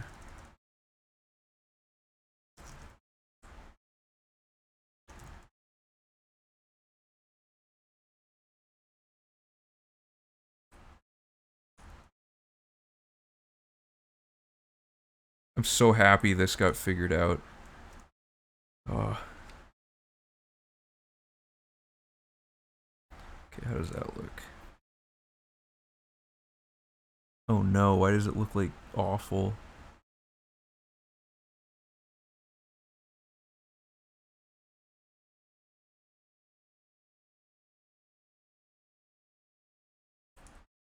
Uh... Is there a way to like... Can I just force a new line?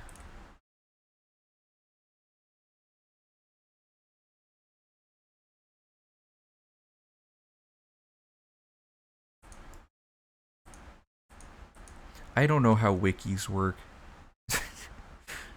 uh...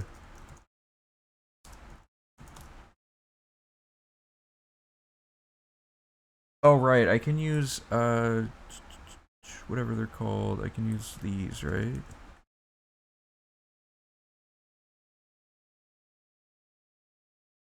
Yeah, so I might want to do it like this. Or is this like a horrible, like, cringe way of doing it? Oh, it's not all in one block. It doesn't matter.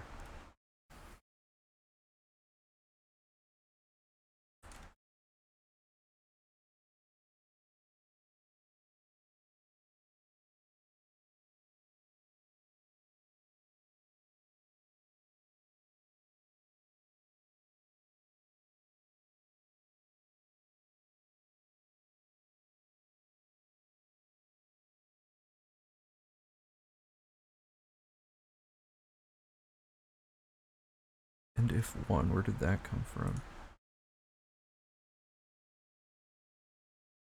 Oops.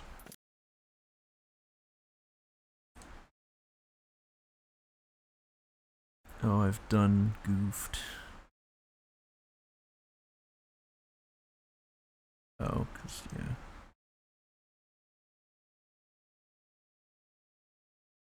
Oh, I'm dropping the ball. Okay, game mode. Okay, that and if needs. There's got to be a better way to do this.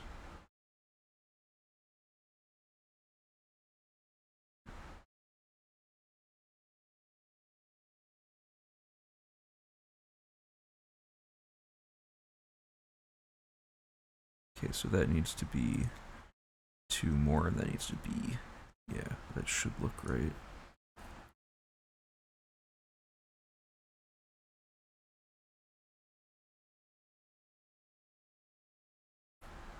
Okay.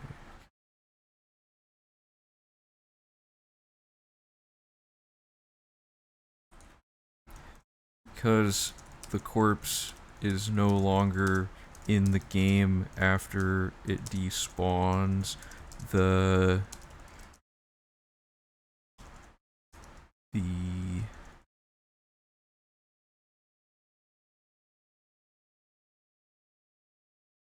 game mode function never runs, resulting in the quest always staying at 40. And then I gotta go find that TG08 blind script really quick.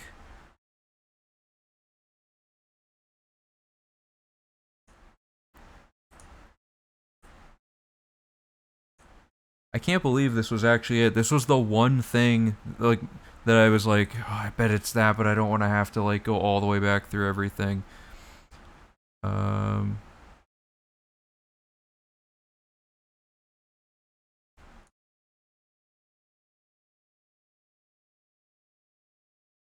And then there was more though, right? Because the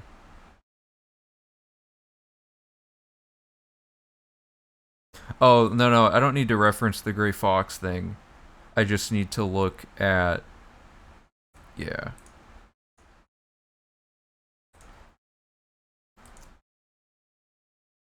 The TG08 blind script never gets okay, what was I gonna say here? TG blind script is waiting for stage 50 before setting up the independent thievery quest to resume, checking fence values, and the gray fox. There was a script on the gray fox, right?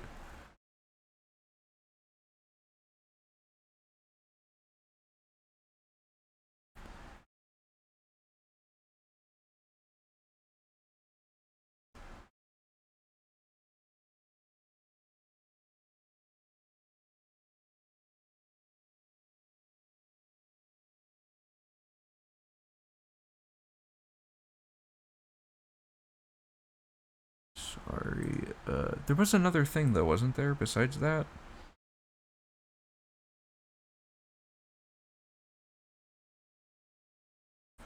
Oh yeah. And the EG08 and the script for starting independent starting wait, okay, so no, it's okay, I got this backwards. The TGO8 blind quest is waiting for stage 50 before setting up. This can be proven in game by killing Helvius, waiting for him to despawn,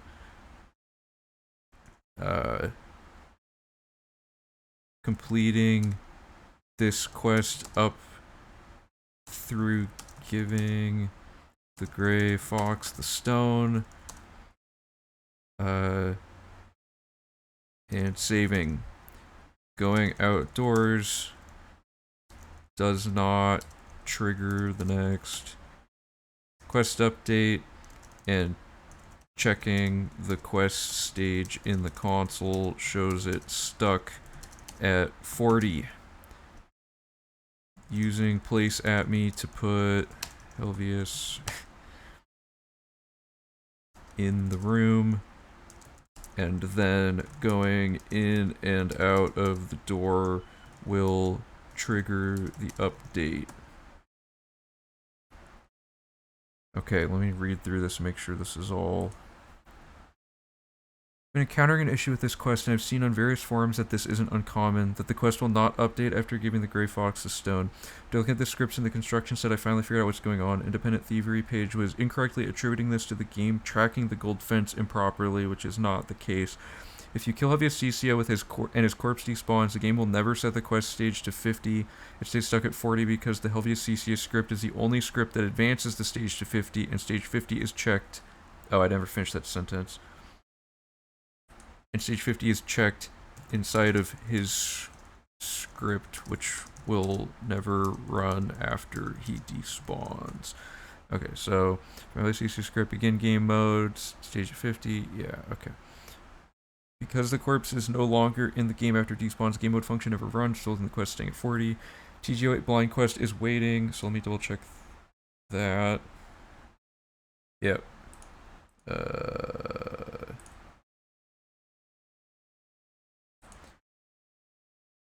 Zoom fence values. This can be proven in game by killing Helvius, waiting for him to despawn, and completing this quest up through giving Gray Fox a stone and saving. Going outdoors does not trigger the next quest update. I don't need to say saving.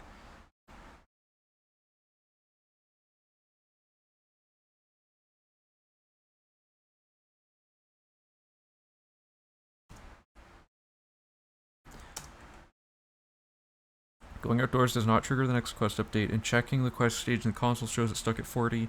Using place at me to put Helvius in the room, and then going in and out of the door will trigger the update. Okay, and then I just have to put my signature. Okay, we did it. Now it's up to them whether or not they want to include this in the thing. I've submitted stuff in the past, like permakey, that they haven't added to certain pages, but we'll see. Okay. That is huge progress for V3. We lost a bit of the viewer base from how mind-numbing some of this was, but for people who are interested in it, hope you got something out of it. Thank you for everyone helping with, getting formatting stuff and console commands and other information. This was the best document mode in the history of document modes. This has solved the largest... Okay, so we're going to have extended document mode now. Because what's going to happen...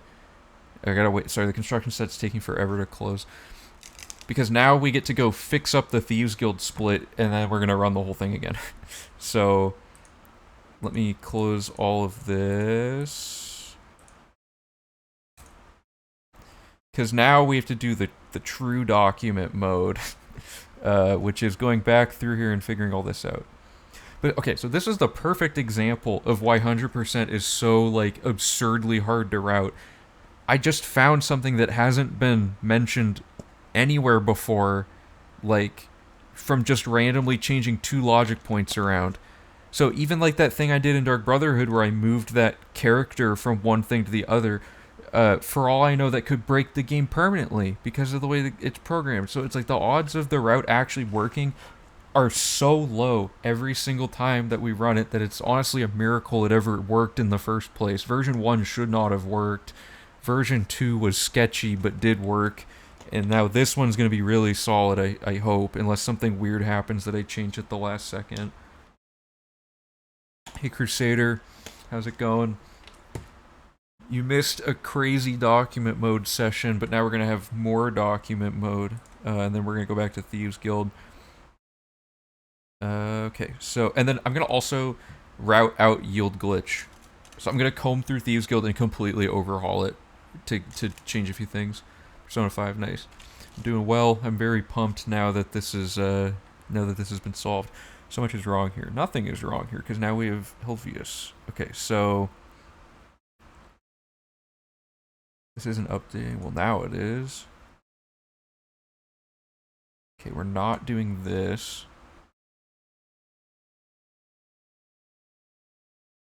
I think that's already been updated. Oops, don't want to do that. Okay, so... nothing is wrong here now. That should be just regular arrested, yes. And we have to fix independent thievery.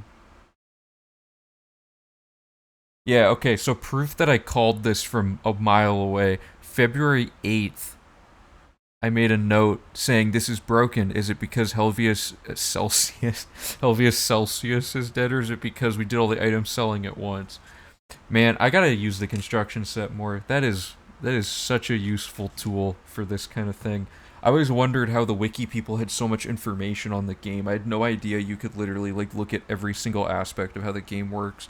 I'm gonna use that to see if I can... hopefully it's not engine specific, because I know the construction set can't look at the inner workings of the engine, but I want to eventually use this to see if I can do RNG manipulation for this random skill book drops, because it's a 2-hour chunk of the run that should be like about 5 minutes. So it'd be crazy if we could find RNG manipulation for that.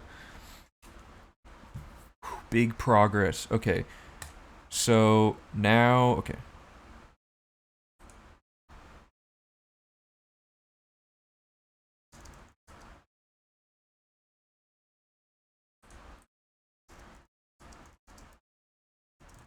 Oh, let me just copy this over.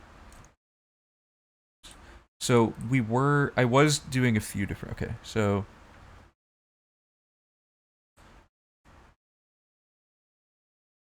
Okay. This fences all the gold you will need for this quest to complete. It will auto complete later. All right. That's wild. I cannot believe that was actually it. Like, that was just a random guess. Okay, so now what we're gonna do, now that we know this all works, we're gonna go back through the Thieves Guild and critically analyze whether or not yield glitch matters for certain things. Oh, it still says 600. Thank you. Okay, so yeah, I want to go through this whole thing again, make sure everything is as efficient as it can be now that we know that it will work. And granted, things can still go wrong with these quests. It's just that that permanent thing will now not go wrong. Oh, and I have to go up here to the investing circuit. So we tested Helvius, so now I have to make the new maps for it, which I will probably do offline because it's gonna take forever. But somewhere in here. Okay, see if Thieves Guild's broken by not killing. Okay, good. So now what we have to do is route him into this.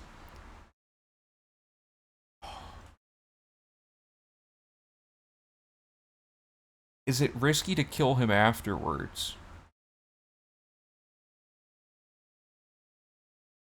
Because now that quest isn't done, so we have to do it at some point. I guess we'll do it at the end of taking care of Lex. Can I switch my... Okay.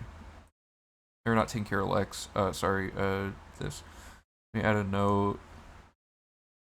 Do hand-to-hand training. He's a Thieves Guild member, so we can't kill him, but his quest is super easy. It doesn't take that much time. Let me change my saves to load in our current version. Man, that wasn't as bad as I thought it would be. I thought this stream would be me looking dumb for like 4 hours and not figuring it out and then giving up, but it ended up surprisingly working out. Okay, so let me... Okay, so now we are going to...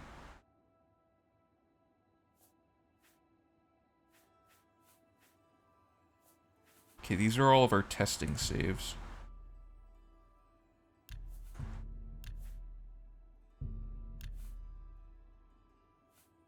This is the one where it worked. So Helvius should be alive.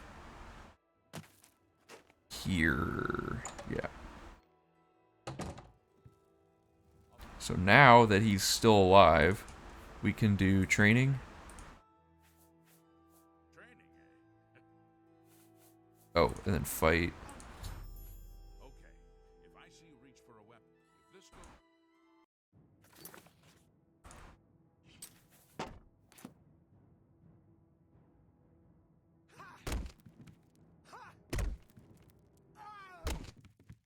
Not bad. Not bad. Okay, and did this kick me out of the guild, or was I okay to hit him? I seem to have a knack for finding it. I mean, at this point, I've been studying stuff about this game so much that it's a little bit intuitive to me how things are janky, if that makes sense. Like, things are usually broken in similar ways. Also, in this case, there were only so many possible things. Like, we isolated it pretty quickly to have to be the Helvius issue. And it was, like, one of the first things I considered, just because it was a major logic point that changed. But that's gonna make me so suspicious of all future logic changes. Okay. So we did that. This should update. Or did it already... It might have gone back inside. Okay, so this is all updated. So we're up to date. So I just need to add... into... Let me just add this in really quick.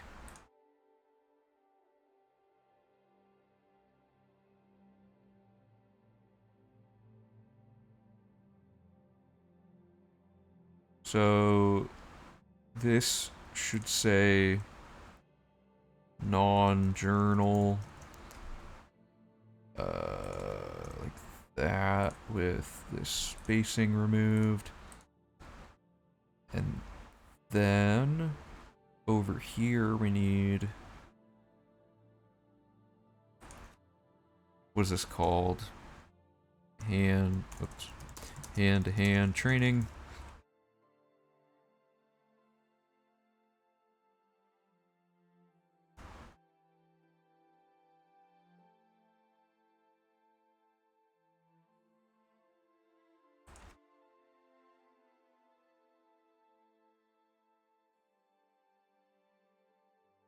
Just gonna check that off because I'm not gonna forget to do it while I'm doing it.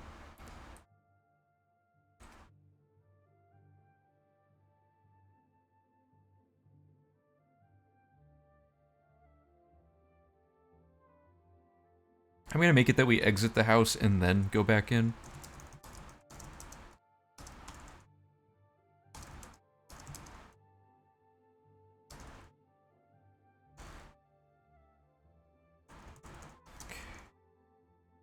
Dialogue, we said training, and then, oops, and then we said fight.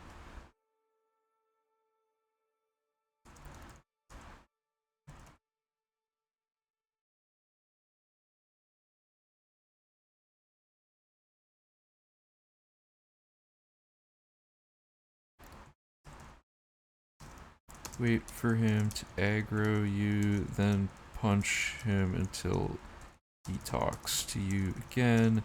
This completes hand-to-hand training. And for color coordination, quests are always dark red and people are always dark green. Okay. That squares that away. I'm gonna have to go to the update summary and figure out how to make that reflect the changes better.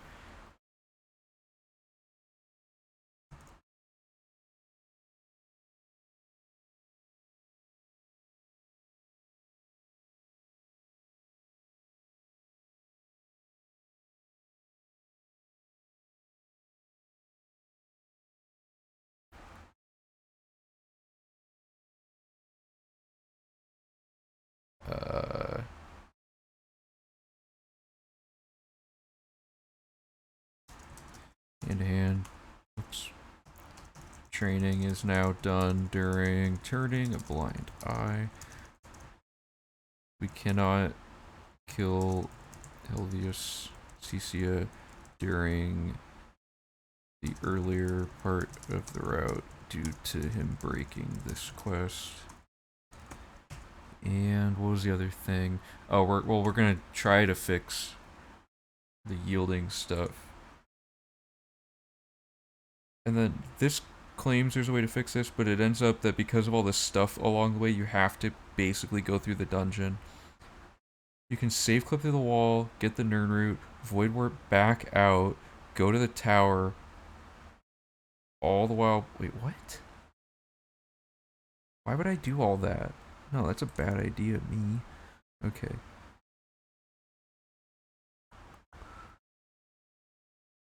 That should be everything. Okay. And then this will be part of us checking all the yielding situations, so I'm going to check that off. Alright, that was a lot of document mode, but we're finally ready to legit do the Thieves Guild. So I'm going to be rerouting things a little bit, and I'm going to be tracking the money for real this time. So anyone who left because it was boring and a lot of typing, get back in here, we're playing the game again. Okay,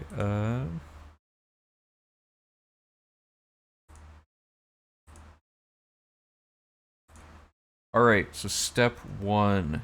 Load the save from before any of this ever happened. It's this one.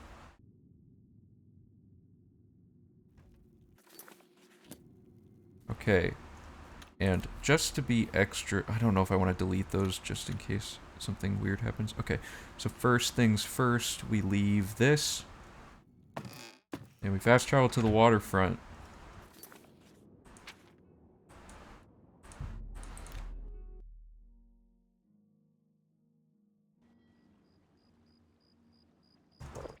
Alright, we still have skooma. This guy's gonna ambush us. The dude who breaks at jail. If you remember that happening earlier. Did I call you Mima? It's kind of weird to call you Pierce the Life. I go by Mima or Ben. Mima's just like my, you know, individual username. But I'm fine with people calling me by my actual name as well. Weird, the jail dude didn't show up. Maybe it's random. Okay.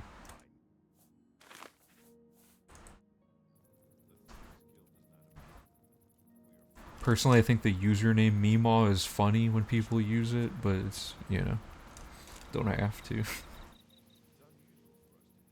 There's also so many people in the PRC Live group that it's way too complicated to have everyone also have a username. So we all just, and like, none of us wanted to have to remember to call each other by the username instead of our actual name, so we kind of just gave up on the idea of not going by our first names. But then it gets confusing when there's like 3 Bens in the first stream and 2 Bens in the second stream. I'll have it before sunrise. Somewhere in the Imperial City, the beggars will help you locate it for a price. I can sell you lockpicks if you need them. One more thing. You cannot kill each other during this run.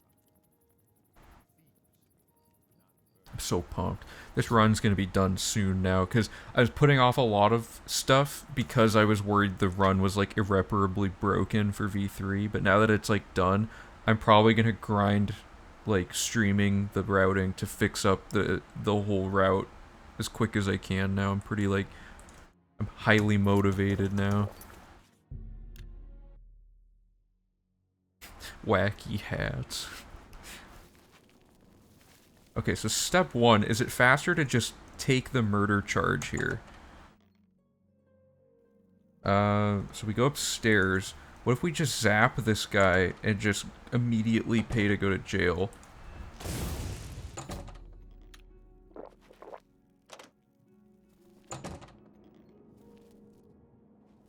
It's all over. Here's the procedure. We go to the castle. Because this is just like a quick little screen, and now we're here, and now we go back. As long as the timing of this... I have bounty? Oh no, it was showing my current bounty. As long as this doesn't mess up... Okay, yeah, I can still get back. Okay, so let me check what just happened on the fiscal responsibility chart. We paid a gold fine of 1,040. It might be a little different because I also got caught breaking in, I think, but I also didn't get caught murdering for some reason. Okay, so step 1, 500 gold blood price. And then we're gonna unequip this. Or wait. My notes are all scrambled. Okay. And then I forgot to ask about special jobs. And we're gonna unequip this, punch him, yield. Whoops. Do this, cast out of the Thieves Guild. I'll pay the fine. Fine was another 500, which I think I already had marked. Yes. And...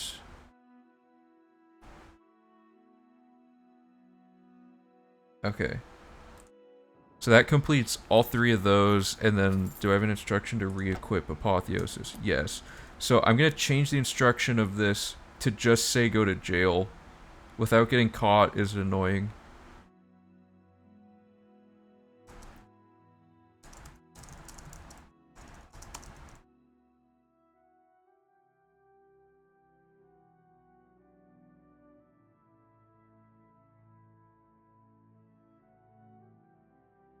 Upstairs and kill Mantis Selectus and pay the gold fine to a guard. Okay.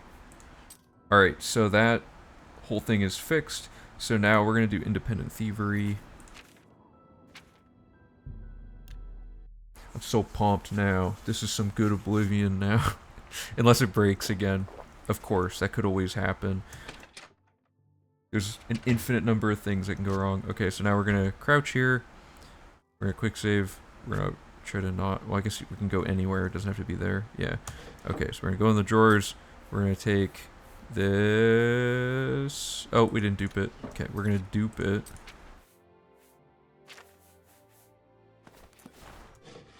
We're gonna go here. We're gonna go here.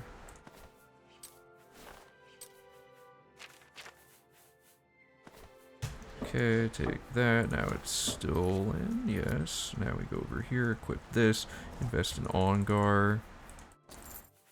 Go to barter, go here to sell the stolen thing. 1,100 gold. Cool. Done. Alright, so that's independent thievery. And that was 500 gold spent on him, which I do have listed. And then we gained 1,100 fenced gold to Ongar. Rad. Now we're gonna do... And I'll check off the actual objectives after we get through it all. Or I guess I'll check them every couple of quests. Okay. So now we're gonna do untaxing the poor. So, fast travel to the Imperial City, waterfront. Okay, so yeah, we're just gonna talk to Armand.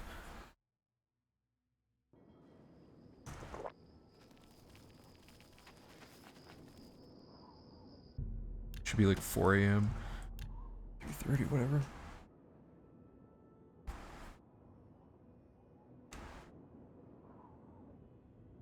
This makes me wonder if there's unforeseeable exploits in quests by studying how they're programmed. Because if there's things that are broken that can be solved by just digging into it, you know, there might be something we could find that we didn't know was possible. Okay, special jobs. Sure, I'll do it. Then we activate this quest. Go here.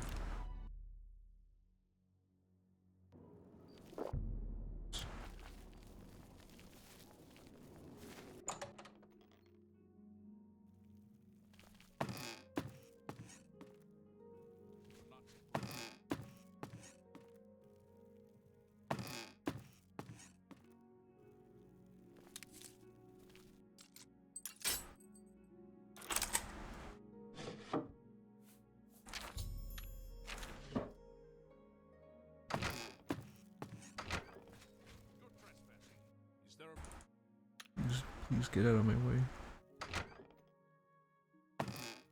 We're gonna switch to load remover. Wait. Okay.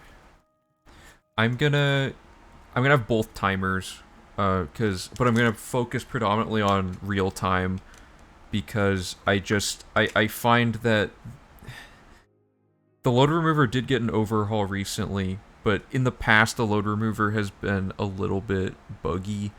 Like, for example, the Mages Guild World Record I was competing against, the timer was broken, and it was just, I don't know, I think timing it based on RTA for now is a lot easier to get people into it compared to timing it with load remover, but I'll eventually add instructions on how to do that. I just think the simpler it is to get people into it, the more likely they'll try it, and I don't like how the load remover shortens the length of the run in terms of, like, when the game crashes, the timer pauses. Like, anytime the game's closed, the time's paused, which would allow people to subjectively decide they didn't wait too long to start the time again and things like that.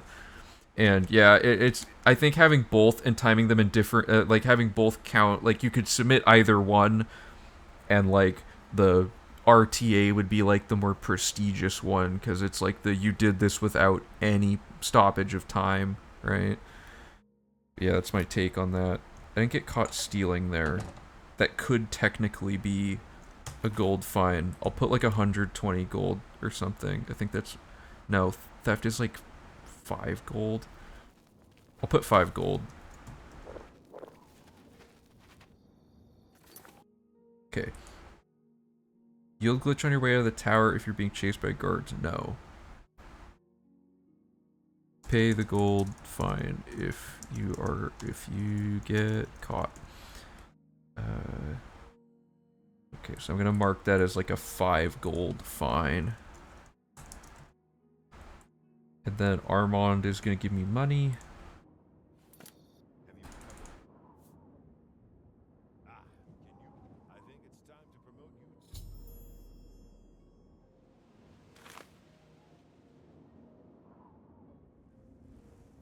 And get money. Oh, the reward is he says you can keep the tax money, which I didn't get, so there's no reward. Okay, special jobs. Take it.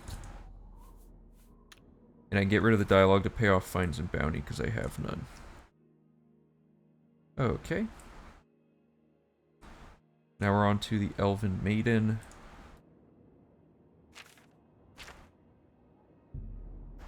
And this one is Cheadenhall East Gate. Yep.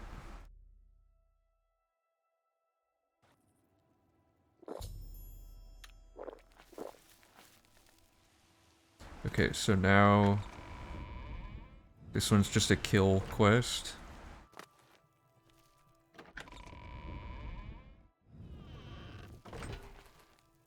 Oh, it's not the Chapel Hall, it's the Undercroft. I have a typo. Oh, no, I read it wrong. It does say Undercroft, I'm just dumb.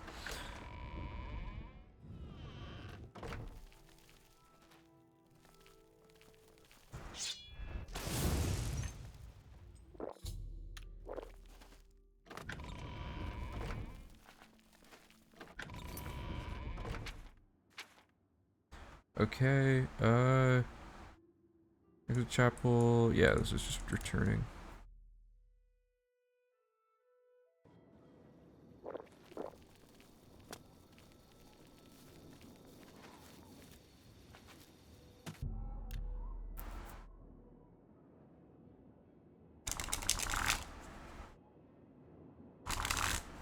RTA also makes it that you have to kind of account for things like wait timer and stuff. Loader remover allows you to abuse the wait timer really heavily if you really want to, and it would be kind of hard to enforce, especially with a run this long, like verifying it and stuff. Well, I guess it's kind of hard to verify anything, right? Okay, blood price 1,000 gold, so we're losing 1,000 gold, but then he's gonna give us money. 100 gold, so we lost 900 gold. I'm gonna mark them as separate things though.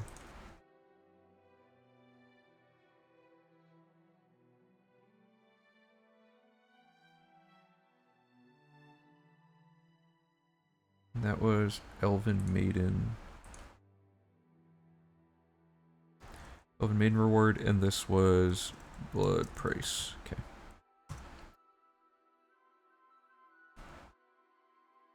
Okay, so we got rid of all the yield glitching in that one. Some of these yield glitch will be really helpful. Oh, I didn't ask about special jobs. Okay, so now we're on to Darji's heirloom. Let's check some stuff off. This will be a hard save. I am going to delete these.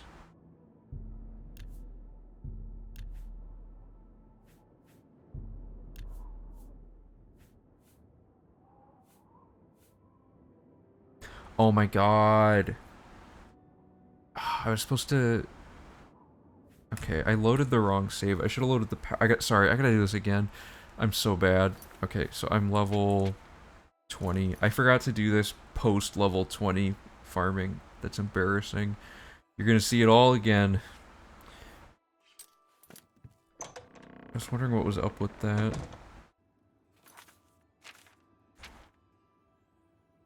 Sorry. Also, I don't know if anyone knew this. You can read this Gray Fox poster if you don't want to have to get the note. That's why the guy didn't ambush us.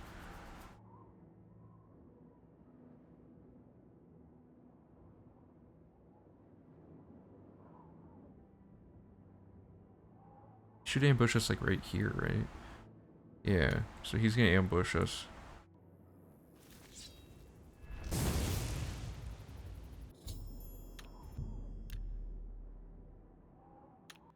Yeah, my bad.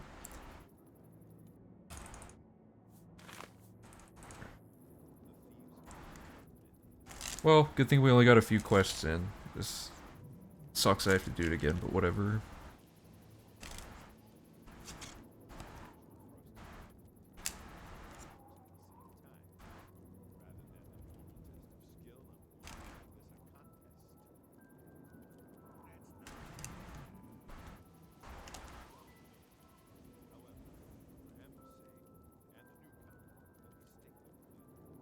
I accidentally loaded the Dark Brotherhood save instead of the power leveling save, so I would have... I didn't have the level 20 I needed to be at for that.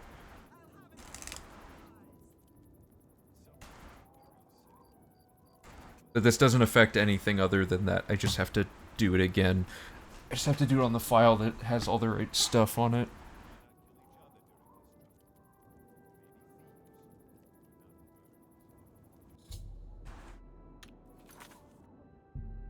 Oops.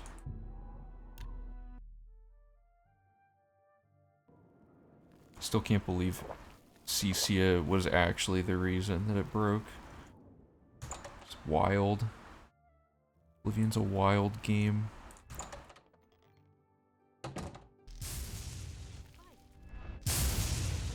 Oh, come on. This man is blessed. Okay. Hey, that worked out.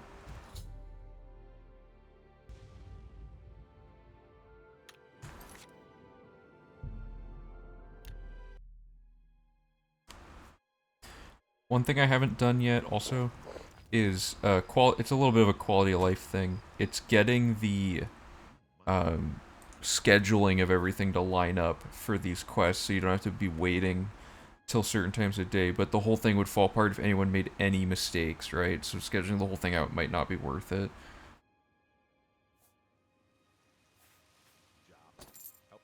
Oops, didn't want to do that.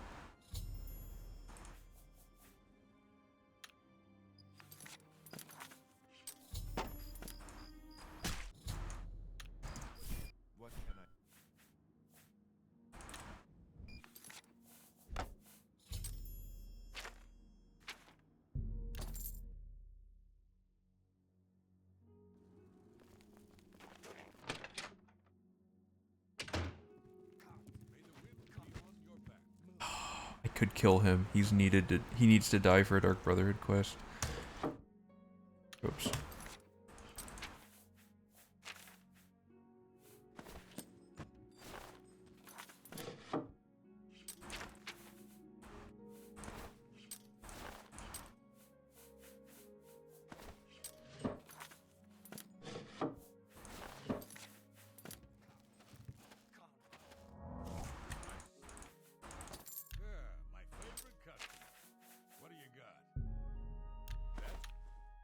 It was weird that the text was on top.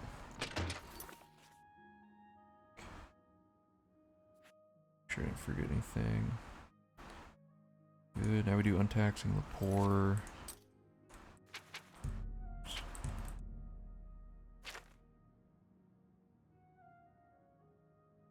Didn't ask Armand about that? Really? I swear I did.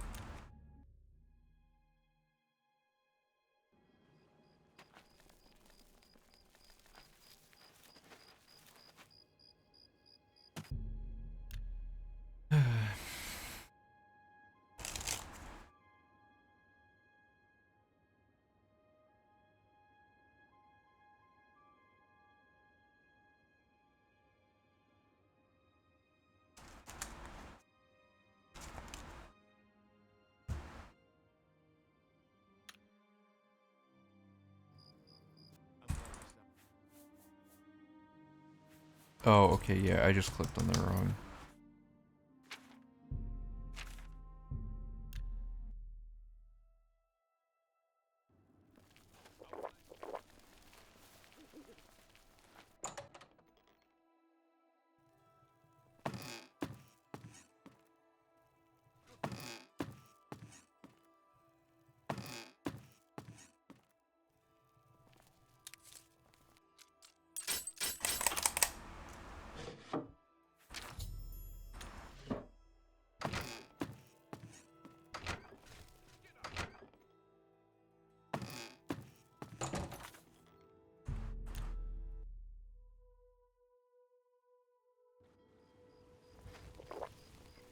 much skooma do I even have? 144. Wow. Have you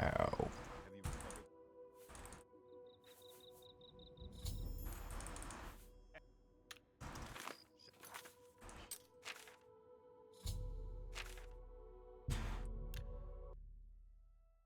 You can see from me doing this enough how memorization would drastically improve the runtime in general.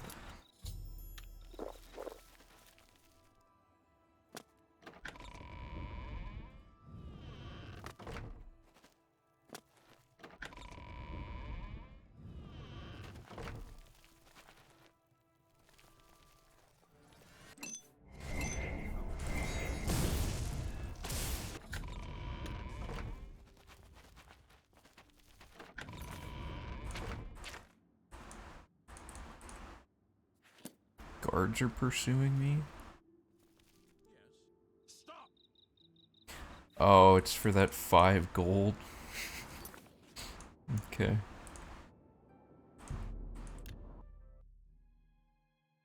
Oh, am I dropping frames?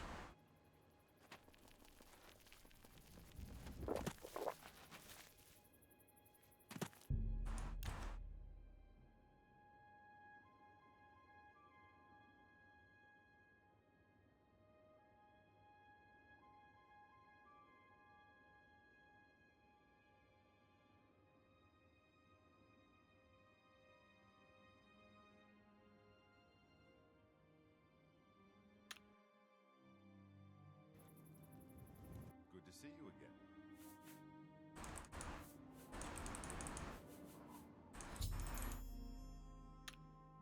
Okay, now we're actually in it.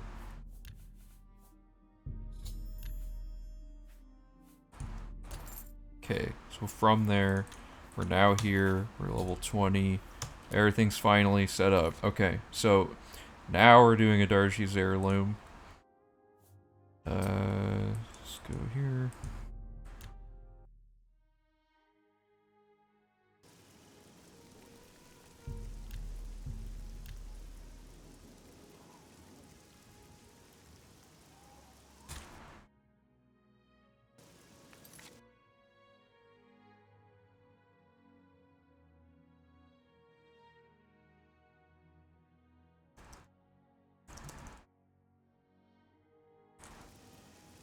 Okay, so we go in here.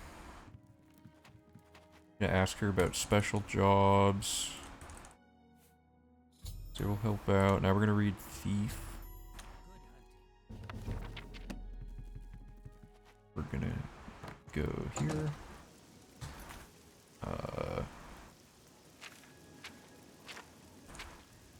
Lewin Castle.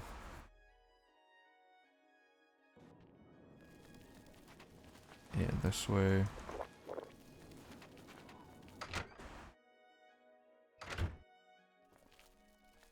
Why?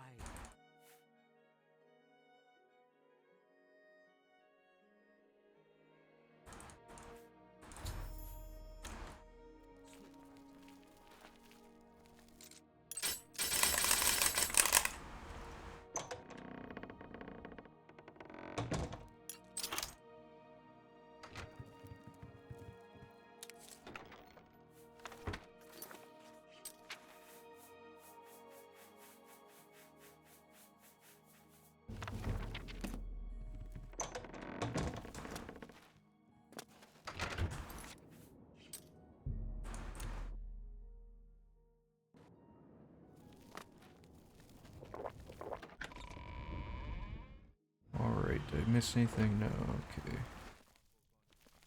Now we're gonna go to the dungeon, talk to Amuse. Yeah,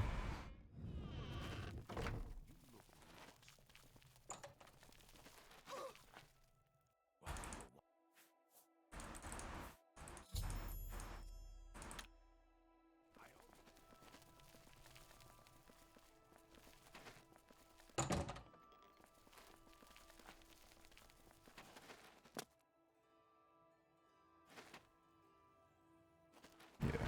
We're going back to Adarji.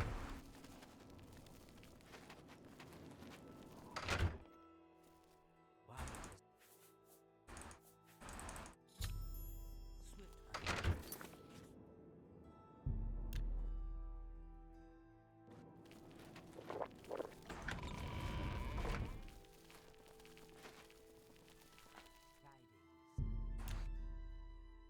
such a good idea, Han, to have the skooma being drank after getting all the skills maxed. Huge time save.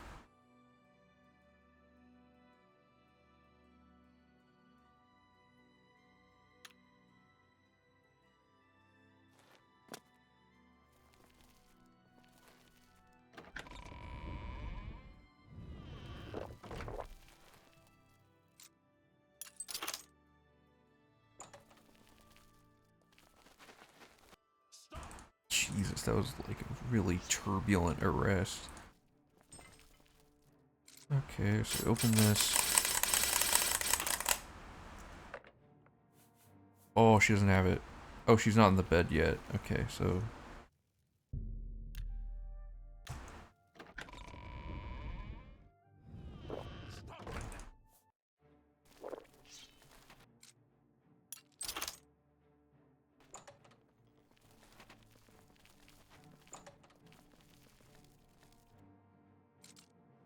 Where's Adarji? Okay, so if she's not there, the backup is to now wait 24 hours. Because there is a backup strat for when this doesn't work.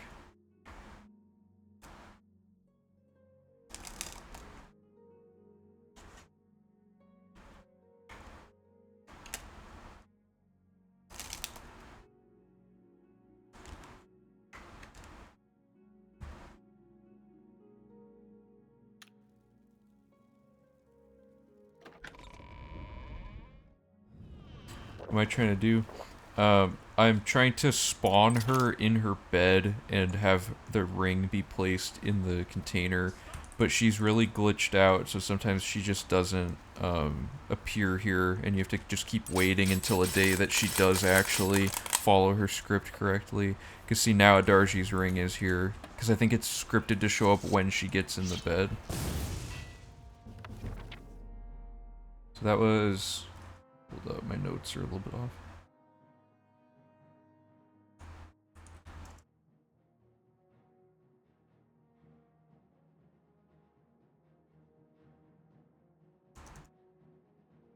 Okay, so I read word. Also, welcome back to the chat, Natty. How you doing? Okay, so... Killed the guard. Oh, jeez. Chill, dude. Okay.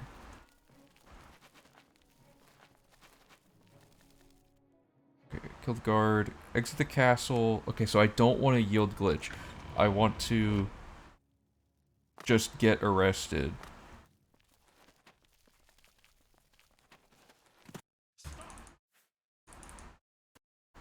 That should have been 1,000 gold, but it didn't. Yeah, I remember you. Okay, so that's... I'm doing pretty good. We found a huge improvement for the... Like, we found a huge thing that fixed a logic error in the routing, so I'm very highly motivated now, because the route is very close to being done now that that glitch was resolved.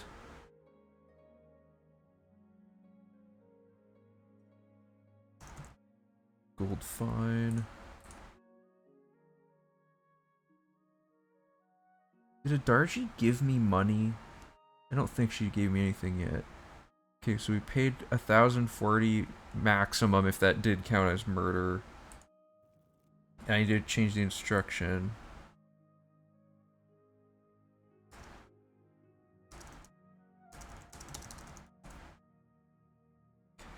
Exit the castle, return to Darji's house. Wait until 7 AM to be unlocked. We don't need to actually do it that way. This should just say follow quest marker to talk to Darji.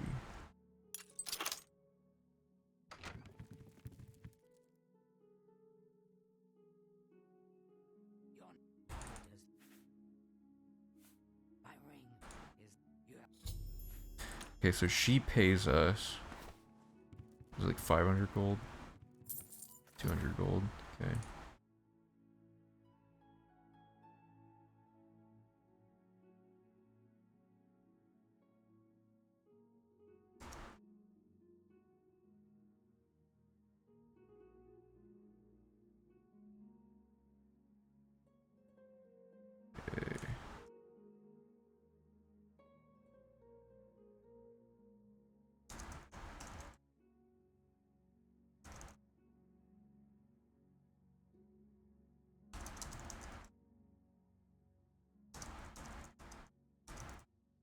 Okay, so now I have to turn this in to Scriva.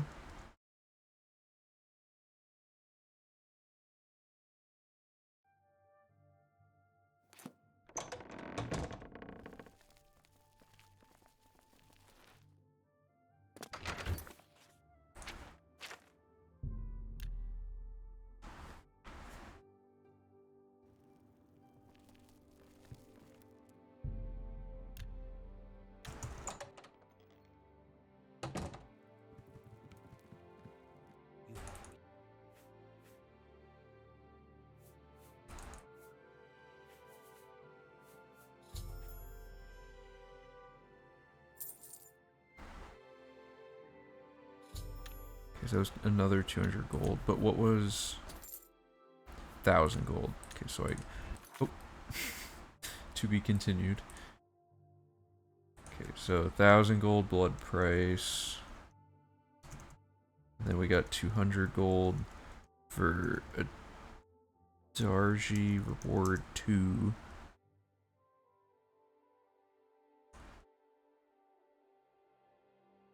Okay, so now we're on to Sanguine.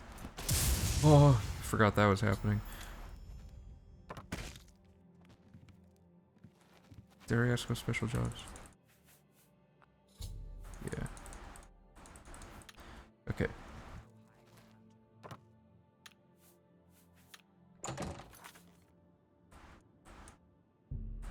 Why do I always click on Molog Ball? Okay. Trying to Sanguine. Vest and Engorm for 500 gold. Okay, so that was 500 for oops. Vest and Gorm.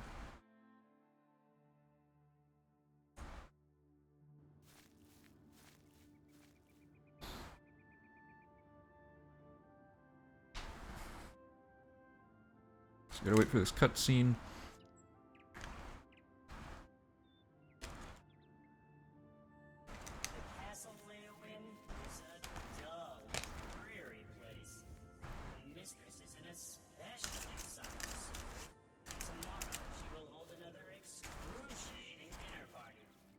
So this is exciting because when I started doing these routing streams, I started right after the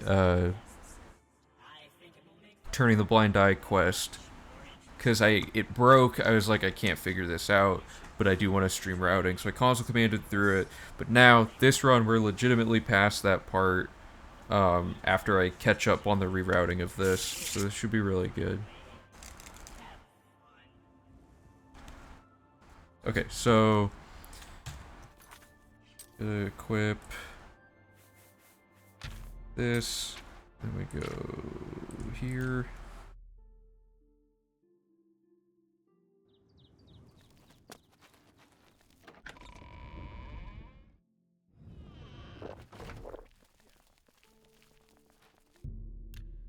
Wait till 6 p.m.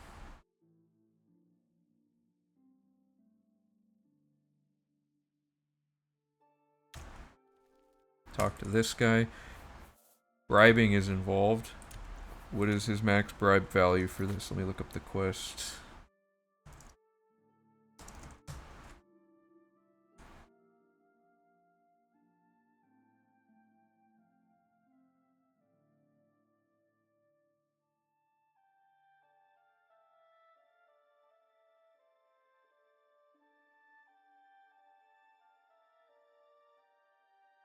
Greater than 70. Okay, let me put that in the thing. Oh, it was already in the thing. Okay, so to get it above 70, 115 gold each. Wow. Okay. 1, 2, 3. Let's say 4. Just for worst case, 4 at 115.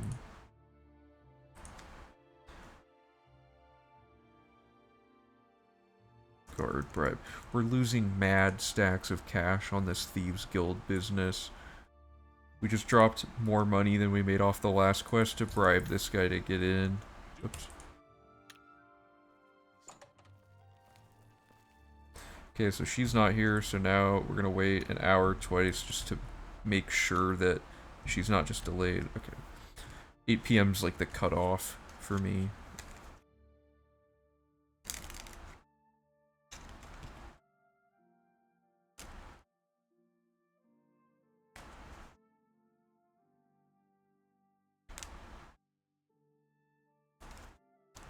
Okay, so if she's not here, we're gonna wait another 24, but usually she's here.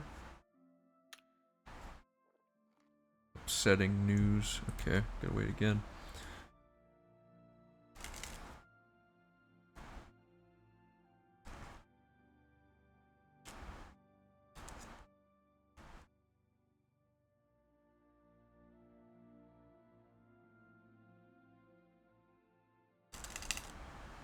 I have a lot of stuff I can do off stream now for prepping documents, because all the document logic is like solidified finally. So, okay, there she is.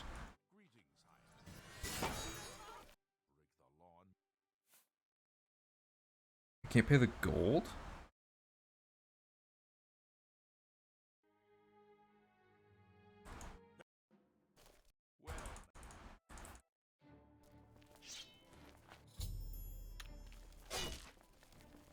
Whoa, lot going wrong here.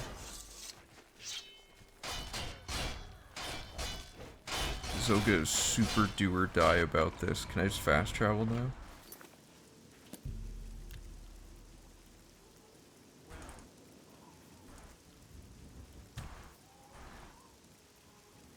Oh wait, whoops.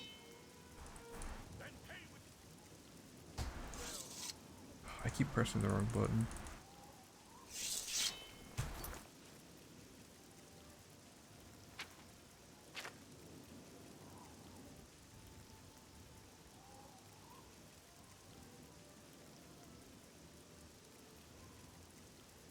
Okay. What? Work the time?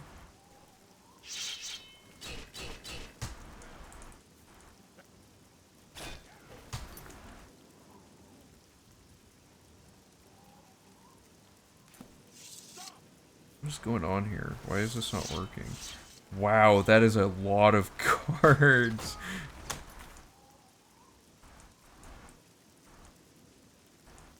There are so many guards that I can't actually yield glitch. Is my gold removed? Oh, it is. Interesting. Oh, so that's why I can't do it then. Good call.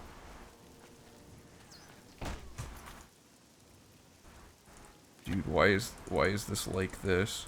Could more guards be pursuing me for this?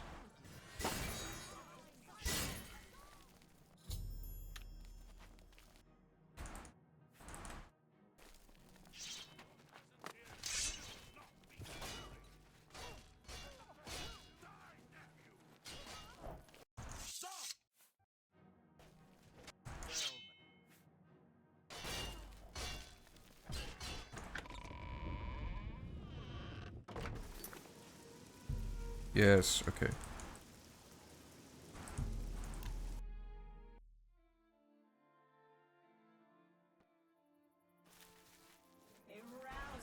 And then we'll go to jail later.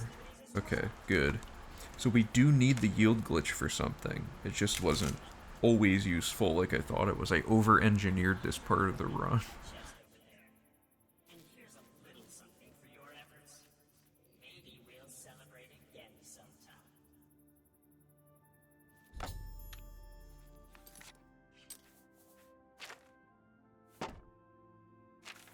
Oh, that's funny. Some of my quest items came back because they're just hidden in your inventory.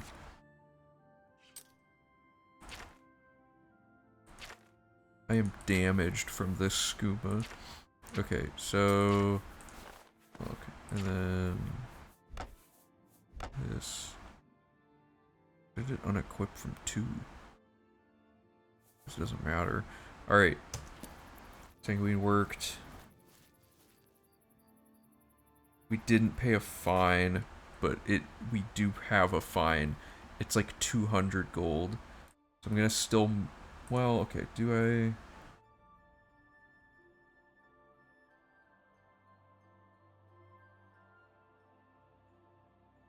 No, we're just gonna pay it when we do this quest. Okay, so we're gonna do misdirection now.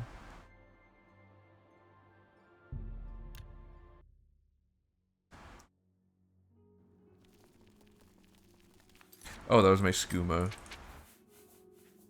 It's good to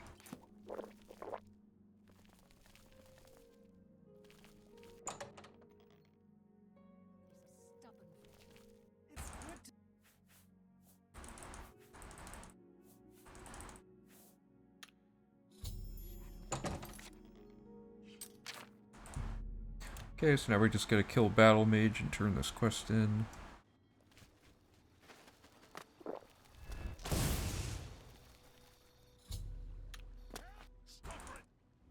Okay, 1,200. Okay.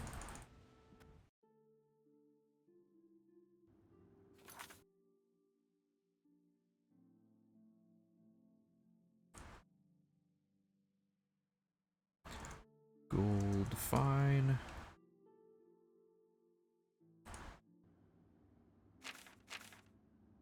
And now...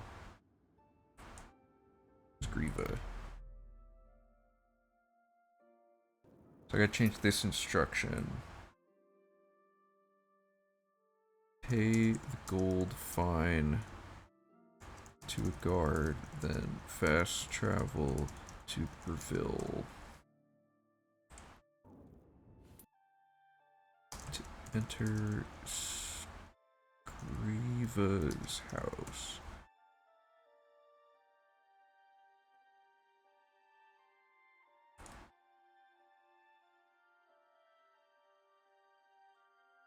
Why is it just now telling me to correct Breville to Brazil after like the thousands of times I've typed Breville out?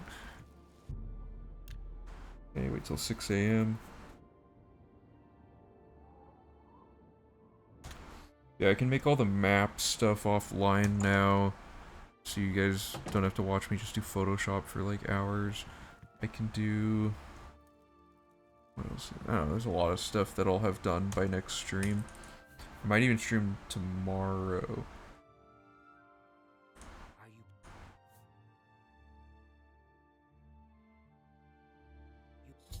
1,000 for that, and then what we gain. Oh, whoops.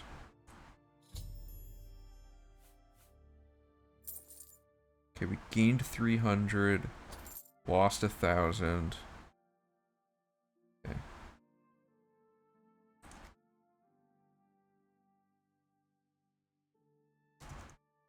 And this is misdirection reward.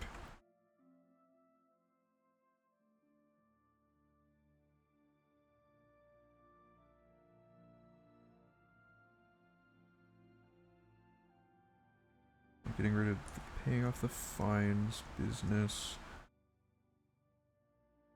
I started the next quest. Or, no, I have to actually... I always forget to do that. Okay. Now we're on Lost Histories.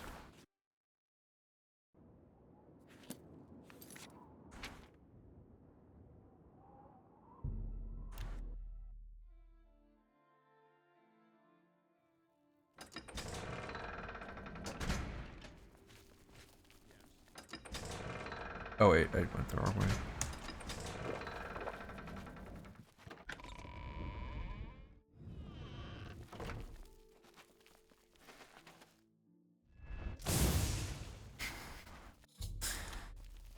Okay, now we're going to jail. 1,040.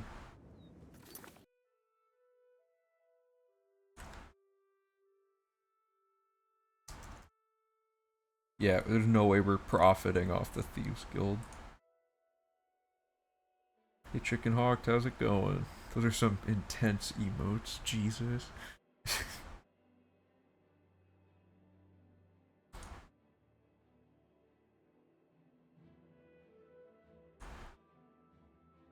Okay, so that was 1,040 for that fine, and I'm getting rid of the paying off fines thing here, and I'm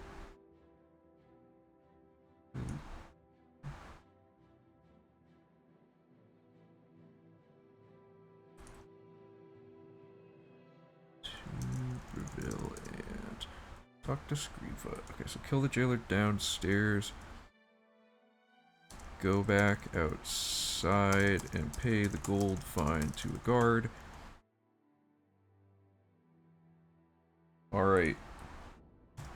So now we go back to Skriva and just turn the quest in.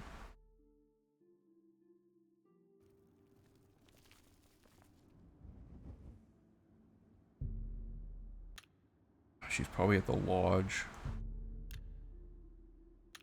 Let's wait till she's home.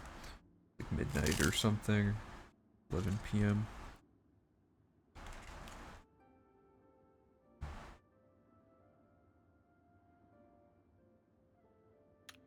Okay.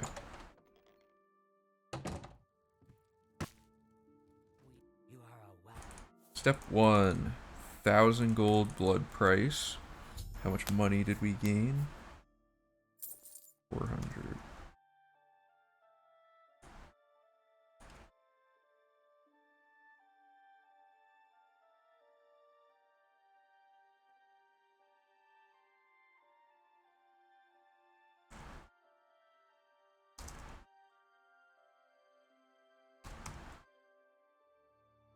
And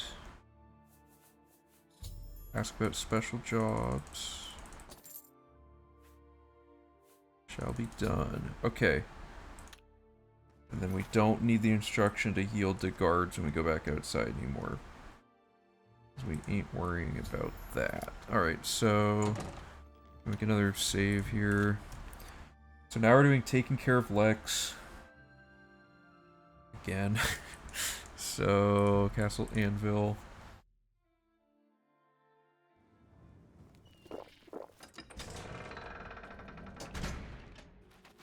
Gonna head all the way up to the private quarters.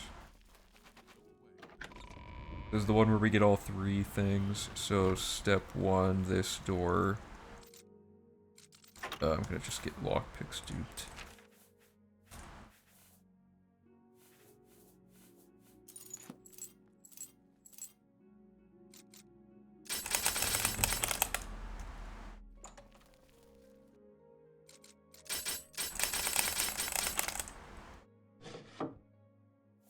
Yeah, I'm using skooma. Oh, Han pointed out it's way faster to use skooma now that our skills are maxed out. So when we start using skooma will vary depending on playthrough, but there will be a point where we can use it. Okay, so that's King. And then the red kitchen reader.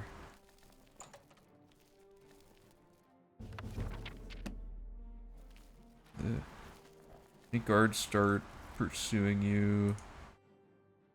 Yield glitch them on the way out of the private quarters. This time it would actually make sense. Because...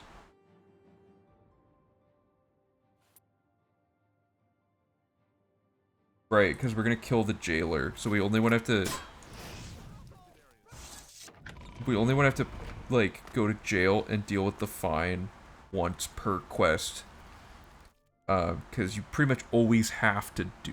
Well, wait a minute. What if we... No, yeah, this is better. Because this is something we have to do on the way... No. Wait, maybe not. Hold up. Is it faster to just... That's only 5 gold. Yeah, and that puts you outside. That actually gets you out of the castle quicker. So we don't want to yield glitch.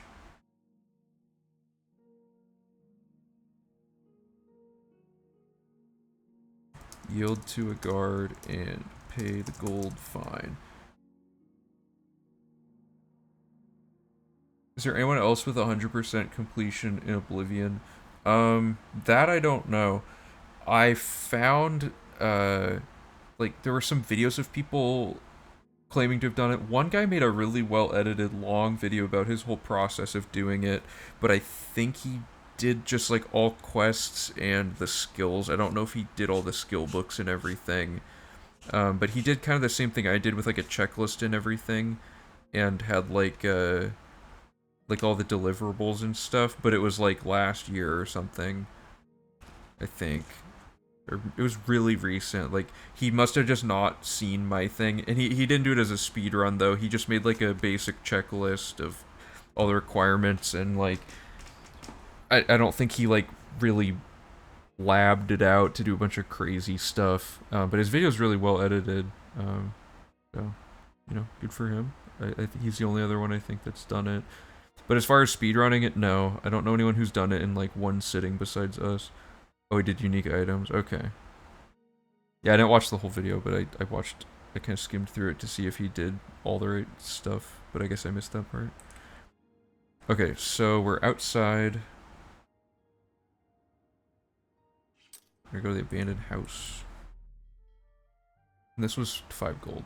I gotta mark that.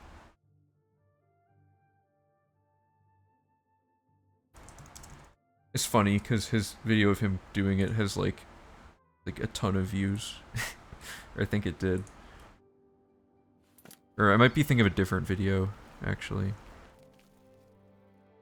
Oh no, I'm thinking of the guy who did like all quests.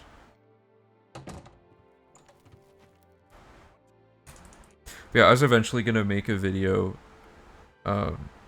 Like originally I was gonna make a video detailing like how the whole category worked and the whole process of how it's been optimized over time, but I don't know how to like make it a compelling narrative, you know what I mean? Like I'm not a very good storyteller. I'm just good at like raw information type content. So it's like this other guy that did his whole thing had like this really nice long like explanation of how he set out to do it and all this stuff, but like I don't know.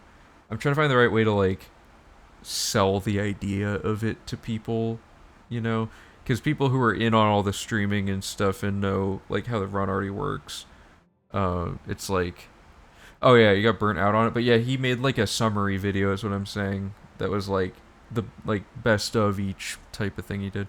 But yeah, I was gonna make a similar type of video, but I just never did. I probably will make one. I need a bunch of promo content for V3, so I'll probably do that as one of my promo things. Is some sort of like I'm at least gonna make a video that's like a how the category requirements work.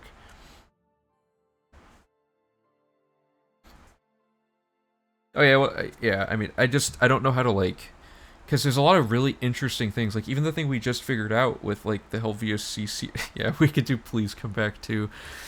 There's money here. 1 second. Let me. I think it's. Oh no, I wait 24. But yeah. I just gotta figure out how to. People who have no idea what we do or how 100% works. I need a video that they click on, and it's this long video explaining how it works in a way that actually hooks people and gets them to be interested in it when they previously weren't. I need to like study how other speedrun videos work that do that. Because if I can get people in on it with that, that's a really good thing for both the channel and the category. I don't.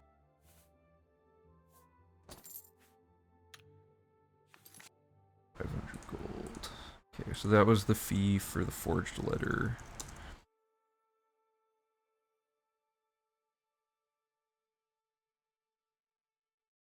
I think the meme potential of this category has like, I don't know if it could exceed, because it's like only so many people like Oblivion, right?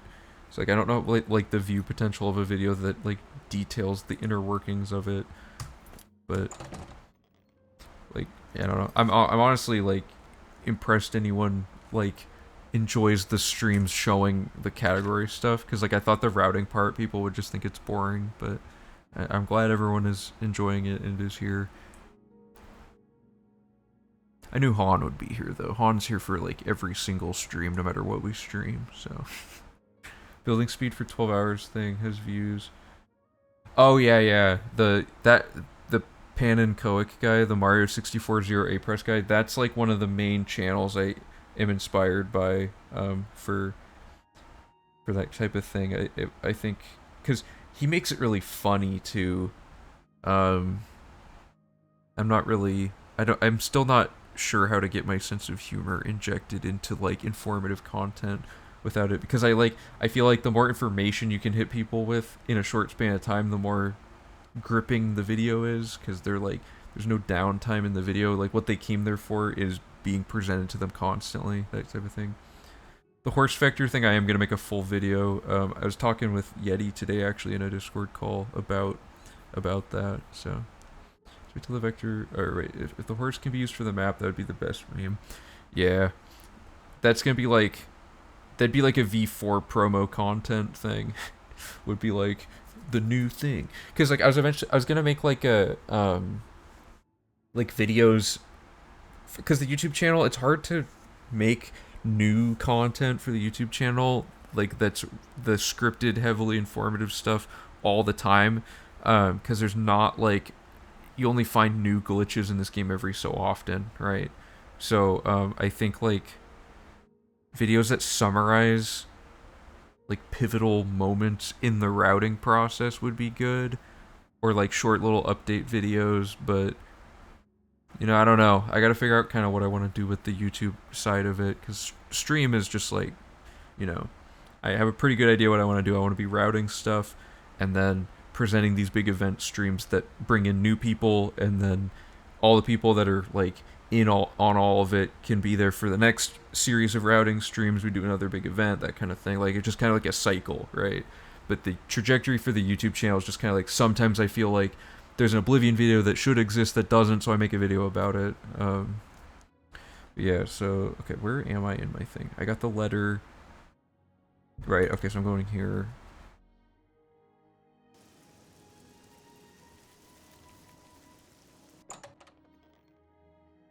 Activate the Imperial Legion seal. Whoops. It's all over. Talking about informative videos that are fun to watch. Have you seen the BFBB doc? What's that? Oh, Battle for Bikini Bottom. Is that what that stands for? I know that's like a meme game people run a lot. If so, I have not seen it, but I would be interested in seeing it.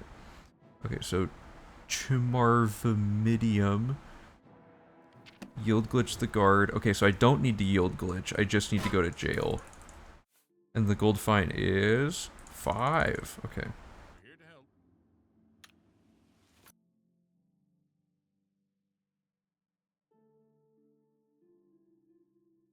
Pay the gold fine to a guard. So that's 5 gold. Whoops.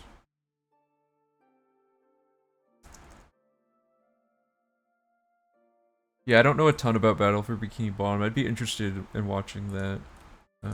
Yeah.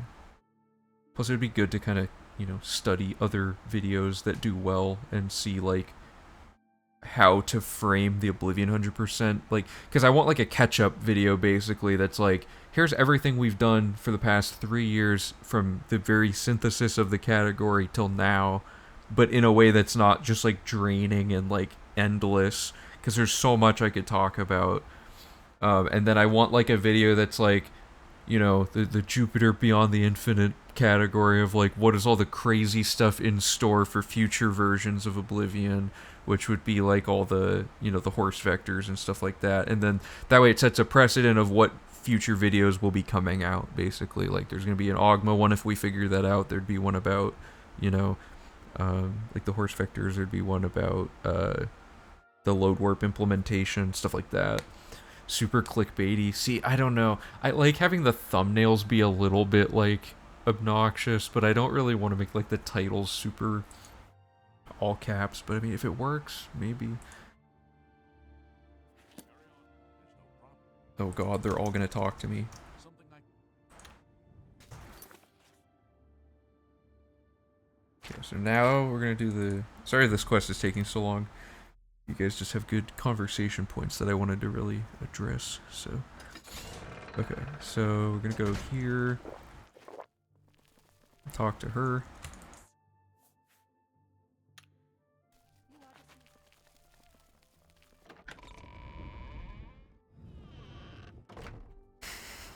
Yeah, that'd be a good title. Okay, so we're investing 500 gold in Orin.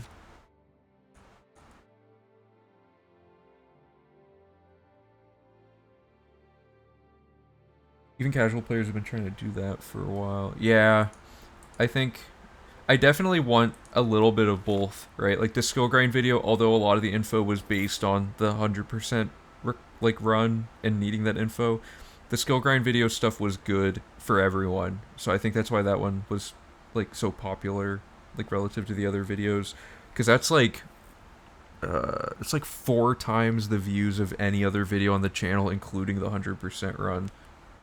So I'm also gonna make a follow-up video to that. I gotta have a day where I just sit down and map out what I'm gonna do for YouTube, because it's been like a month since I've uploaded to there.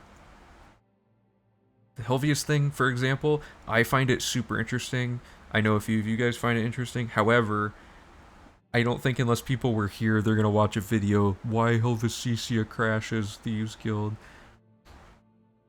Yeah, I'll definitely check out that documentary. Okay, so we invested in Orin. Southwest to the dungeon. I've also tried writing scripts for explaining 100% like a few times, and I've scrapped them. Because I just didn't, it was like, this just isn't good. Okay, so I don't need to, okay, this. Kill the jailer. Then pay the gold fine on your way out of the castle. And then we can get rid of this whole instruction about Scriva. Super guard. Okay. So now, whoops, this way. One interesting trade-off as well, if I manage to get more, like imagine if there was 4 times as many people here right now, right? Like, the interesting thing about that is I would probably struggle heavily following chat, so people that have really good ideas, their ideas might get buried under, like, emote spam, you know what I mean? So there's a weird trade-off where it's like, I kind of like having the Twitch stuff until the event have, like, a handful of, like, more dedicated people that are knowledgeable about what's going on, or, like, really into the conversational element of the routing streams, right? Because I like the think tank where we can kind of flesh out things, like, as a group, you know? Okay, so That's too bad. Okay. what was the gold fine? Oh, I didn't look.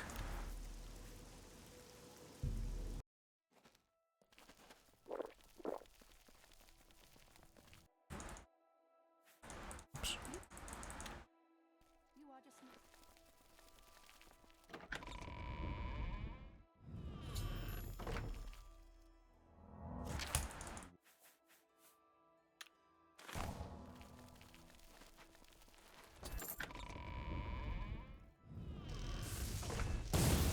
Yeah, I agree. I love figuring stuff out as a group, because, like, I know a good amount about this game, but there's, like, weird stuff people know about that I just had no idea, you know? Or, like, it's really easy to forget when there's, like, a million things to keep track of as well. So even if I would have found a solution, I won't find it as fast as if 10 people that know the right answer, like, you know, also think of it. Okay, that was 1,040 for gold fine. And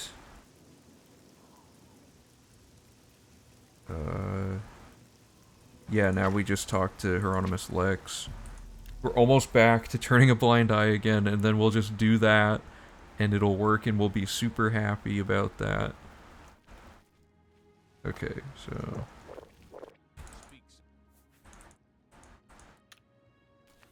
okay, so now we just return to Scriva, turn the quest in, and done.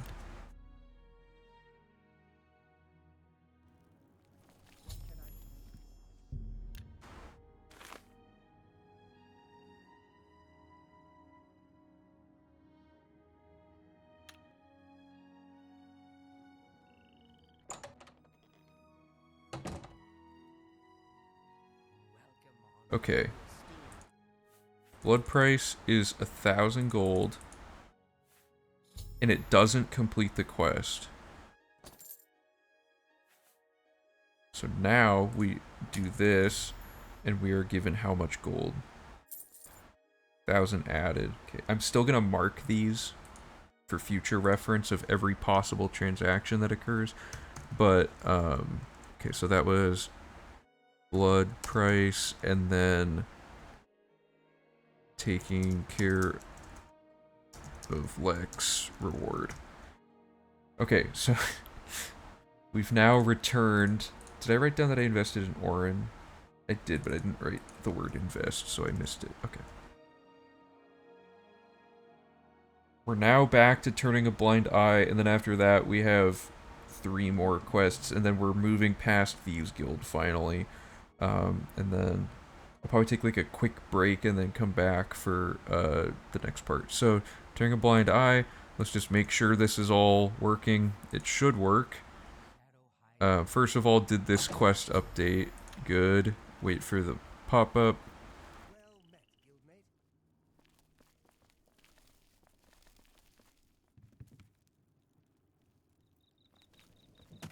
guildmate. Oh, I don't like this. Please update.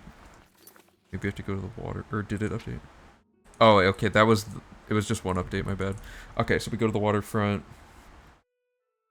We're gonna wait till Mithril talks to us. Yeah, I think the real archaic thing would be a funny video we could kind of meme up. Because it's like, clearly there's something fishy going on, but it'd be funny to do the whole thing anyway just to prove him wrong. Because he probably set that up thinking no one would ever, like, test it. Okay, so... Sure, this is... Okay. Blind eye.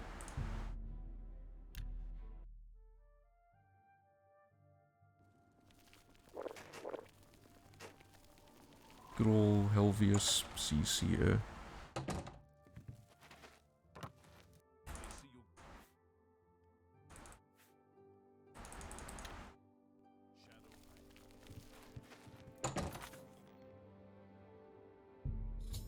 So now it appears we can do this however we want without any huge errors getting in the way. So it gave me that quest update for some reason, which is fine. Wow, none of them are here.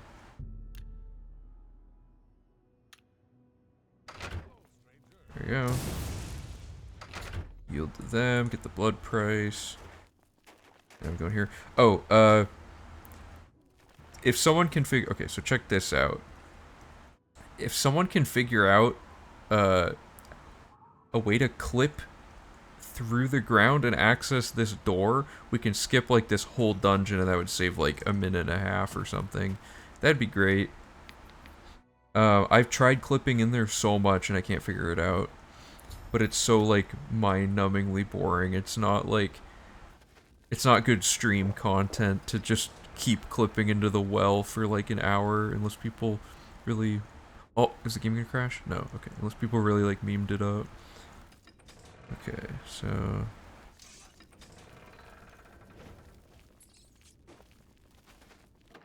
Is there a repeatable way to clip through stuff?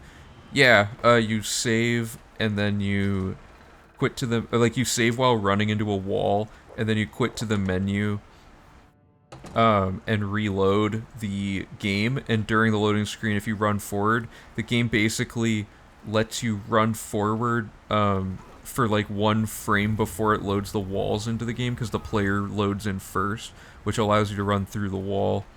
Like I can just... Okay, so like really quick, if I save running into this might not work, but...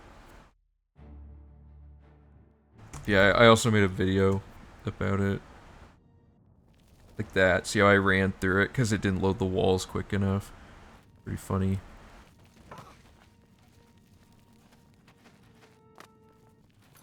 I don't want to die. Let me drink some potions of healing.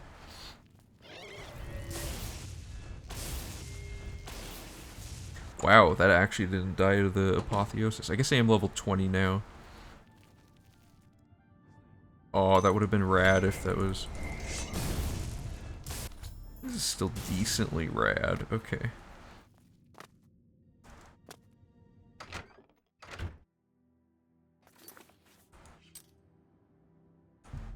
So the way this should work is that we can... okay.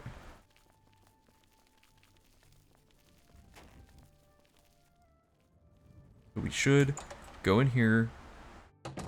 We give him Sevilla's stone. Then he offers the blood price. Okay, so first of all, did we get like a ton of money? Let's track the money here.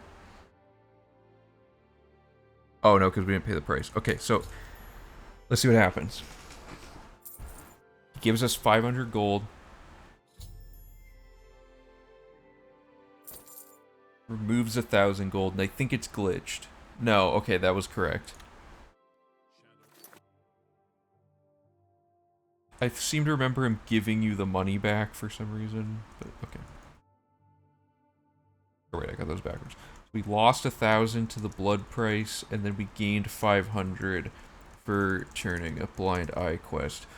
And with our new knowledge we uncovered, theoretically, we should be able to fix this quest by going outside, and it'll check that Helvius Cicia's body is alive to run a script.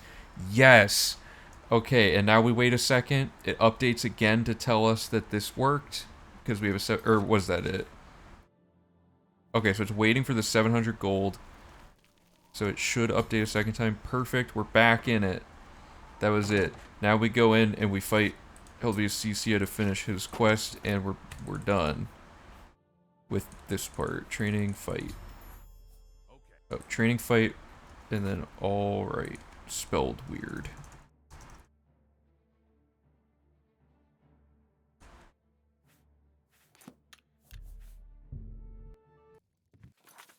Double check the dialogue.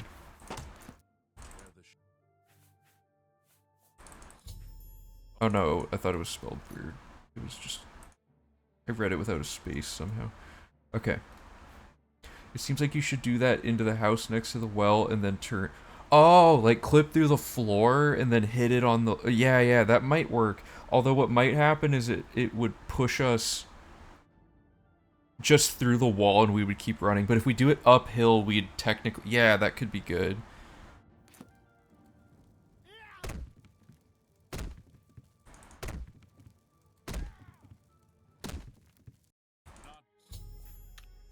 Okay, so that completes hand-to-hand training. We re-equip Apotheosis.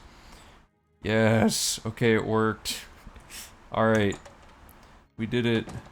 Now we're gonna finish up the quest line with Era of Extrication and a few other ones. Okay. Did I have a yield instruction? Hold up.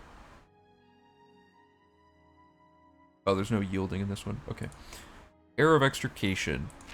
Fast travel to the Imperial City waterfront.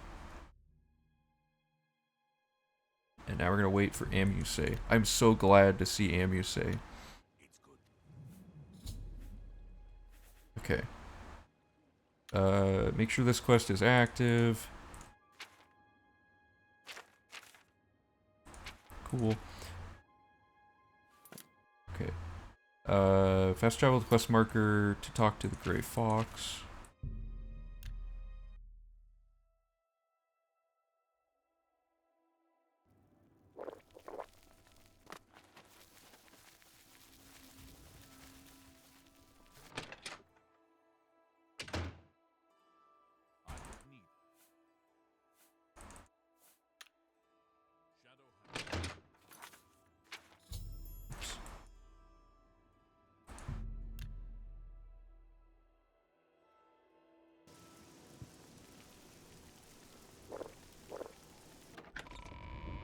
Okay, so we're I should be narrating now, because now we're on to new stuff.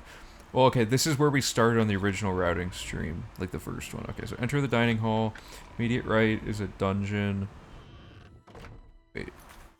No, that's not barracks, it's a dungeon. Dungeon door to your immediate right. Okay. Read the importance of where.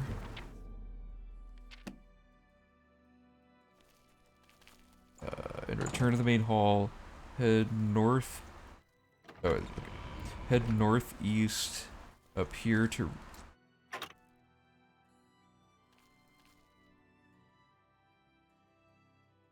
Interesting. Do I care if they catch me? Probably not.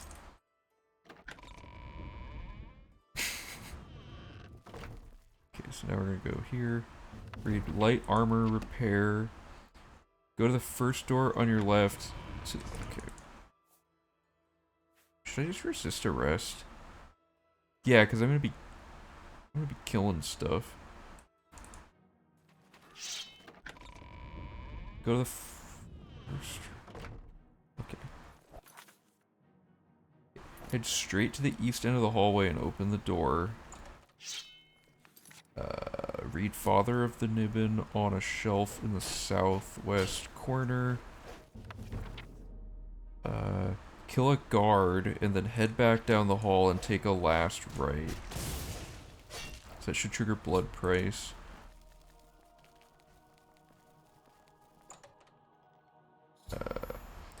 Activate immovable pillar, double tap it to instantly lower it. Do they follow me into here? Wow, they just straight up don't follow me in. That's good. Okay, I'm gonna make a note of that.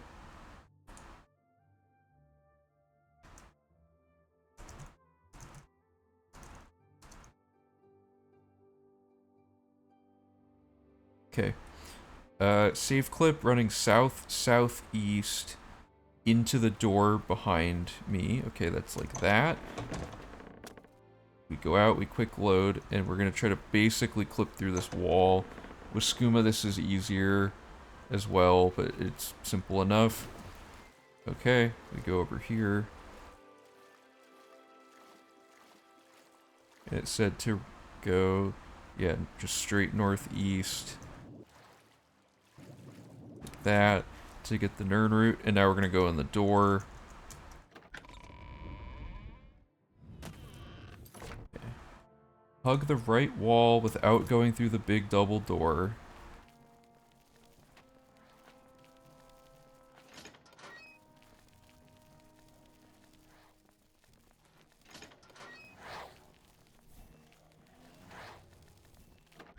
Okay. Outside in the tower. Oh wait, one more floor, whoops.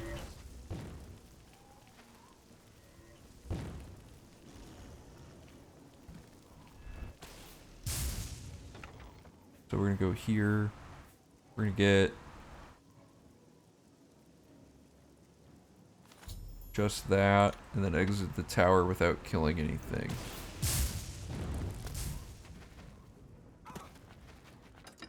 That de-aggro's all of that.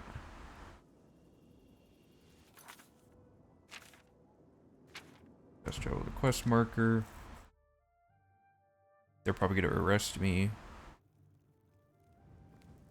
No? Okay. Cool.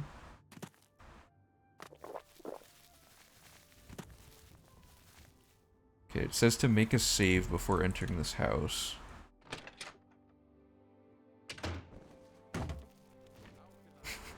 Okay, we're gonna talk to him.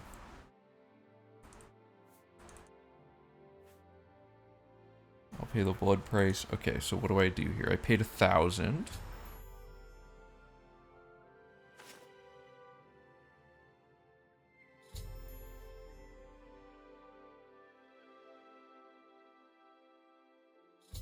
God, this is taking so long to update.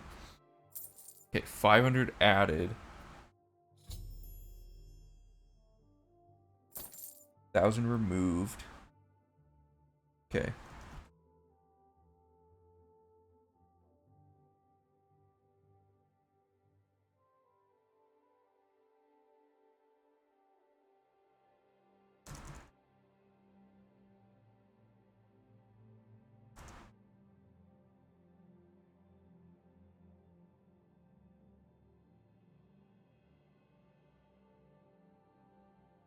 Okay, and now it says exit the house and wait outside for independent thievery to update twice. If this doesn't happen after a few minutes, reload and try again until it works. Yeah, so there's some weird things that can happen here for some reason. And sometimes it takes quite a while to update.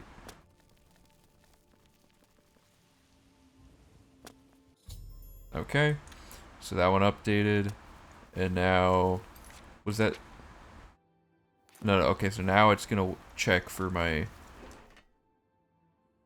there we go, okay, good.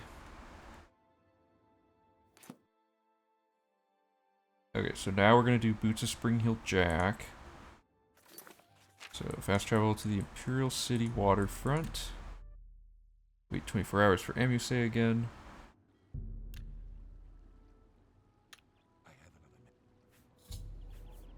Okay.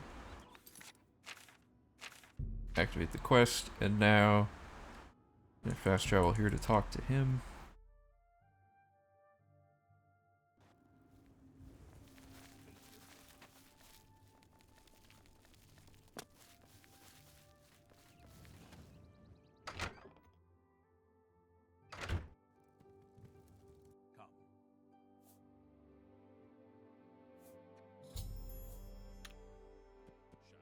Okay, so now we're gonna go to the Talos Plaza district.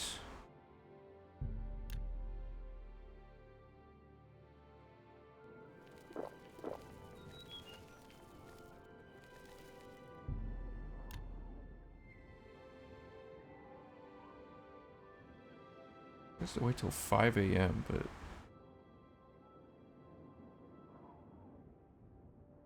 I guess that's when they're guaranteed to be here.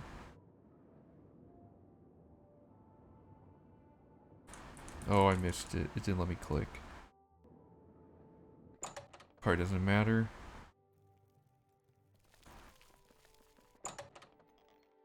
Jackman and Jamelis. Take the Boots of Spring Hill Jack.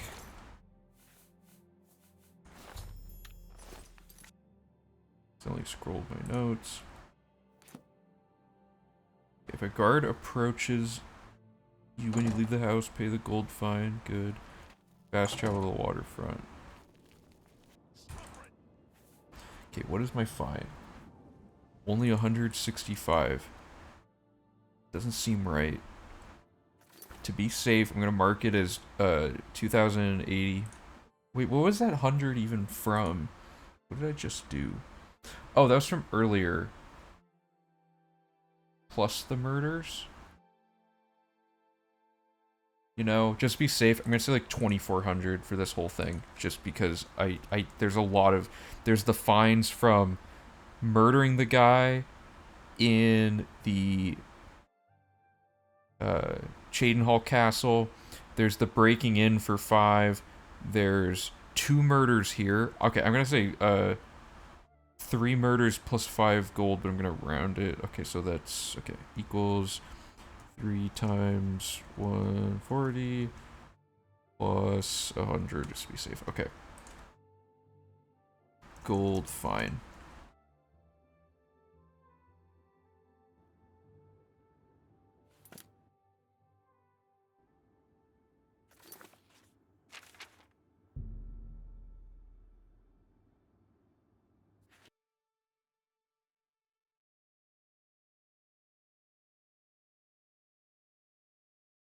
It says we have to pay the fine to Armand, but I'm gonna see if you can pay it to the Grey Fox. I know things can go horribly wrong when you pay the fine to the Grey Fox in a few cases. This might be the one that was like unfixable.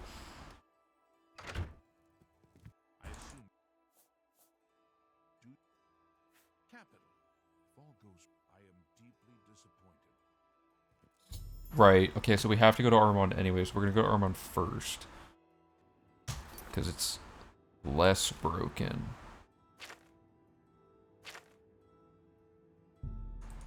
I'll do dock mode in a bit.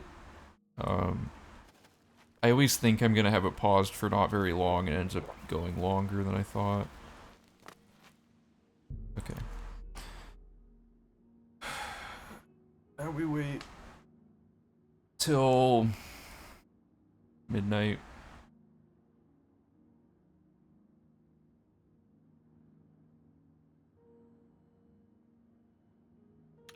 Okay.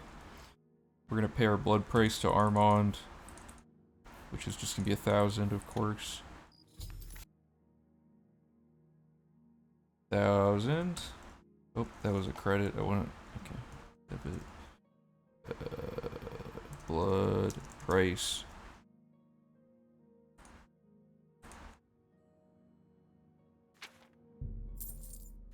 Now we're gonna go to Chadenhall and turn in the quest.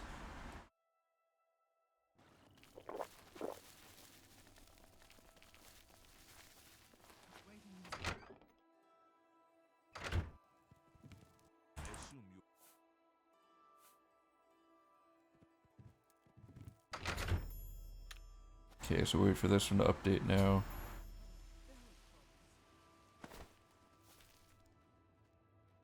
Oh no, we don't even have to wait for this one to update. We can just sequence break this whole thing. I forgot that's the new thing. Oh, that can go in the update log. Oh no, I already have that. Okay. Burnout. Alright, so we're gonna go fast travel to the Arboretum. Head northwest into the water to get the Nern route. Okay, hopefully this doesn't kill me. Got that Nern route. Oh, stuck on the wall. And now we're gonna go here. In the first zone, save click through the southeast corner to your immediate right. Okay, and then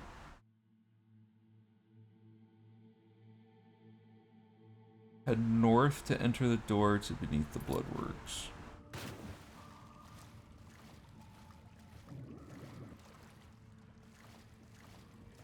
Kind of more like north-northwest.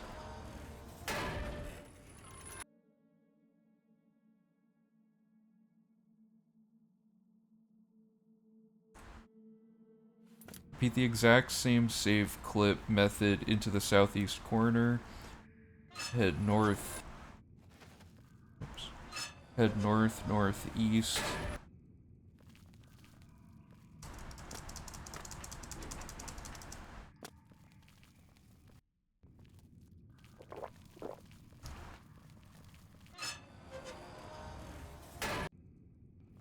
There we go.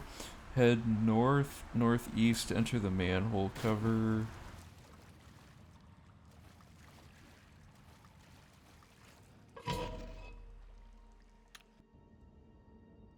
This starts this quest out of order, but it's in order because we're doing it 100%, so we're trying to make sure we act. We could do this at any point, technically. Okay, wait, hold up. Head across the bridge, down the stairs to the northwest tunnel, and linearly to the next zone. Okay, so this one's just...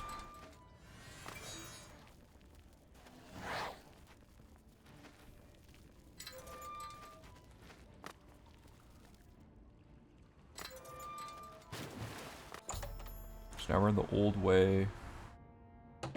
Take the first left and then head straight to the next zone. Head west through the broken wall. Well, that went wrong. West through the broken wall and then linearly to the next zone.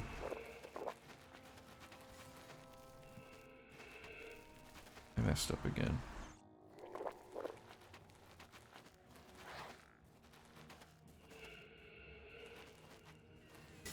Or no, I didn't. Yeah, it was the, whoops. Okay. Hug the left wall until you get past a clearing of 8 pillars.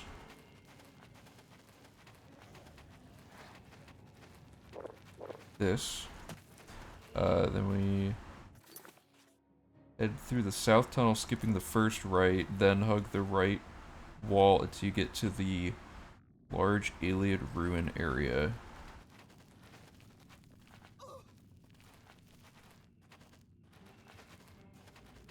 Okay, boost jump up the stairs, hit the button on the southeast. Then go back down and go through here.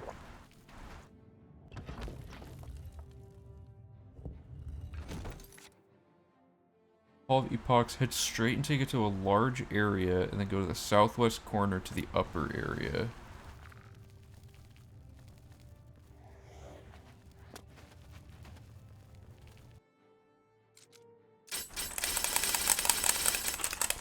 How did I clip by entering the door?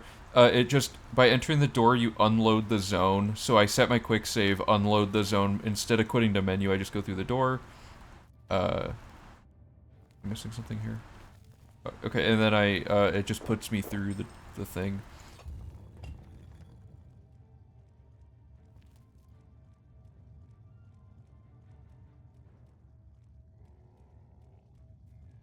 Oh, okay, I got lost in my notes. Okay. In the next zone... Oh, it isn't the next zone. Hug the left wall until you've gone through 2 gates.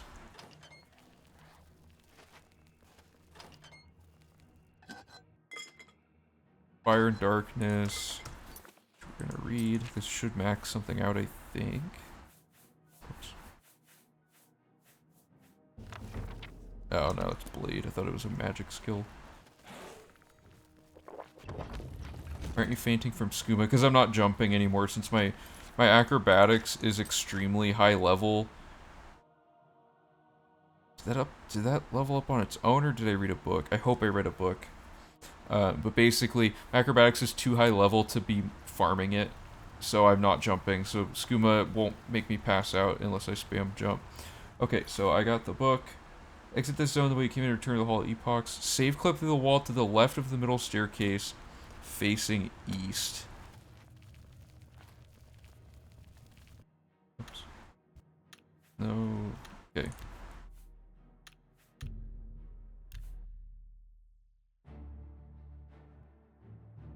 When you load in, you will need to jump and open the door you're moving towards.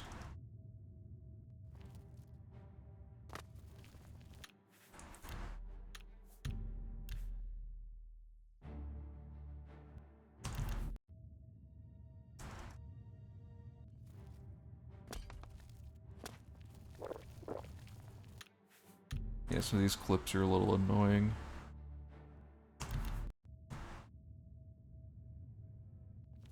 There we go. Oh, I missed it. At least I know the setup is good, though.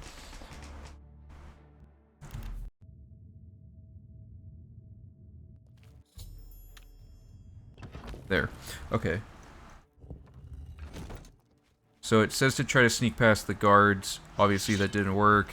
So the next step is to kill them all.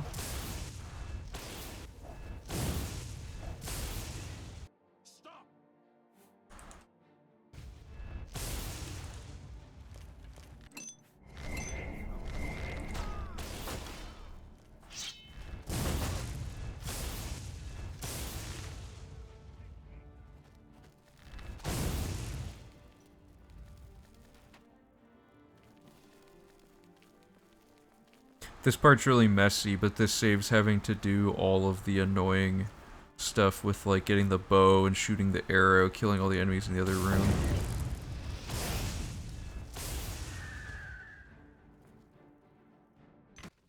Okay. Got a little crazy back there. Okay, so let me scroll my notes.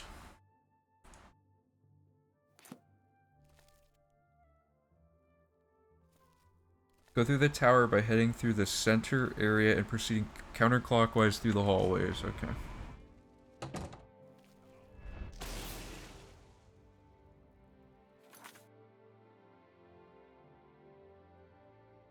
Go to the... Wait. Kill the guard in the first... In the next area. Oh, okay, hold up. How do I word this?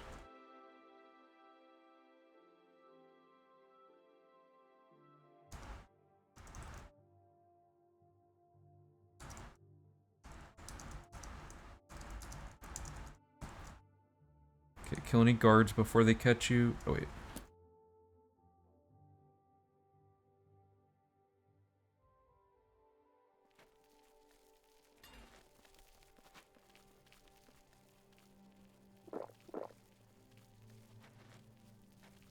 Halfway...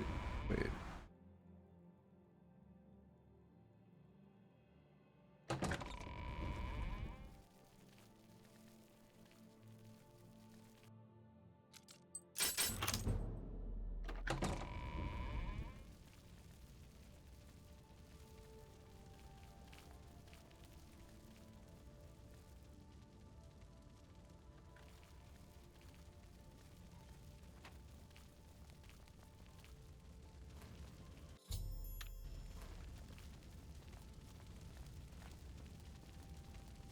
Pick up the Elder Scroll.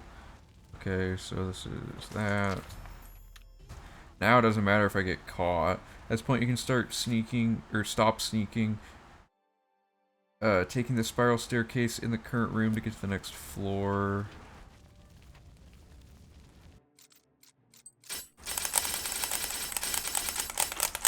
Continue up the tower until you reach the Imperial Battle Mage's chambers.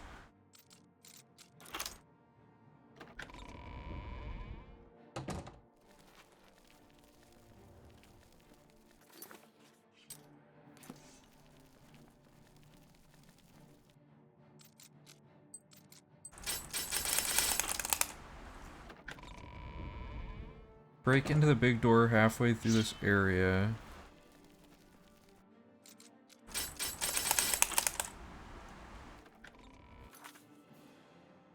Follow quest marker to find the fireplace.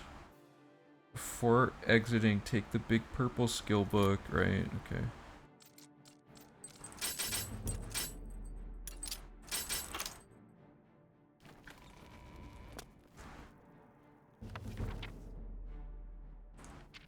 No, I don't need to take it. Read the big purple skill book.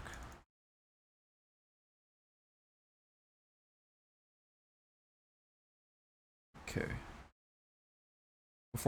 Okay, this is the cool thing we found before.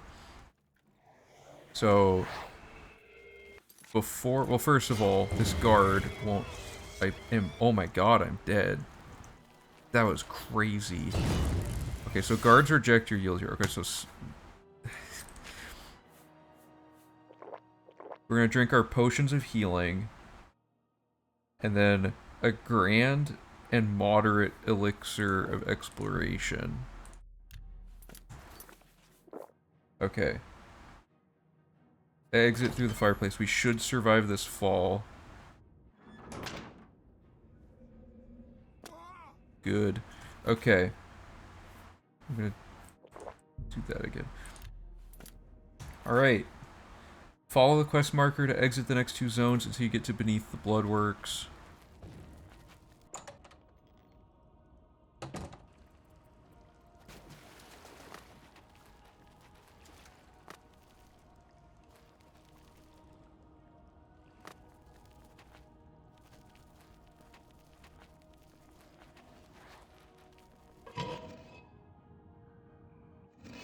Boost jump off the manhole cover.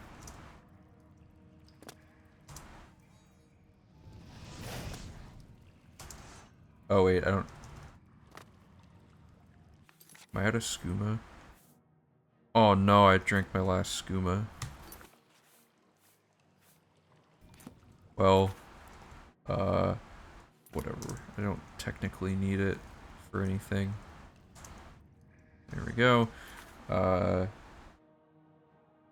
Land on the outside of the ceiling and jump towards the quest marker to open the next door. Follow quest marker to the basement of the best defense.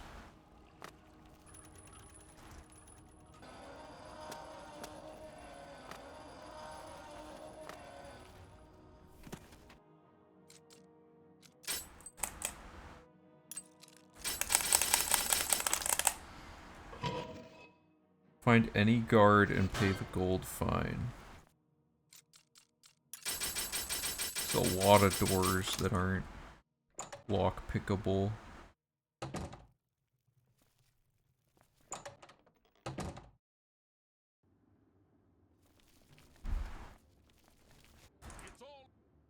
My bounty's only 500? I killed like 20 guards.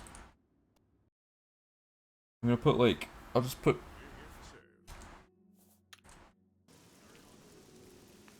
like, should I just put 1040 or something? I don't know. It's odd.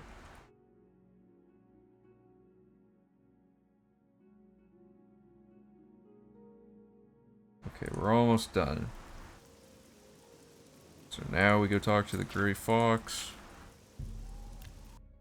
who never gave us this quest, mind you, because we sequence broke it.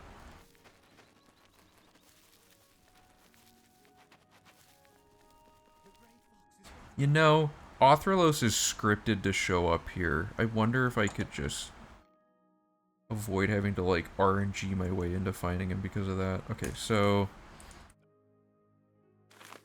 did that. Fast travel to Castle Anvil. Wait outside 24 hours 3 times, because otherwise the game will crash.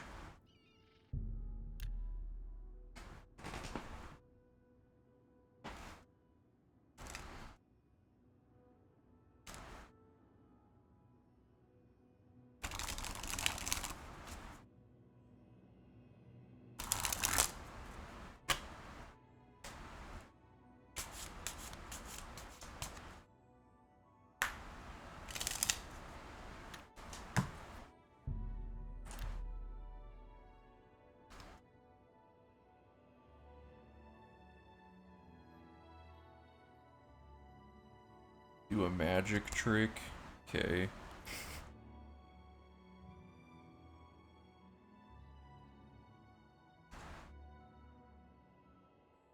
Name any card that isn't this card, or a joker.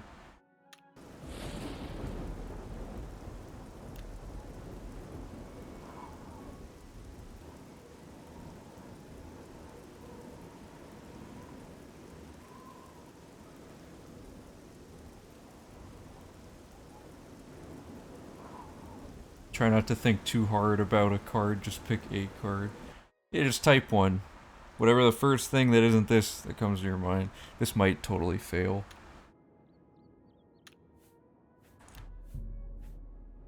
It was close. I had Queen of Hearts, but whatever. I failed. Most people pick Queen of Hearts. Told you it might not work. The trick's just like a total guess.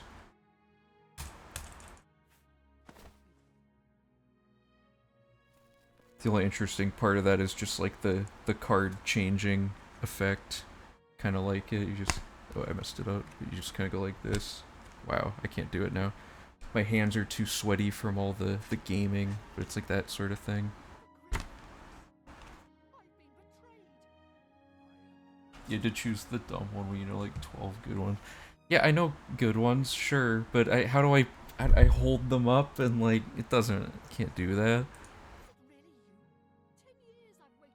Ace of Diamonds. Okay. I'll get this data for next time someone asks for a trick.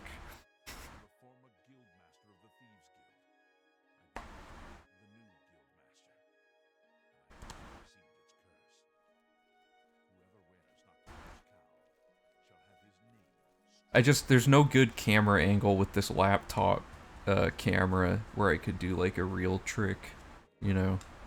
Because I have to like hold everything up to it.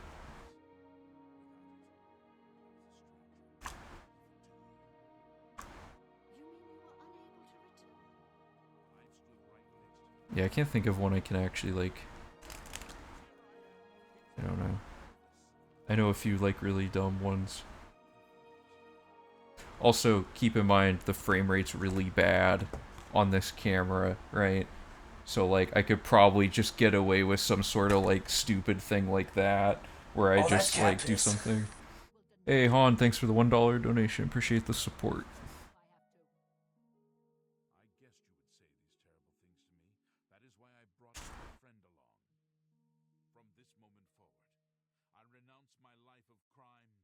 Okay, I'll try. I bet this one...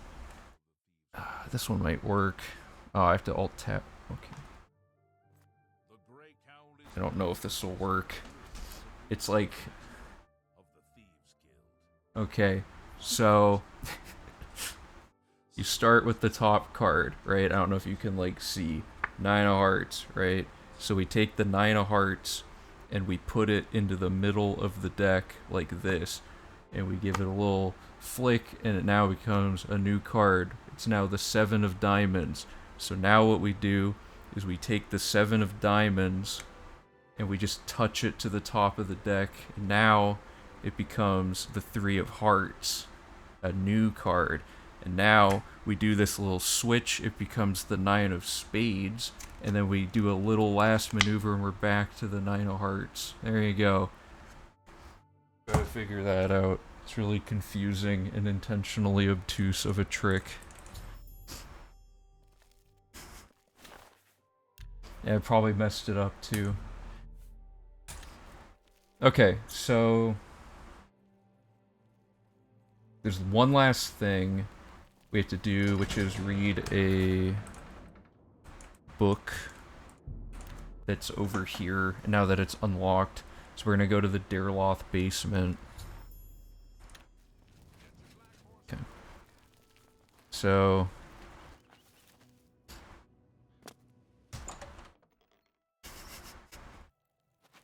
Okay, so to get this book, you go to the top floor of the Garden of Darloth.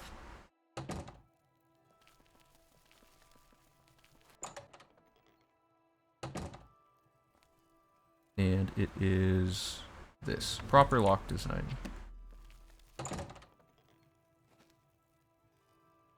Are you trying to figure out, like, the clap emote or something?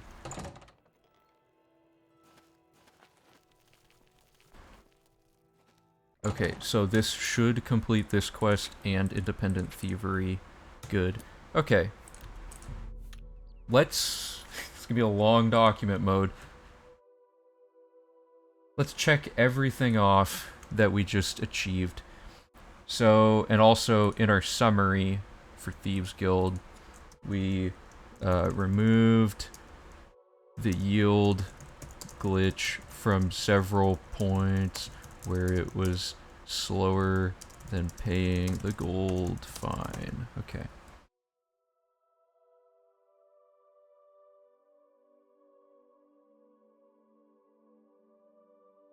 Oh, it's so nice seeing the Thieves Guild all checked off. None of the extra notes on it. Add a few points during this part of the run. Okay, so... Nothing was checked off here. Okay, so... Step 1...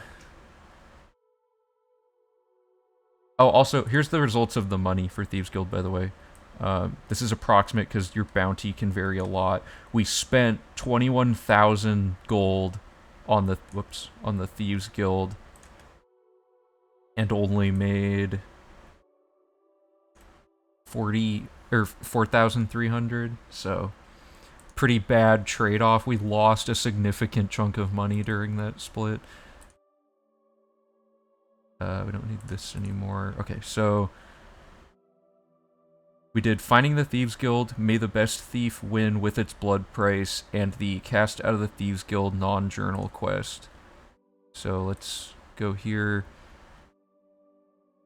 Finding the Thieves Guild, May the Best Thief Win with Blood Price, and... What was the last one? I already forgot. Oh, Cast Out of the Thieves Guild. Okay. Then... we did... Okay, so now we did... Independent Thievery is not checked off yet, but we started it. Okay, we invested in Ongar, the World Weary.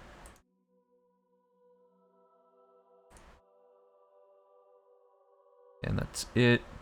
Untaxing the Poor. We got a nerd, I guess. We just did Untaxing the Poor. That's it. As always, I mentioned this the first time I do the checklist. If you click the Oblivion 100% is back corn panel below the stream, clicking on it brings you to this document. You can watch me editing it in real time and kind of poke around and look at whatever you want instead of whatever page I'm checking off. Okay, so that's Untaxing the Poor. The Elven Maiden with its blood price, and that's it. Okay. We read Skillbook Thief.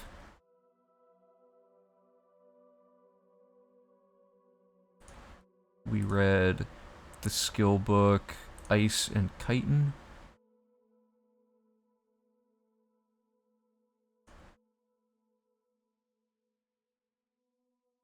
We read Warrior.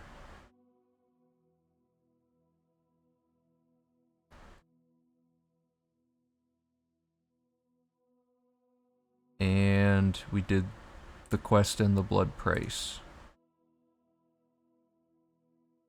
Then we did Sanguine and invested in Engorm.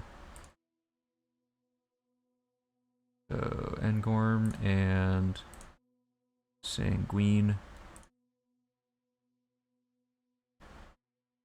Then we did Misdirection with the Blood Price, and that's it on that one. Oops. We did Lost Histories with the Blood Price. We did Taking Care of Lex with the Blood Price, and we read.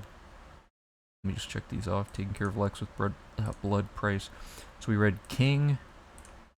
We read The Red Kitchen Reader.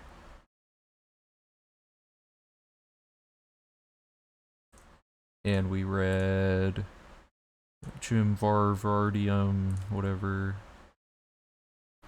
Okay. And then we invested in Orin.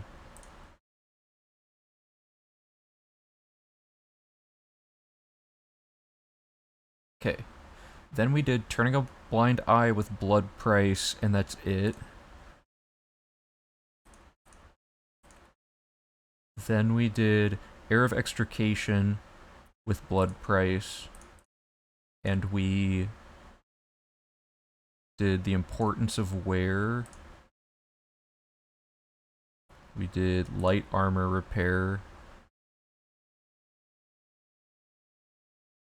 Light Armor Repair isn't under... Oh, it'd be under Armor, wouldn't it? Light Armor Repair. Father of the Nibbin. Got a Nirnroot. Okay. Then we did Boots of Spring-Heeled Jack with a Blood Price. And Fire and Dark. Okay, so first of all, we did the Ultimate Heist. We did Fire and Darkness Skill Book. We did 2090 Second Seed V5. We did Proper Lock Design. And completed Independent Thievery in the process. Okay. And that's it. So let me double check my progress against my save file and make sure everything's tracked and executed properly.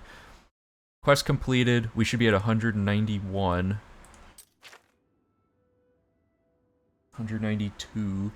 Did I forget something? Oh, hand-to-hand training. Hold up. Where was that?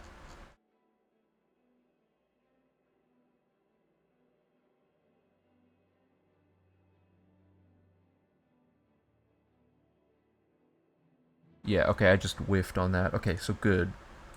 That wasn't wrong. Okay, we should have... Mastered skills doesn't matter for now. We already know those ones are correct. 90 stores invested in. Good. Artifacts is... I guess we can check it just to make sure we got the Sanguine one. We did. Skillbook's red, 95. Good. We already checked places found. 198 or 186 fame, is that what it said? Yeah, 186. And those other ones aren't tracked in the thing. Okay. Yes, we're all caught up. Everything worked. Thieves Guild is officially fixed. Oh, I see a lot of document mode out there. Okay, so this is good. Let's do a quick little summary so far. So, according to the calculations, we should have about 500... Oh, I'm so sorry. Oh, no, okay, I thought I wasn't in document mode. I was in document mode. Whew. Okay. Hey, Madden, how's it going? So, gold is 530,000 here and 515,000 in the tracker because the tracker is overkilling it and overestimating to be safe, and then we're going to add like 100,000 gold buffer at the end or something. So we have plenty of gold to spare towards the end of this run. Oh, is the stream lagging? Sorry about that. Okay, so let's look at what we have left. There's not much. We have this quest here, which is to end the whole thing. The Conjuration training dude is in one of these shrines, so we're gonna just kill him during their Daedric Shrine quest. And then Unexpected Voyage is done during the skill grind because it has too many. You have to sleep twice and it wastes training. So we're gonna do it after we've done all of our training. And then skills, we're gonna get a lot of those done very soon. Most of them are almost done. They're just a matter of a few books from being maxed out. Invested stores were milled during the Unexpected Voyage, and then I don't actually done. Okay, she's done during Mafala. What's with this dude?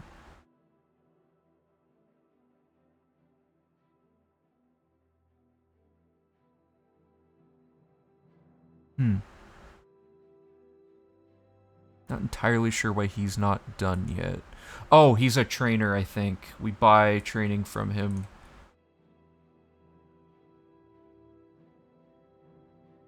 Oh, and we get her during Border Watch. Okay, I think those all work. Let me just verify this dude. Yeah, okay.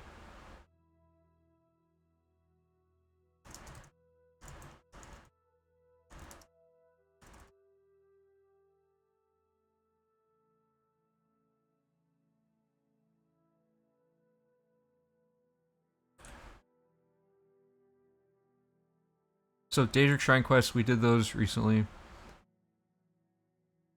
Oh, thanks, appreciate it. Yeah, I'm not sure. Sometimes my stream lags. It looks like I've dropped a few frames like recently, but I don't know if anyone else getting lagged too. It's hard to tell sometimes if it's on the stream end or on the viewer end sometimes. No lag. Okay, it might. I don't know. It might be on your end, Madden, but yeah, sometimes the stream lags out for me too. So okay, let's see. So yeah, we have a few stores left. Most of the books are random books, and then under other, we have all the gates. We're a few Nirnroot away. We're a lot closer than this actual number. These are just done at the end because they're really easy. And let's look at our fame. So you get fame for doing the Daedric Shrine quests. So we just have a few of those left to do, except for Namira. You don't get any for some reason.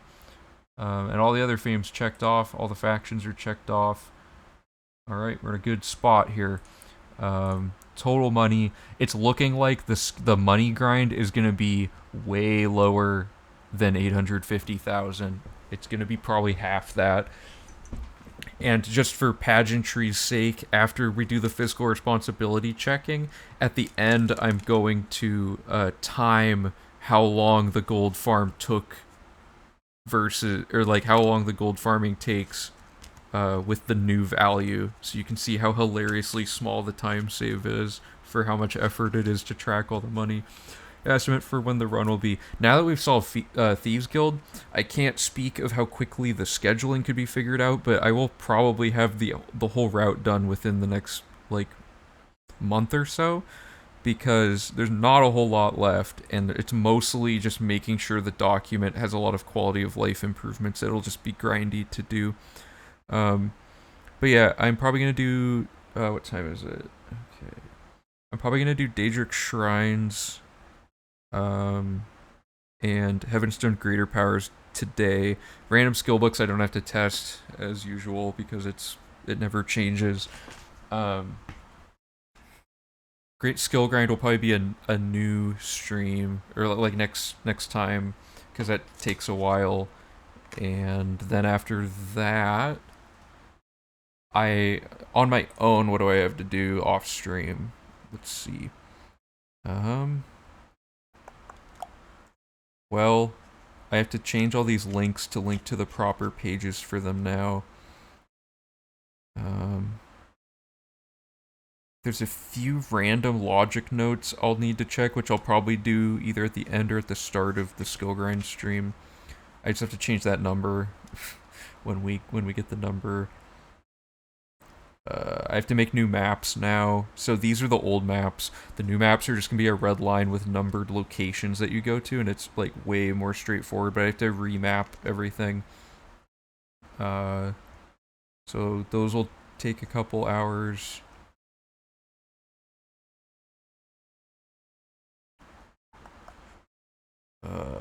Are there any other notes I'm missing?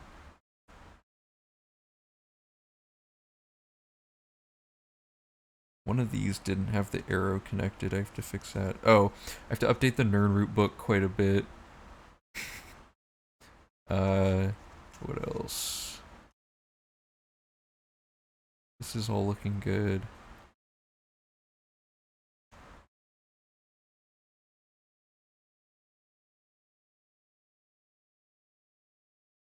Nothing wrong here.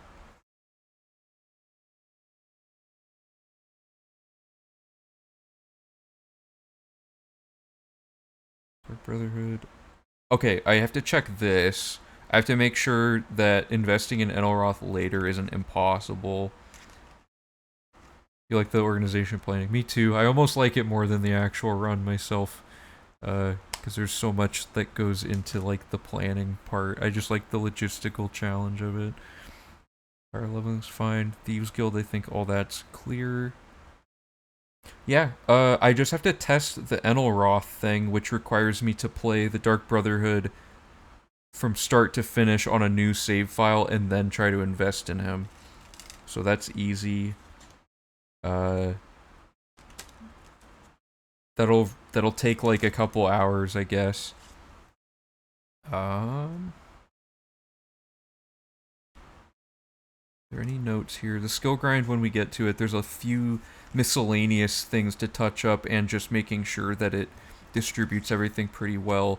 But yeah, that'll be like a whole stream just finishing that. Yeah, I don't think I'm very far away from the route itself being done. And between streams, because I usually take like I don't really usually stream 2 days in a row, you know. My voice usually hurts afterward and stuff, and I'm pretty tired. So, between stream, I'll be getting most of those checkboxes figured out, just because they're all like document prep stuff.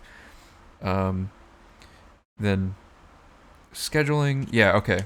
I'm kind of rambling, sorry, but yeah, probably a couple months total. People's availability is going to be more and more difficult though as time goes on. So that's the main thing. But because of how short this one is, the availability is now, are you available for a weekend, not are you available for 2 work days and a weekend like it used to be. So it shouldn't be too hard to find like a random weekend that people are available, and then I just gotta grind a ton of like making all the promo content, because I like to make like a series of YouTube videos that are relevant to the 100% leading up to the 100% to make it like to kind of get traffic into the YouTube channel that might not have heard of us, because YouTube's the easiest way to gain like exposure for the channel. Like Twitch tends to be like buried under millions of other streams and stuff, but like YouTube will go out of its way to like recommend your content to people. So I like to use YouTube leading up to the run for advertising and getting just, you know, since I'm not streaming the routing and stuff, I'll have a lot of time to work on YouTube videos for stuff. So all good stuff. Let me stop rambling and I'll get back to Daedric Shrines. So these are going to be pretty straightforward, and we did these not too long ago, since we're now, like, we took a lap and we're now back to where the routing originally began. So let me pivot back to the gameplay. Okay, cool, and we're going to do Azura. So Azura's Shrine is north of Chaden Hall. This time I'll not miss the run live. Nice. Looking forward to seeing you there, Ordained. Okay, so Shrine of Azura. We already have all the Daedric offerings because we got them all at various points throughout the run. Glow Dust was in one of the mage. Most of these things were like ingredients from the Mages Guild bookshelves and stuff, or the bookcases. Yeah, finding a way to skip these would be great. No idea how that would be achieved though, because that would save like 15 minutes off of this split, not having to wait for cutscenes.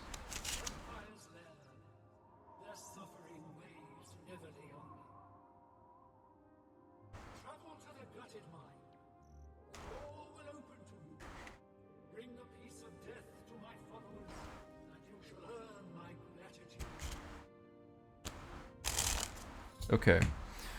So Azura's an easy quest. Oops, we go to Gutted Mine. And we just kill 5 people.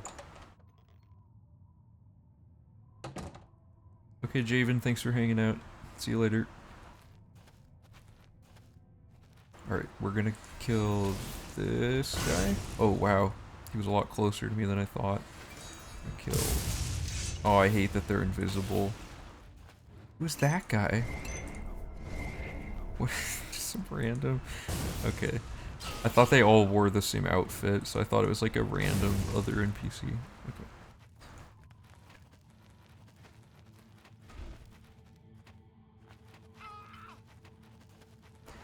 They aren't... Okay, I'm getting lost here. What's going on? Oh, right. This pull rope.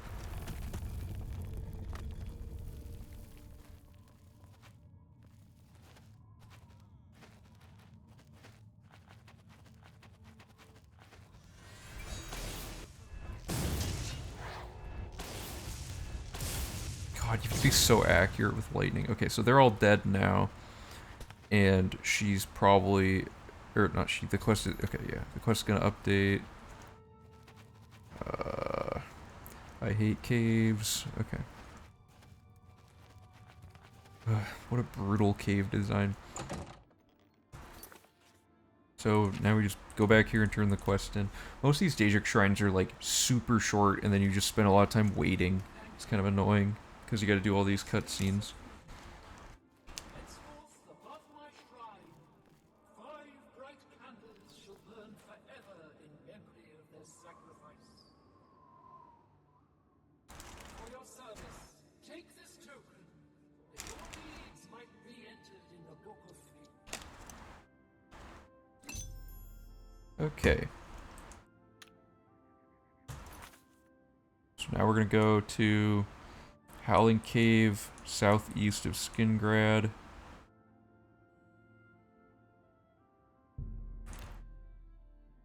And there's a mort flesh that's always on this zombie in this coffin.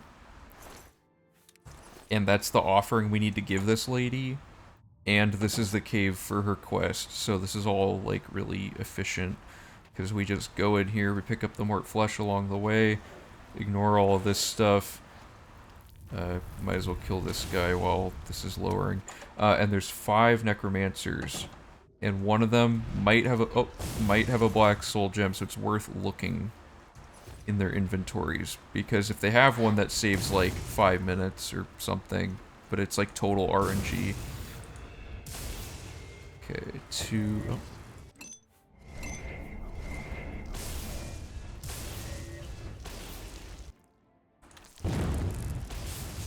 Please, please. Okay. She does not have a black soul gem. Do you have a black soul gem? No.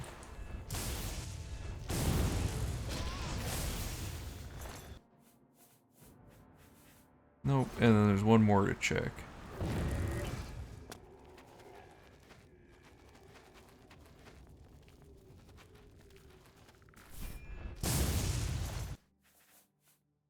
Okay. So now that they're all dead, there's no quest yet to even have an update, but basically the quest is gonna be done immediately after doing it. So now we just leave, do our quick save, quick load thing, which I should add back in. And we're gonna go to Meridia, which is west of Skingrad. Okay.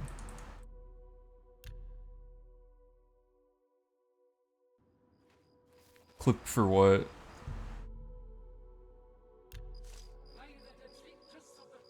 Oh, wait a minute. She also takes ectoplasm, which the ectoplasm, we dupe it for another quest, and we could just keep 1 extra of it and not even need mort flesh, and that simplifies the route logic. That'll just be V4. That's a small change, but it's just like annoying to like. Everything works, and I want to just keep it this way for this run. Oh, yeah, me being bad. Nah, don't clip that.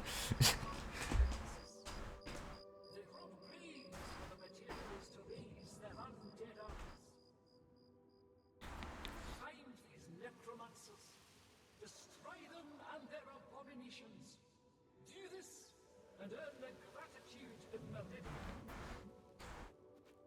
I definitely think I don't think any run will be okay. We gotta wait for this update. I don't think any run will take as long to set up as V2, because V2 went through 2 complete revisions basically. Like V2 is secretly version 2.6-ish, because I just kept making revisions and making big updates to it. And I had to make the entire Nirnroot book with the other Ben. I had to make like the whole map, like because the map was wrong. I had to make a ton of stuff, but now that it's all ready, V3 kind of rides the coattails of V2's document prep. There was some serious document prep in the last one. Okay, so that was Meridia. So now we're going to do Nocturnal.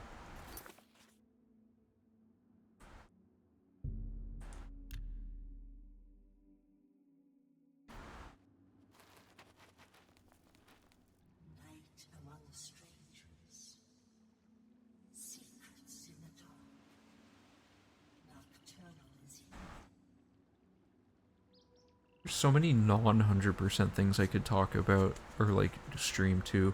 Like the Mages Guild and the main quest, I found sequence breaks that I got all the way to the last stage of like the last quest that mattered for each one, and then it broke, and then I couldn't, because I was trying to overhaul those speedrun routes like entirely.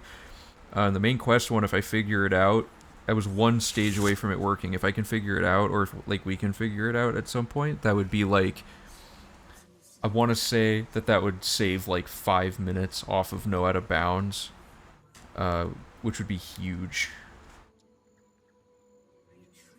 Oh, and 5 minutes off of No Dragonfire Skip.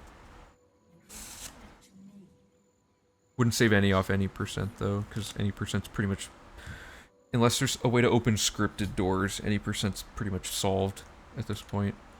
Okay, so activated the shrine, so now we're gonna go to Tidewater Cave.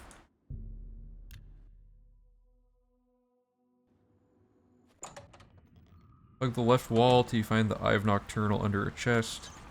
So we're gonna do that.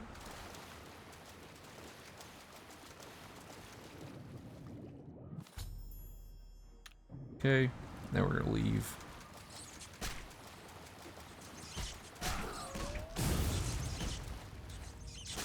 Oh my god, I'm stuck under invisible rats. Oh, I can't even kill them because I'm in water. Okay, or because they're in water.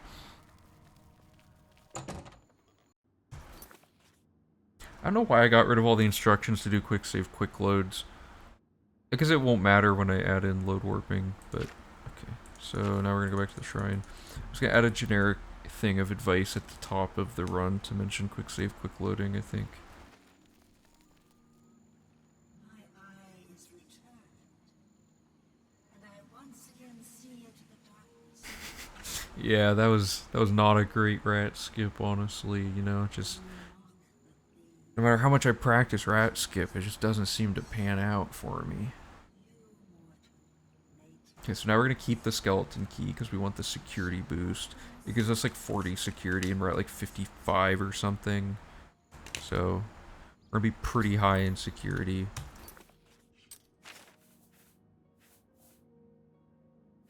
$84.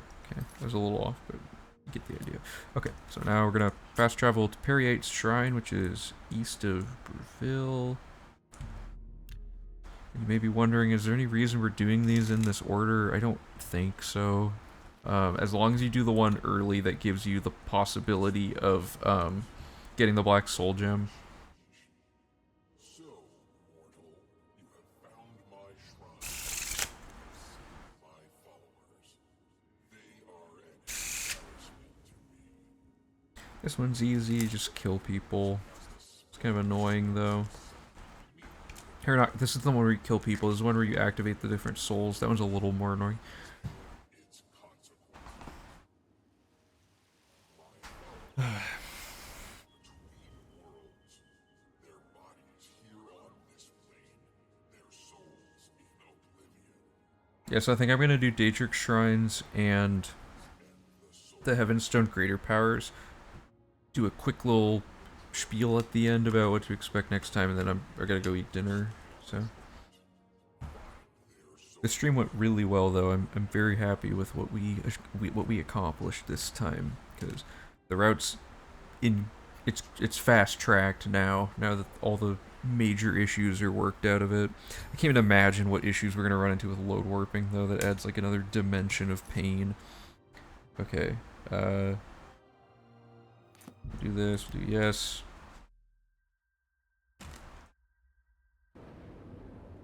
Directly south across the lava.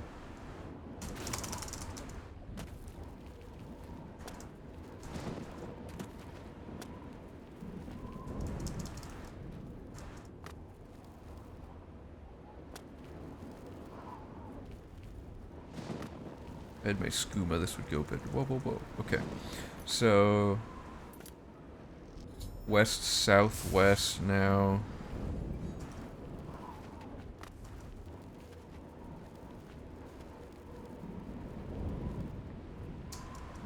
Where do I jump across? I think it's right here.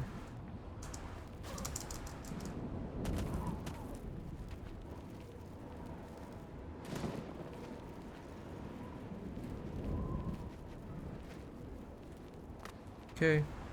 Pick up this one. I'm gonna drink potions because I'm gonna die if I don't. Okay. We're gonna head north, northwest. Oh, please let me jump. What is happening? There we go.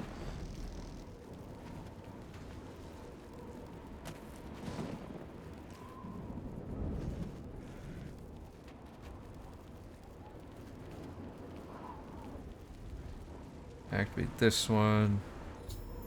And now we're gonna head east, northeast across this.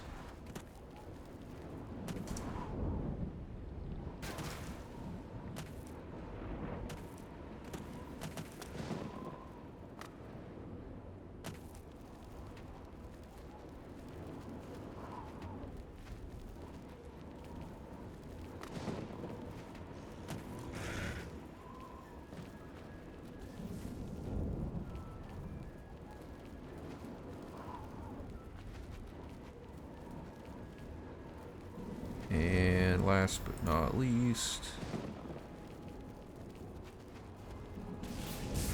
this one's honestly just more efficient to go this way because the lava is so easy to die in.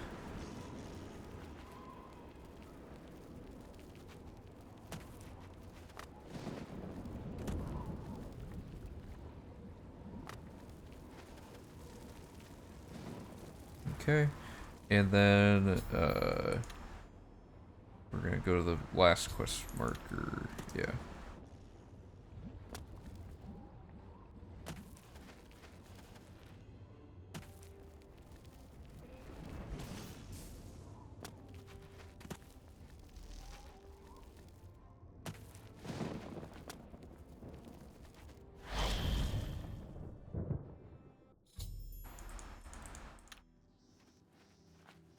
There we go.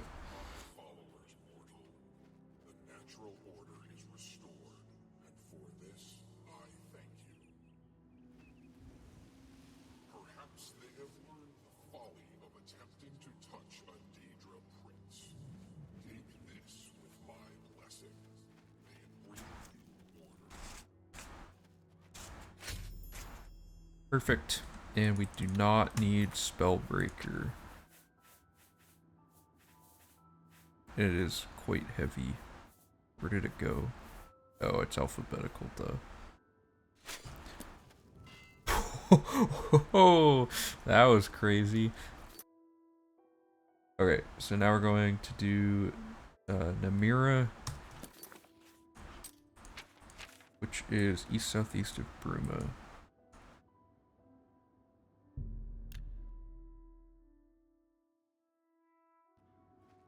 So this one, we have to be unlikable. Our personality has to be drained. So much so that even the skooma apparently isn't good enough. So we have cheap wine from earlier, so we're just gonna drink 4 of that. And then we're unlikable temporarily. Then we're gonna wait for the cutscene.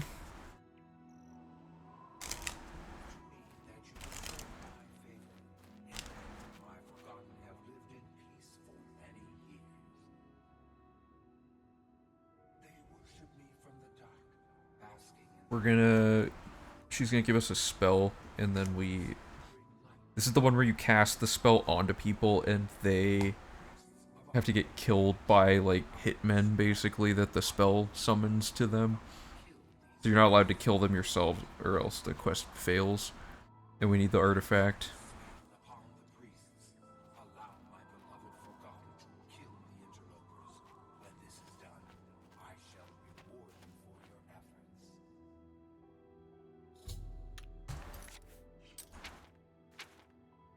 Okay, so we're gonna go to Anga. Onga? I don't know. Might not want to go with the Shyamalan definition. Or, enunciation. Okay, where's... There. Namira's Shroud.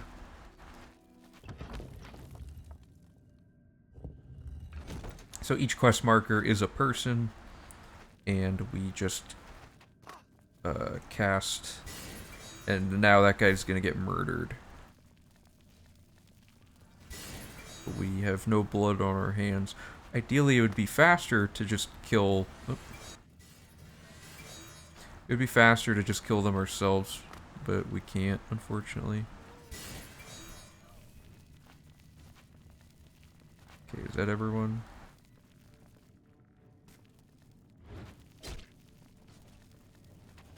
I think I missed one. Yeah, this guy seems like he's still alive. But where?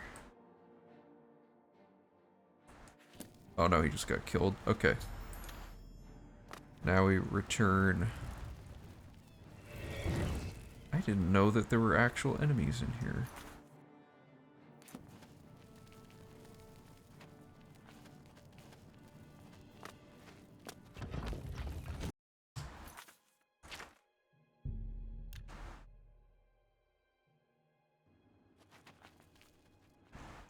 You have cleansed my followers' perfect darkness. The Forgotten are free to wallow in their misery. Take my ring. Let it bring pain to others who would wish it upon you. Not What does the Ring of Namira even do?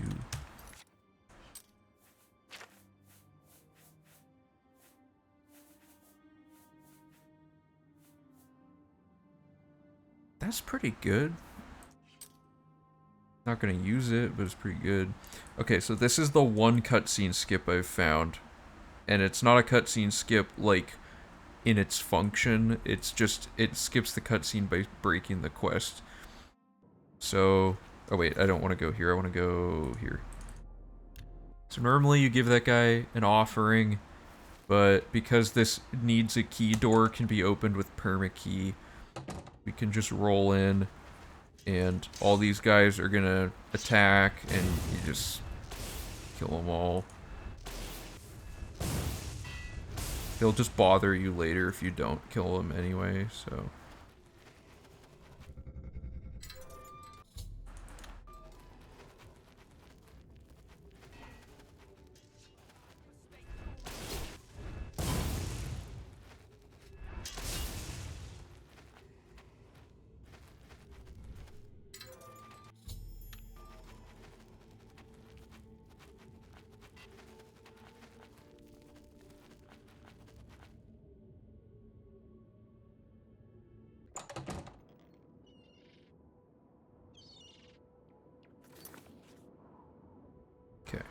So now that we've started the quest in the middle of the quest, we don't have to give him, I think it was troll fat or something. We don't have to give him that now. And we don't have to do the first cutscene. We just get the last one. And it's relatively short, so it's all nice. Next one is Shegorath. now you get a present. Keep up the good work, and be nice to my little brothers. Okay. So I'm gonna make a hard save.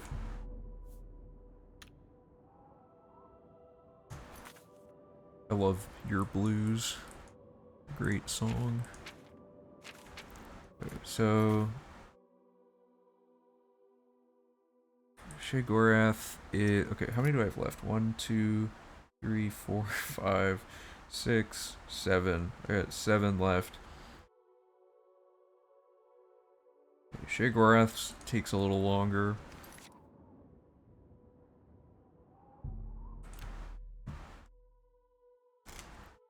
Yeah, sorry about that, man. I think it's just the something like could be Twitch servers as well. Like certain regions might not be able to access the server really efficiently or something.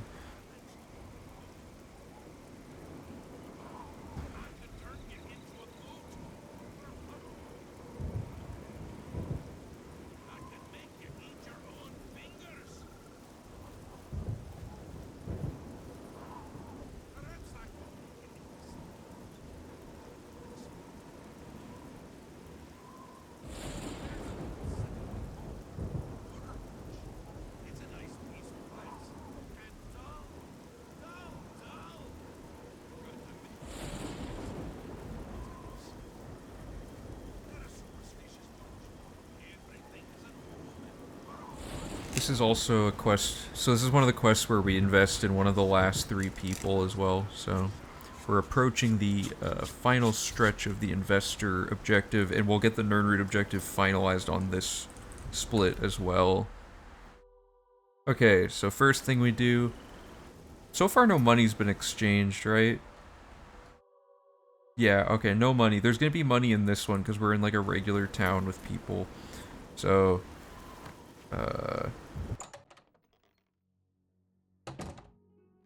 gonna talk to Rabasa first. And we're gonna bribe him. This is gonna cost considerable money. So it has to be 65 plus, 106 each one. 2, well, let's just say 2. So 212 gold to bribe him.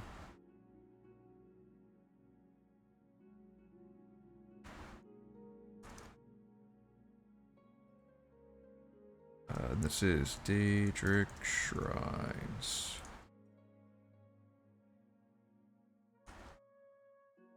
Okay, so now we can ask him about the Kashara prophecy. He'll tell us all about it.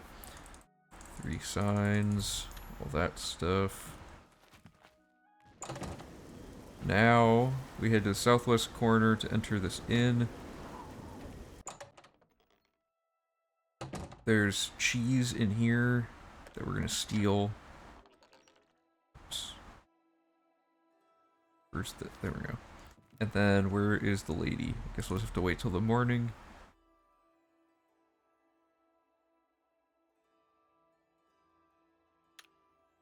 Okay, there she is. There's one of the last Nernroot. Here's 500 gold of investing.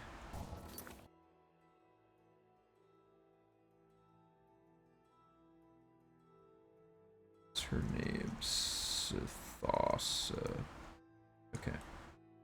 1S. There have been under 200 financial transactions this entire run. That's wild to me. I thought it'd be a lot more complicated than it ended up being. Okay, so we're gonna head north-northeast. We're gonna put the cheese in the cooking pot. Then we're gonna head south-southeast, and we're gonna kill these 5 sheep.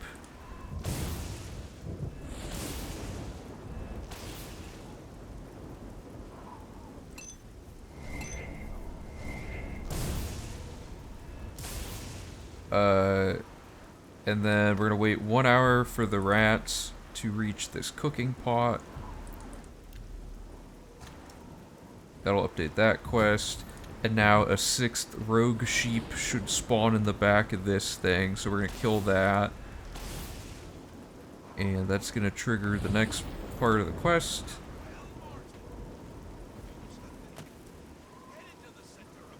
Now we wait.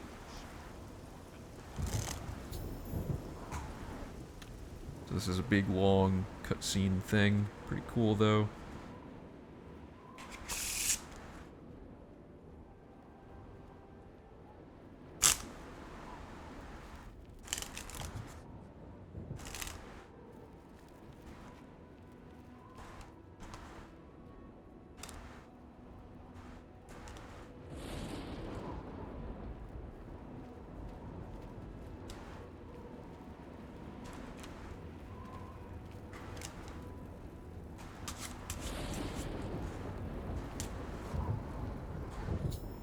Okay, so now we've done that, and we have to go back and watch another cutscene.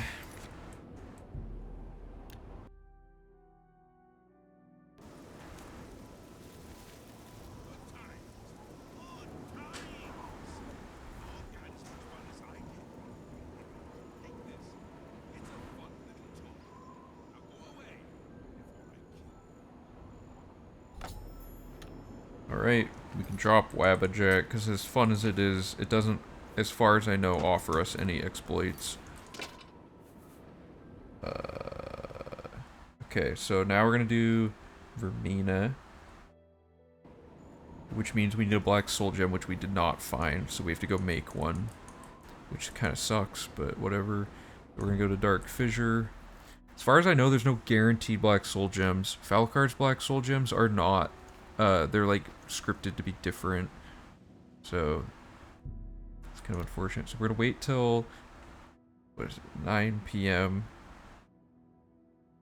Technically it works all day, but at 9 p.m. it's the most visually obvious whether or not the thing is here. And then we wait 24 hours at a time until the purple light is on the altar.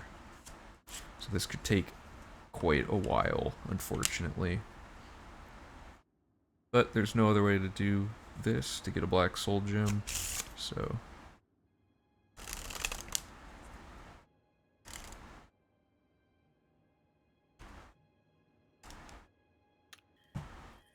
Oh, good. It was the first one. Wow. Okay.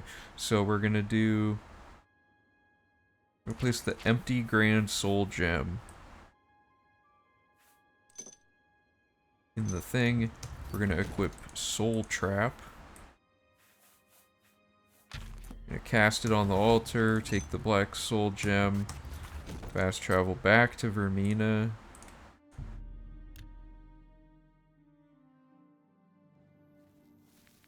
Activate the quest. Again, mortal. For we have met before. Know it or not. When you mutter in the swamp, you speak to me. When you wake, wet with sweat. Just left my house. I dwell in your dreams. I savor your nightmares. Hey, look, man, how's it going?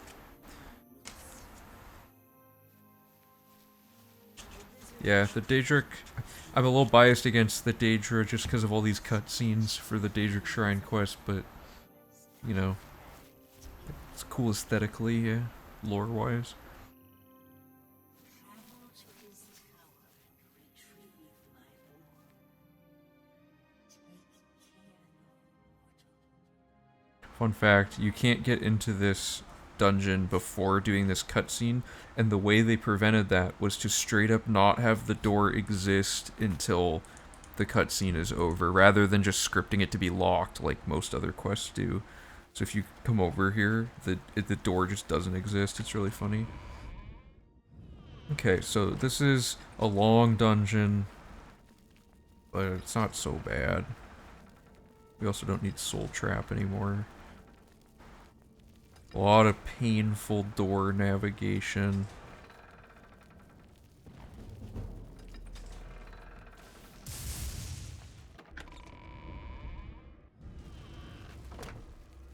Okay, so this one.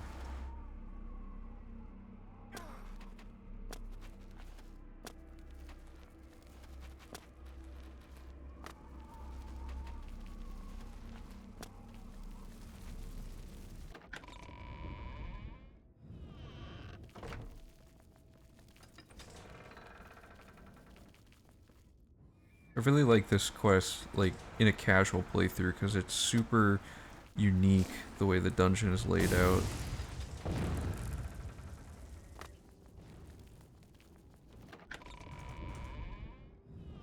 Okay, this zone is confusing.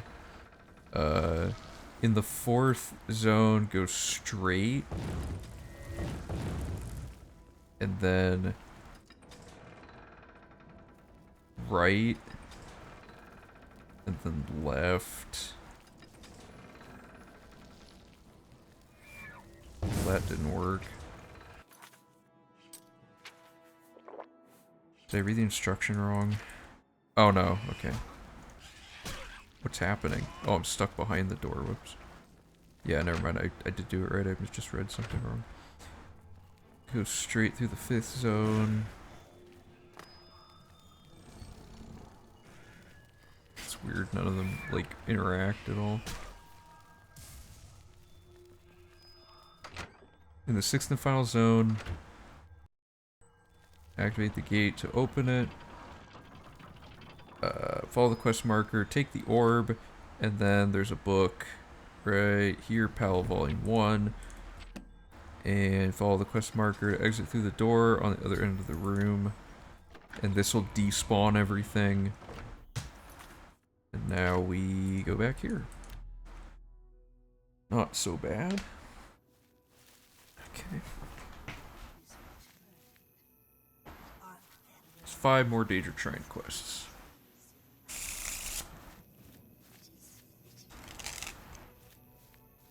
You have promised, mortal. It is fitting as well that you should bear my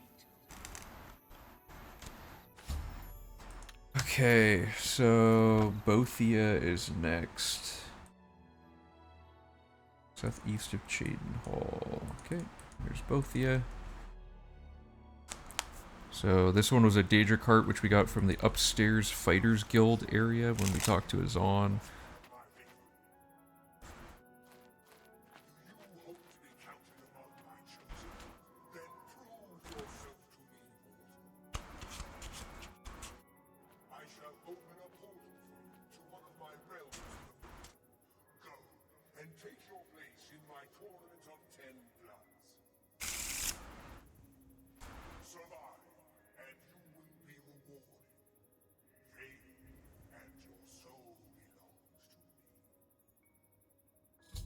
Okay, so for Bothia, there's this portal, and you just run around and kill stuff. Pretty easy.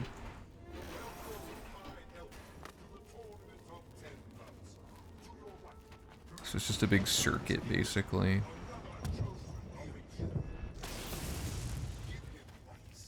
Oh, take the... Yeah, the first guy always has a... I looked away for like 1 second, I have no idea where I'm... Okay. So, free Daedric Cuirass from this guy. Hit 39 strong potions. I wonder if he had the Augment Infinium on him. It did.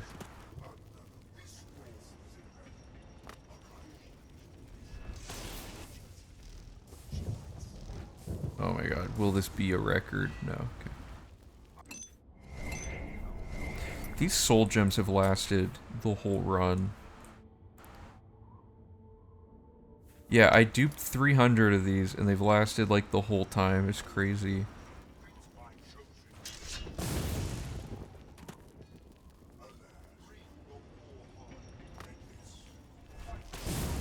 Whoa. First human to not die in one hit. Yeah, any luck with Augment? Is it fake? It's looking to be fake, but just to be sure, I bought a physical copy to eventually do a stream to test actually recreating the setup. I need to find a physical of Shivering Isles because I got to do it on 360, but I'm gonna actually like legit test it. I might do it with like a group, or I might just set up the Xbox here in my smaller stream setup. Not sure yet.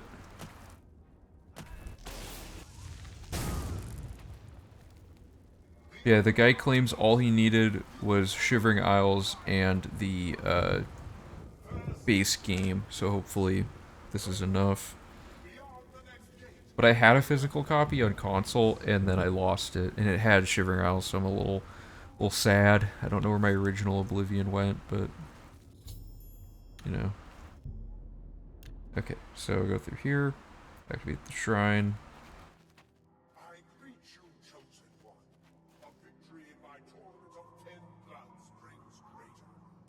The worst part is, even if the setup does work on console, that doesn't help us at all, because we can't... I mean, we could just start running it on console, I guess, but I don't know how efficient that would be. There's probably a lot of other issues on console that aren't on the PC version, but I could be wrong. Okay, so we don't need that. Drop a bunch of random garbage. Okay. So next is Hirsine, which is a really easy one. It's just kill unicorn. So let's travel to Hirsine's shrine. And you can kill the unicorn in advance and then talk to Hirsine. But either way, you have to watch both cutscenes, so I figure it's better to just get the quest marker added first in this case.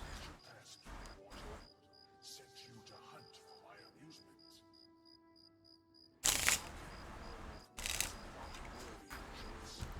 First, the unicorn is wild.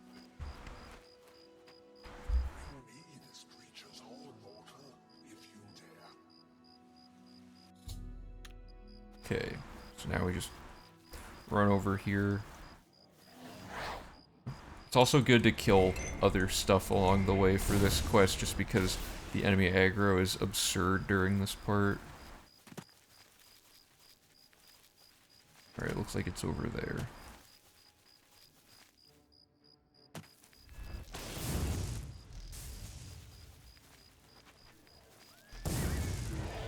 It was fighting a bear, wow.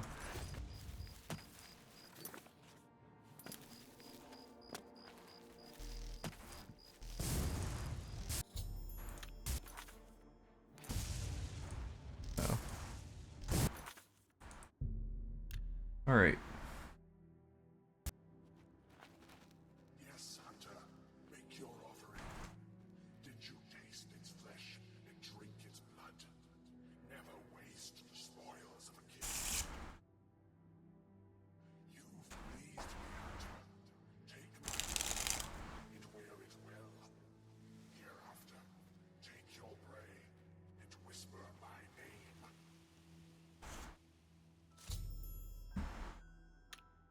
Okay, so that's your scene. Paula, Monologue, and then, okay. 3 more. So Mafala is northeast of the Imperial City. Between midnight and 6 a.m. Okay. Gotta wait till midnight now.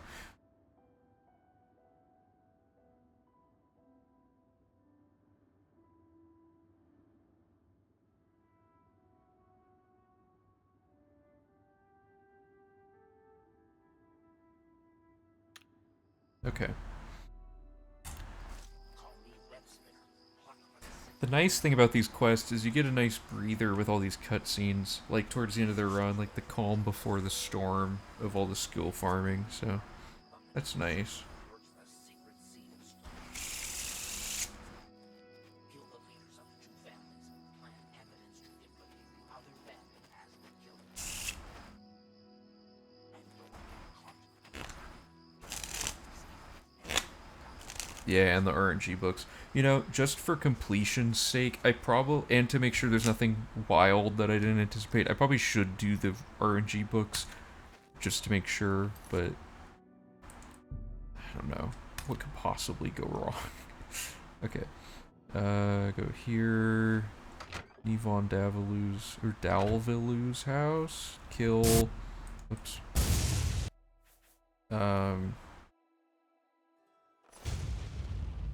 Ceremonial dagger. Go here.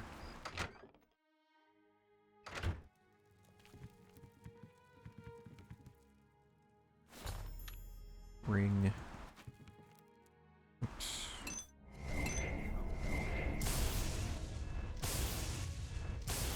What's happening? Okay. Put the dagger on him.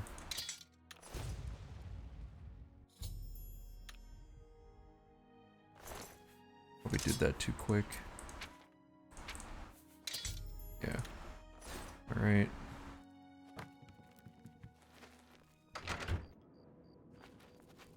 Then go back here.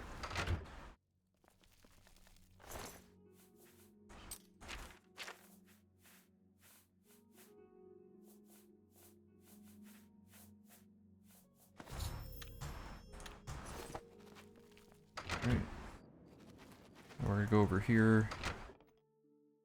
What are you doing in this quest? You're trying to... The Daedric god wants you to pit two families against each other.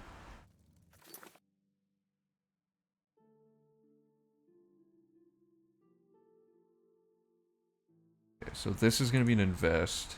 Yeah. So 500 in Kirsten.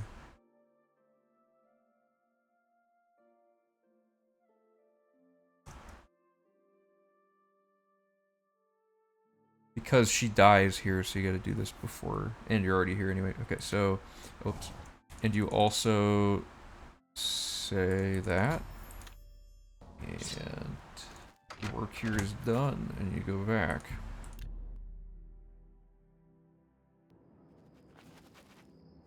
Okay.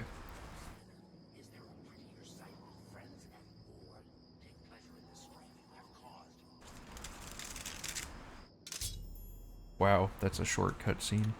Alright, we don't need the blade, because it weighs a bajillion pounds. Let's just do a hard save. Okay, so now we're gonna go to Molag Ball. This one's interesting.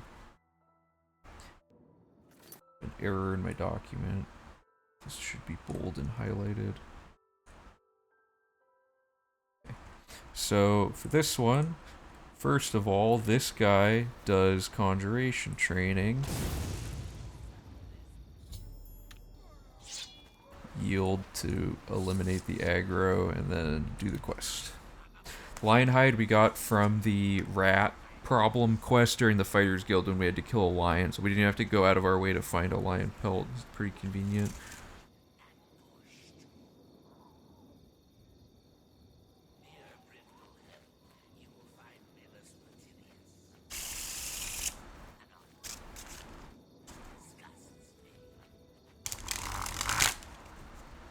Hopefully the card shuffling's not too loud. Some little ASMR.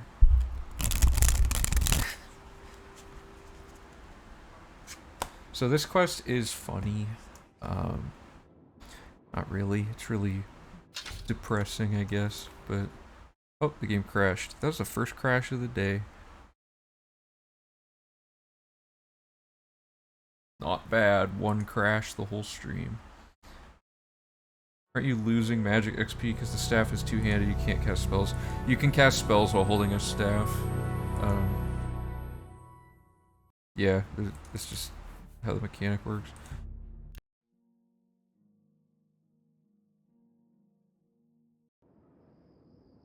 See. Oh, where did you come from? Okay.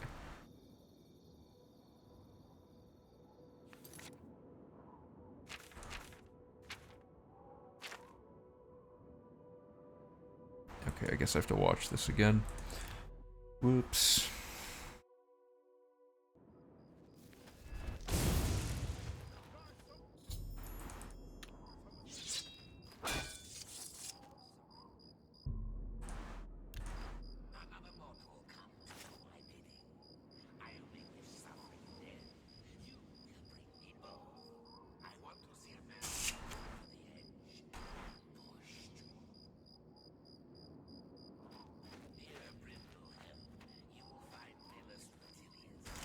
Yeah, Oblivion has a lot of little niche mechanics and stuff, yeah.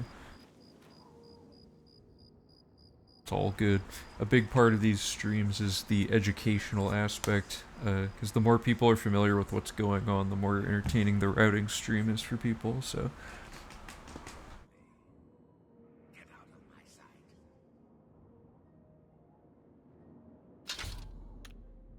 Okay.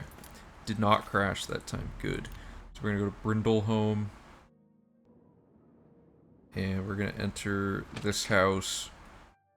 And there's Nirnroot right here. And that should be the last one. 306 Nirnroots found. Okay. And then there, thank you. And then there's the Black Arrow V1 here. Oh yeah, it's the Black Arrow, so it's under T.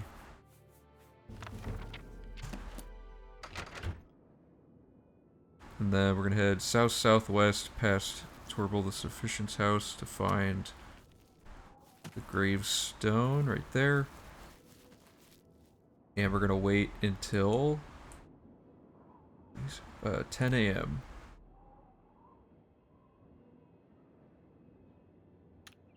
So he should be here.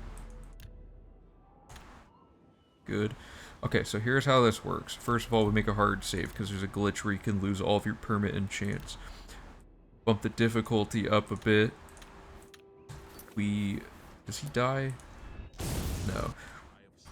Oh, okay.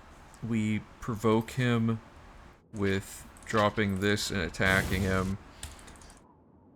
He'll pick this up. He'll start attacking us.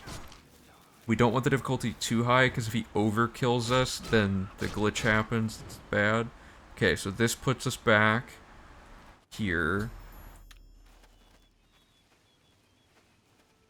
And we're going to check to make sure we didn't lose our permanent speed. Good, and then we start this.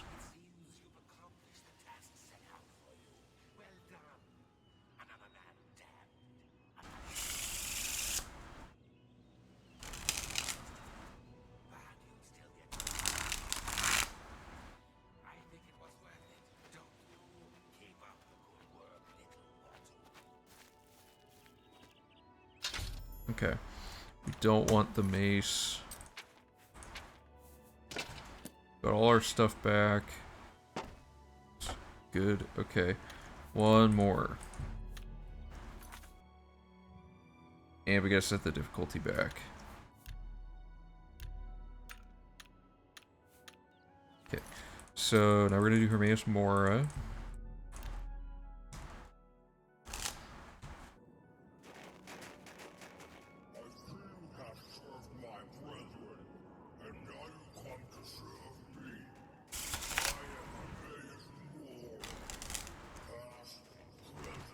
Yeah, this is the worst voice acting of any of the shrines, by far. It's like, I don't get why he talked that weird when he did it.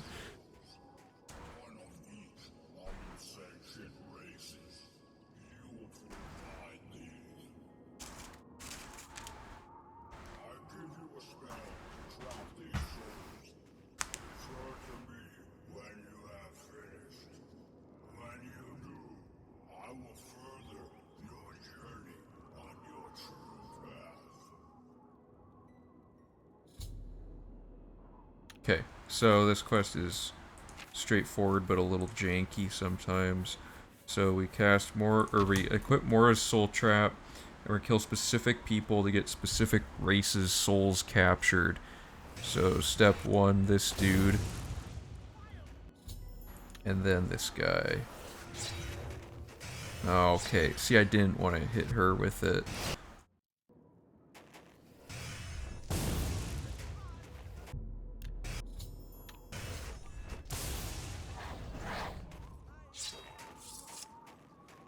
Guess I did it too fast. See, there's a little bit of jank here.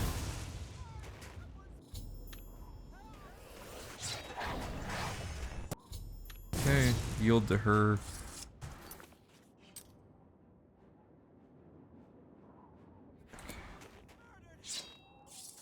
Okay, so fast travel to Namira.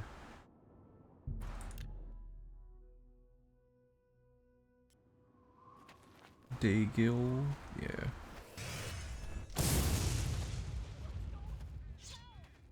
That went through her. Oh my god, please. This quest just kind of sucks sometimes. If people are sitting down, the spell goes through them, apparently. I guess that's a thing most of the time, though. Yeah, see how she's not purple? That time it worked. If you fast travel quick enough, they'll, they won't get mad at you. So now we're gonna go to Nocturnal.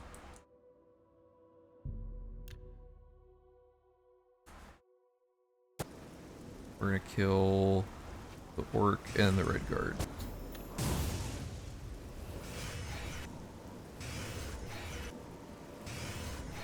None of those hit. Dude, get out of that animation. There we go.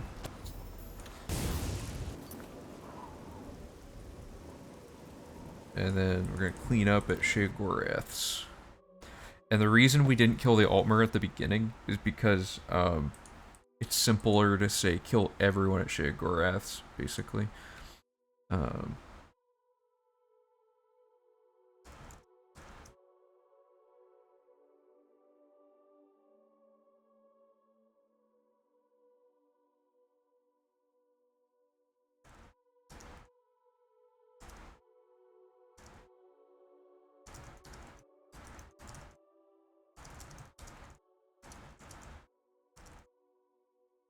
Okay, so now we're gonna kill the Argonian.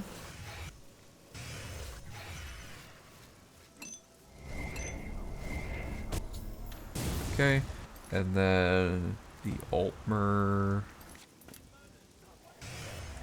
It's not the Altmer, whatever. It's just all of them.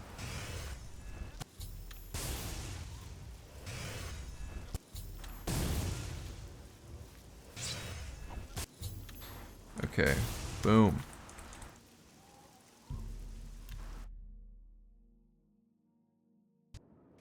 Just for testing stuff, I will make a save before Ogma, so that if we need to revisit the idea of getting multiple books from him somehow, we could do that.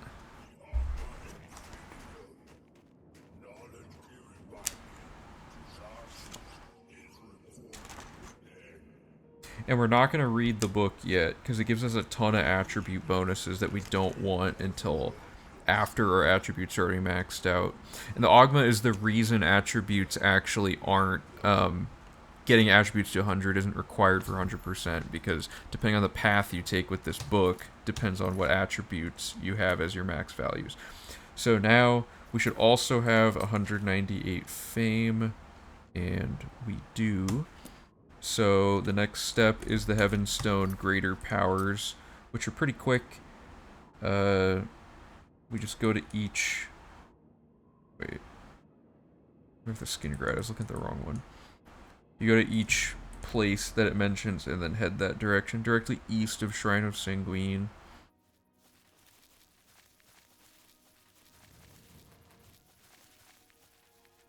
So it's that one down there.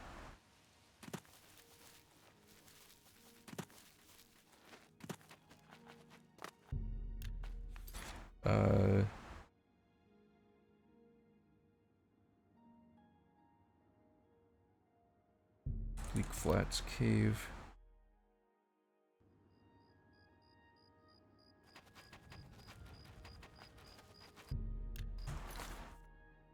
East of Anvil. East-southeast of Troll Candle Camp. I'm as famous as I possibly can be.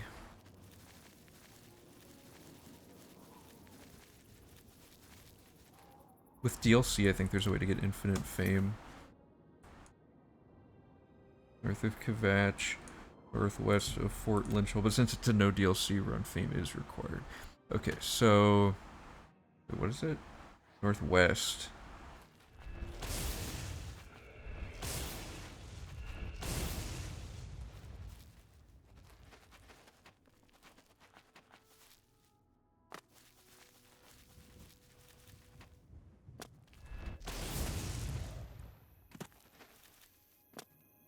There we go.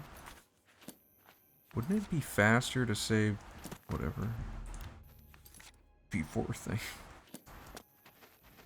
It's downhill. Okay. Directly east of Haunted Mine.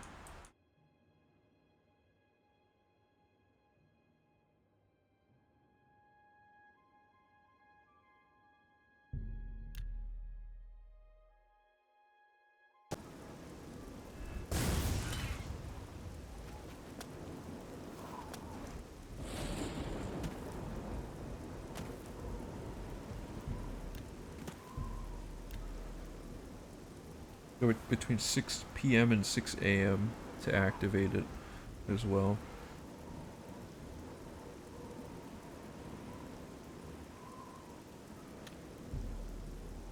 Okay. Then north of Talep.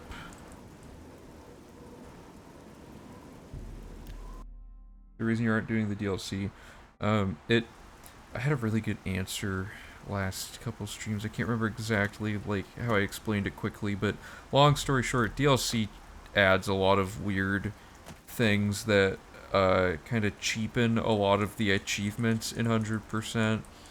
A lot of people aren't familiar with most of the DLC. They only want to really see Shivering Isles and Knights of the Nine.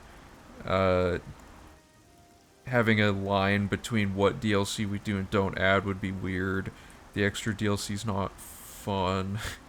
It's less accessible because not everyone can acquire the DLC super easily, depending on what platform they play on and stuff. There's a few reasons.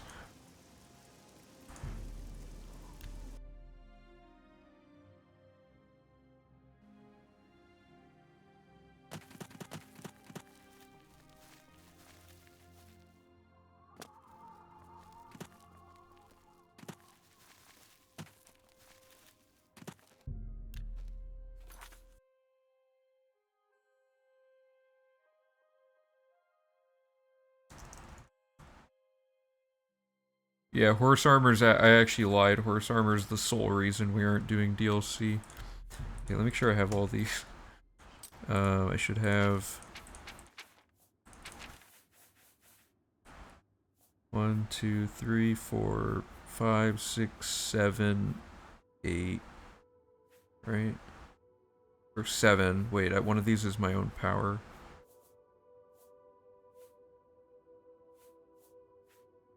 Oh yeah, Void Seed isn't one of them. 1, 2, 3, 4, 5, 6, 7. Plus Pilgrim's Grace, 8. Done. Okay, so... Did I already save? Yeah, whatever. Okay, so that was a lot of stuff. Let me... Let me go over here. The data is going to be a little... Because usually I like to see how long it took me to do it on my own versus when we did the run. But, in this case, it's going to be a lot slower because all we did was these 2 splits, which in an actual run take 2.5 hours, and it took 6.5 hours because of all the debugging and stuff that I had to do. So, well, this 2.5 hours. But yeah, that went really well in terms of the routing and everything. We're really close to finishing the fiscal. Oh, I got to do the checklist. Sorry. Let me check everything off to catch us up. No, this route's not slower. Okay, so we did Azura. Where am I? Okay. Meridia. And there's extra objectives, so I'm just... Okay, so Nocturnal and Periite. Namira and Malakath.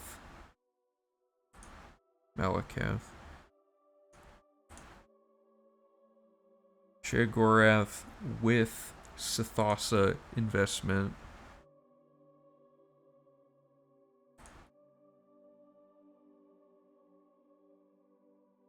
Vermina and Red... Oh, there's a typo here. And Red Pal Volume 1. What did I just say? Vermina, yeah.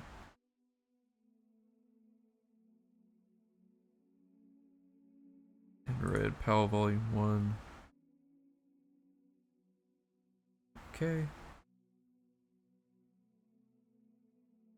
Oh, and I'll make a little note here. You can now safely... Oops. Max out illusion. Which reminds me, we did do that already, so illusion is now checked off. Bothia, we just did with no extra objective. Piercine was normal. The follow, we invested in Kirsten. Molag Ball, we did a few things. So we did the actual quest. We did conjuration training, because we killed that guy. We read the Black Arrow V1. And we got all the Nern route.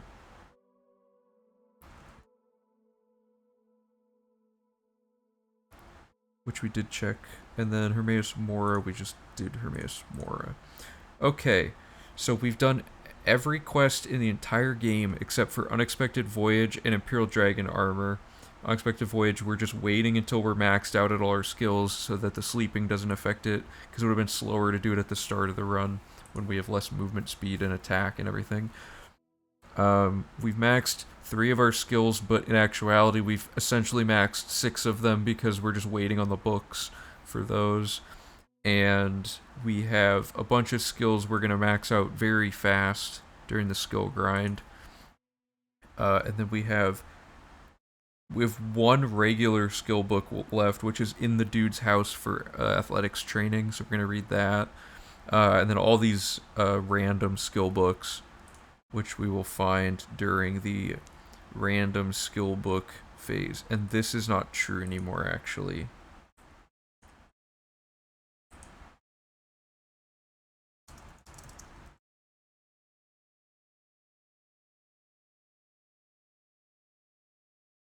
Because there's 1 book down here now. Okay, and then we're going to invest in this guy when we buy training, and we're going to invest in Ormil during the quest for Unexpected Voyage. Oh, and then we got these. And we have all the fame.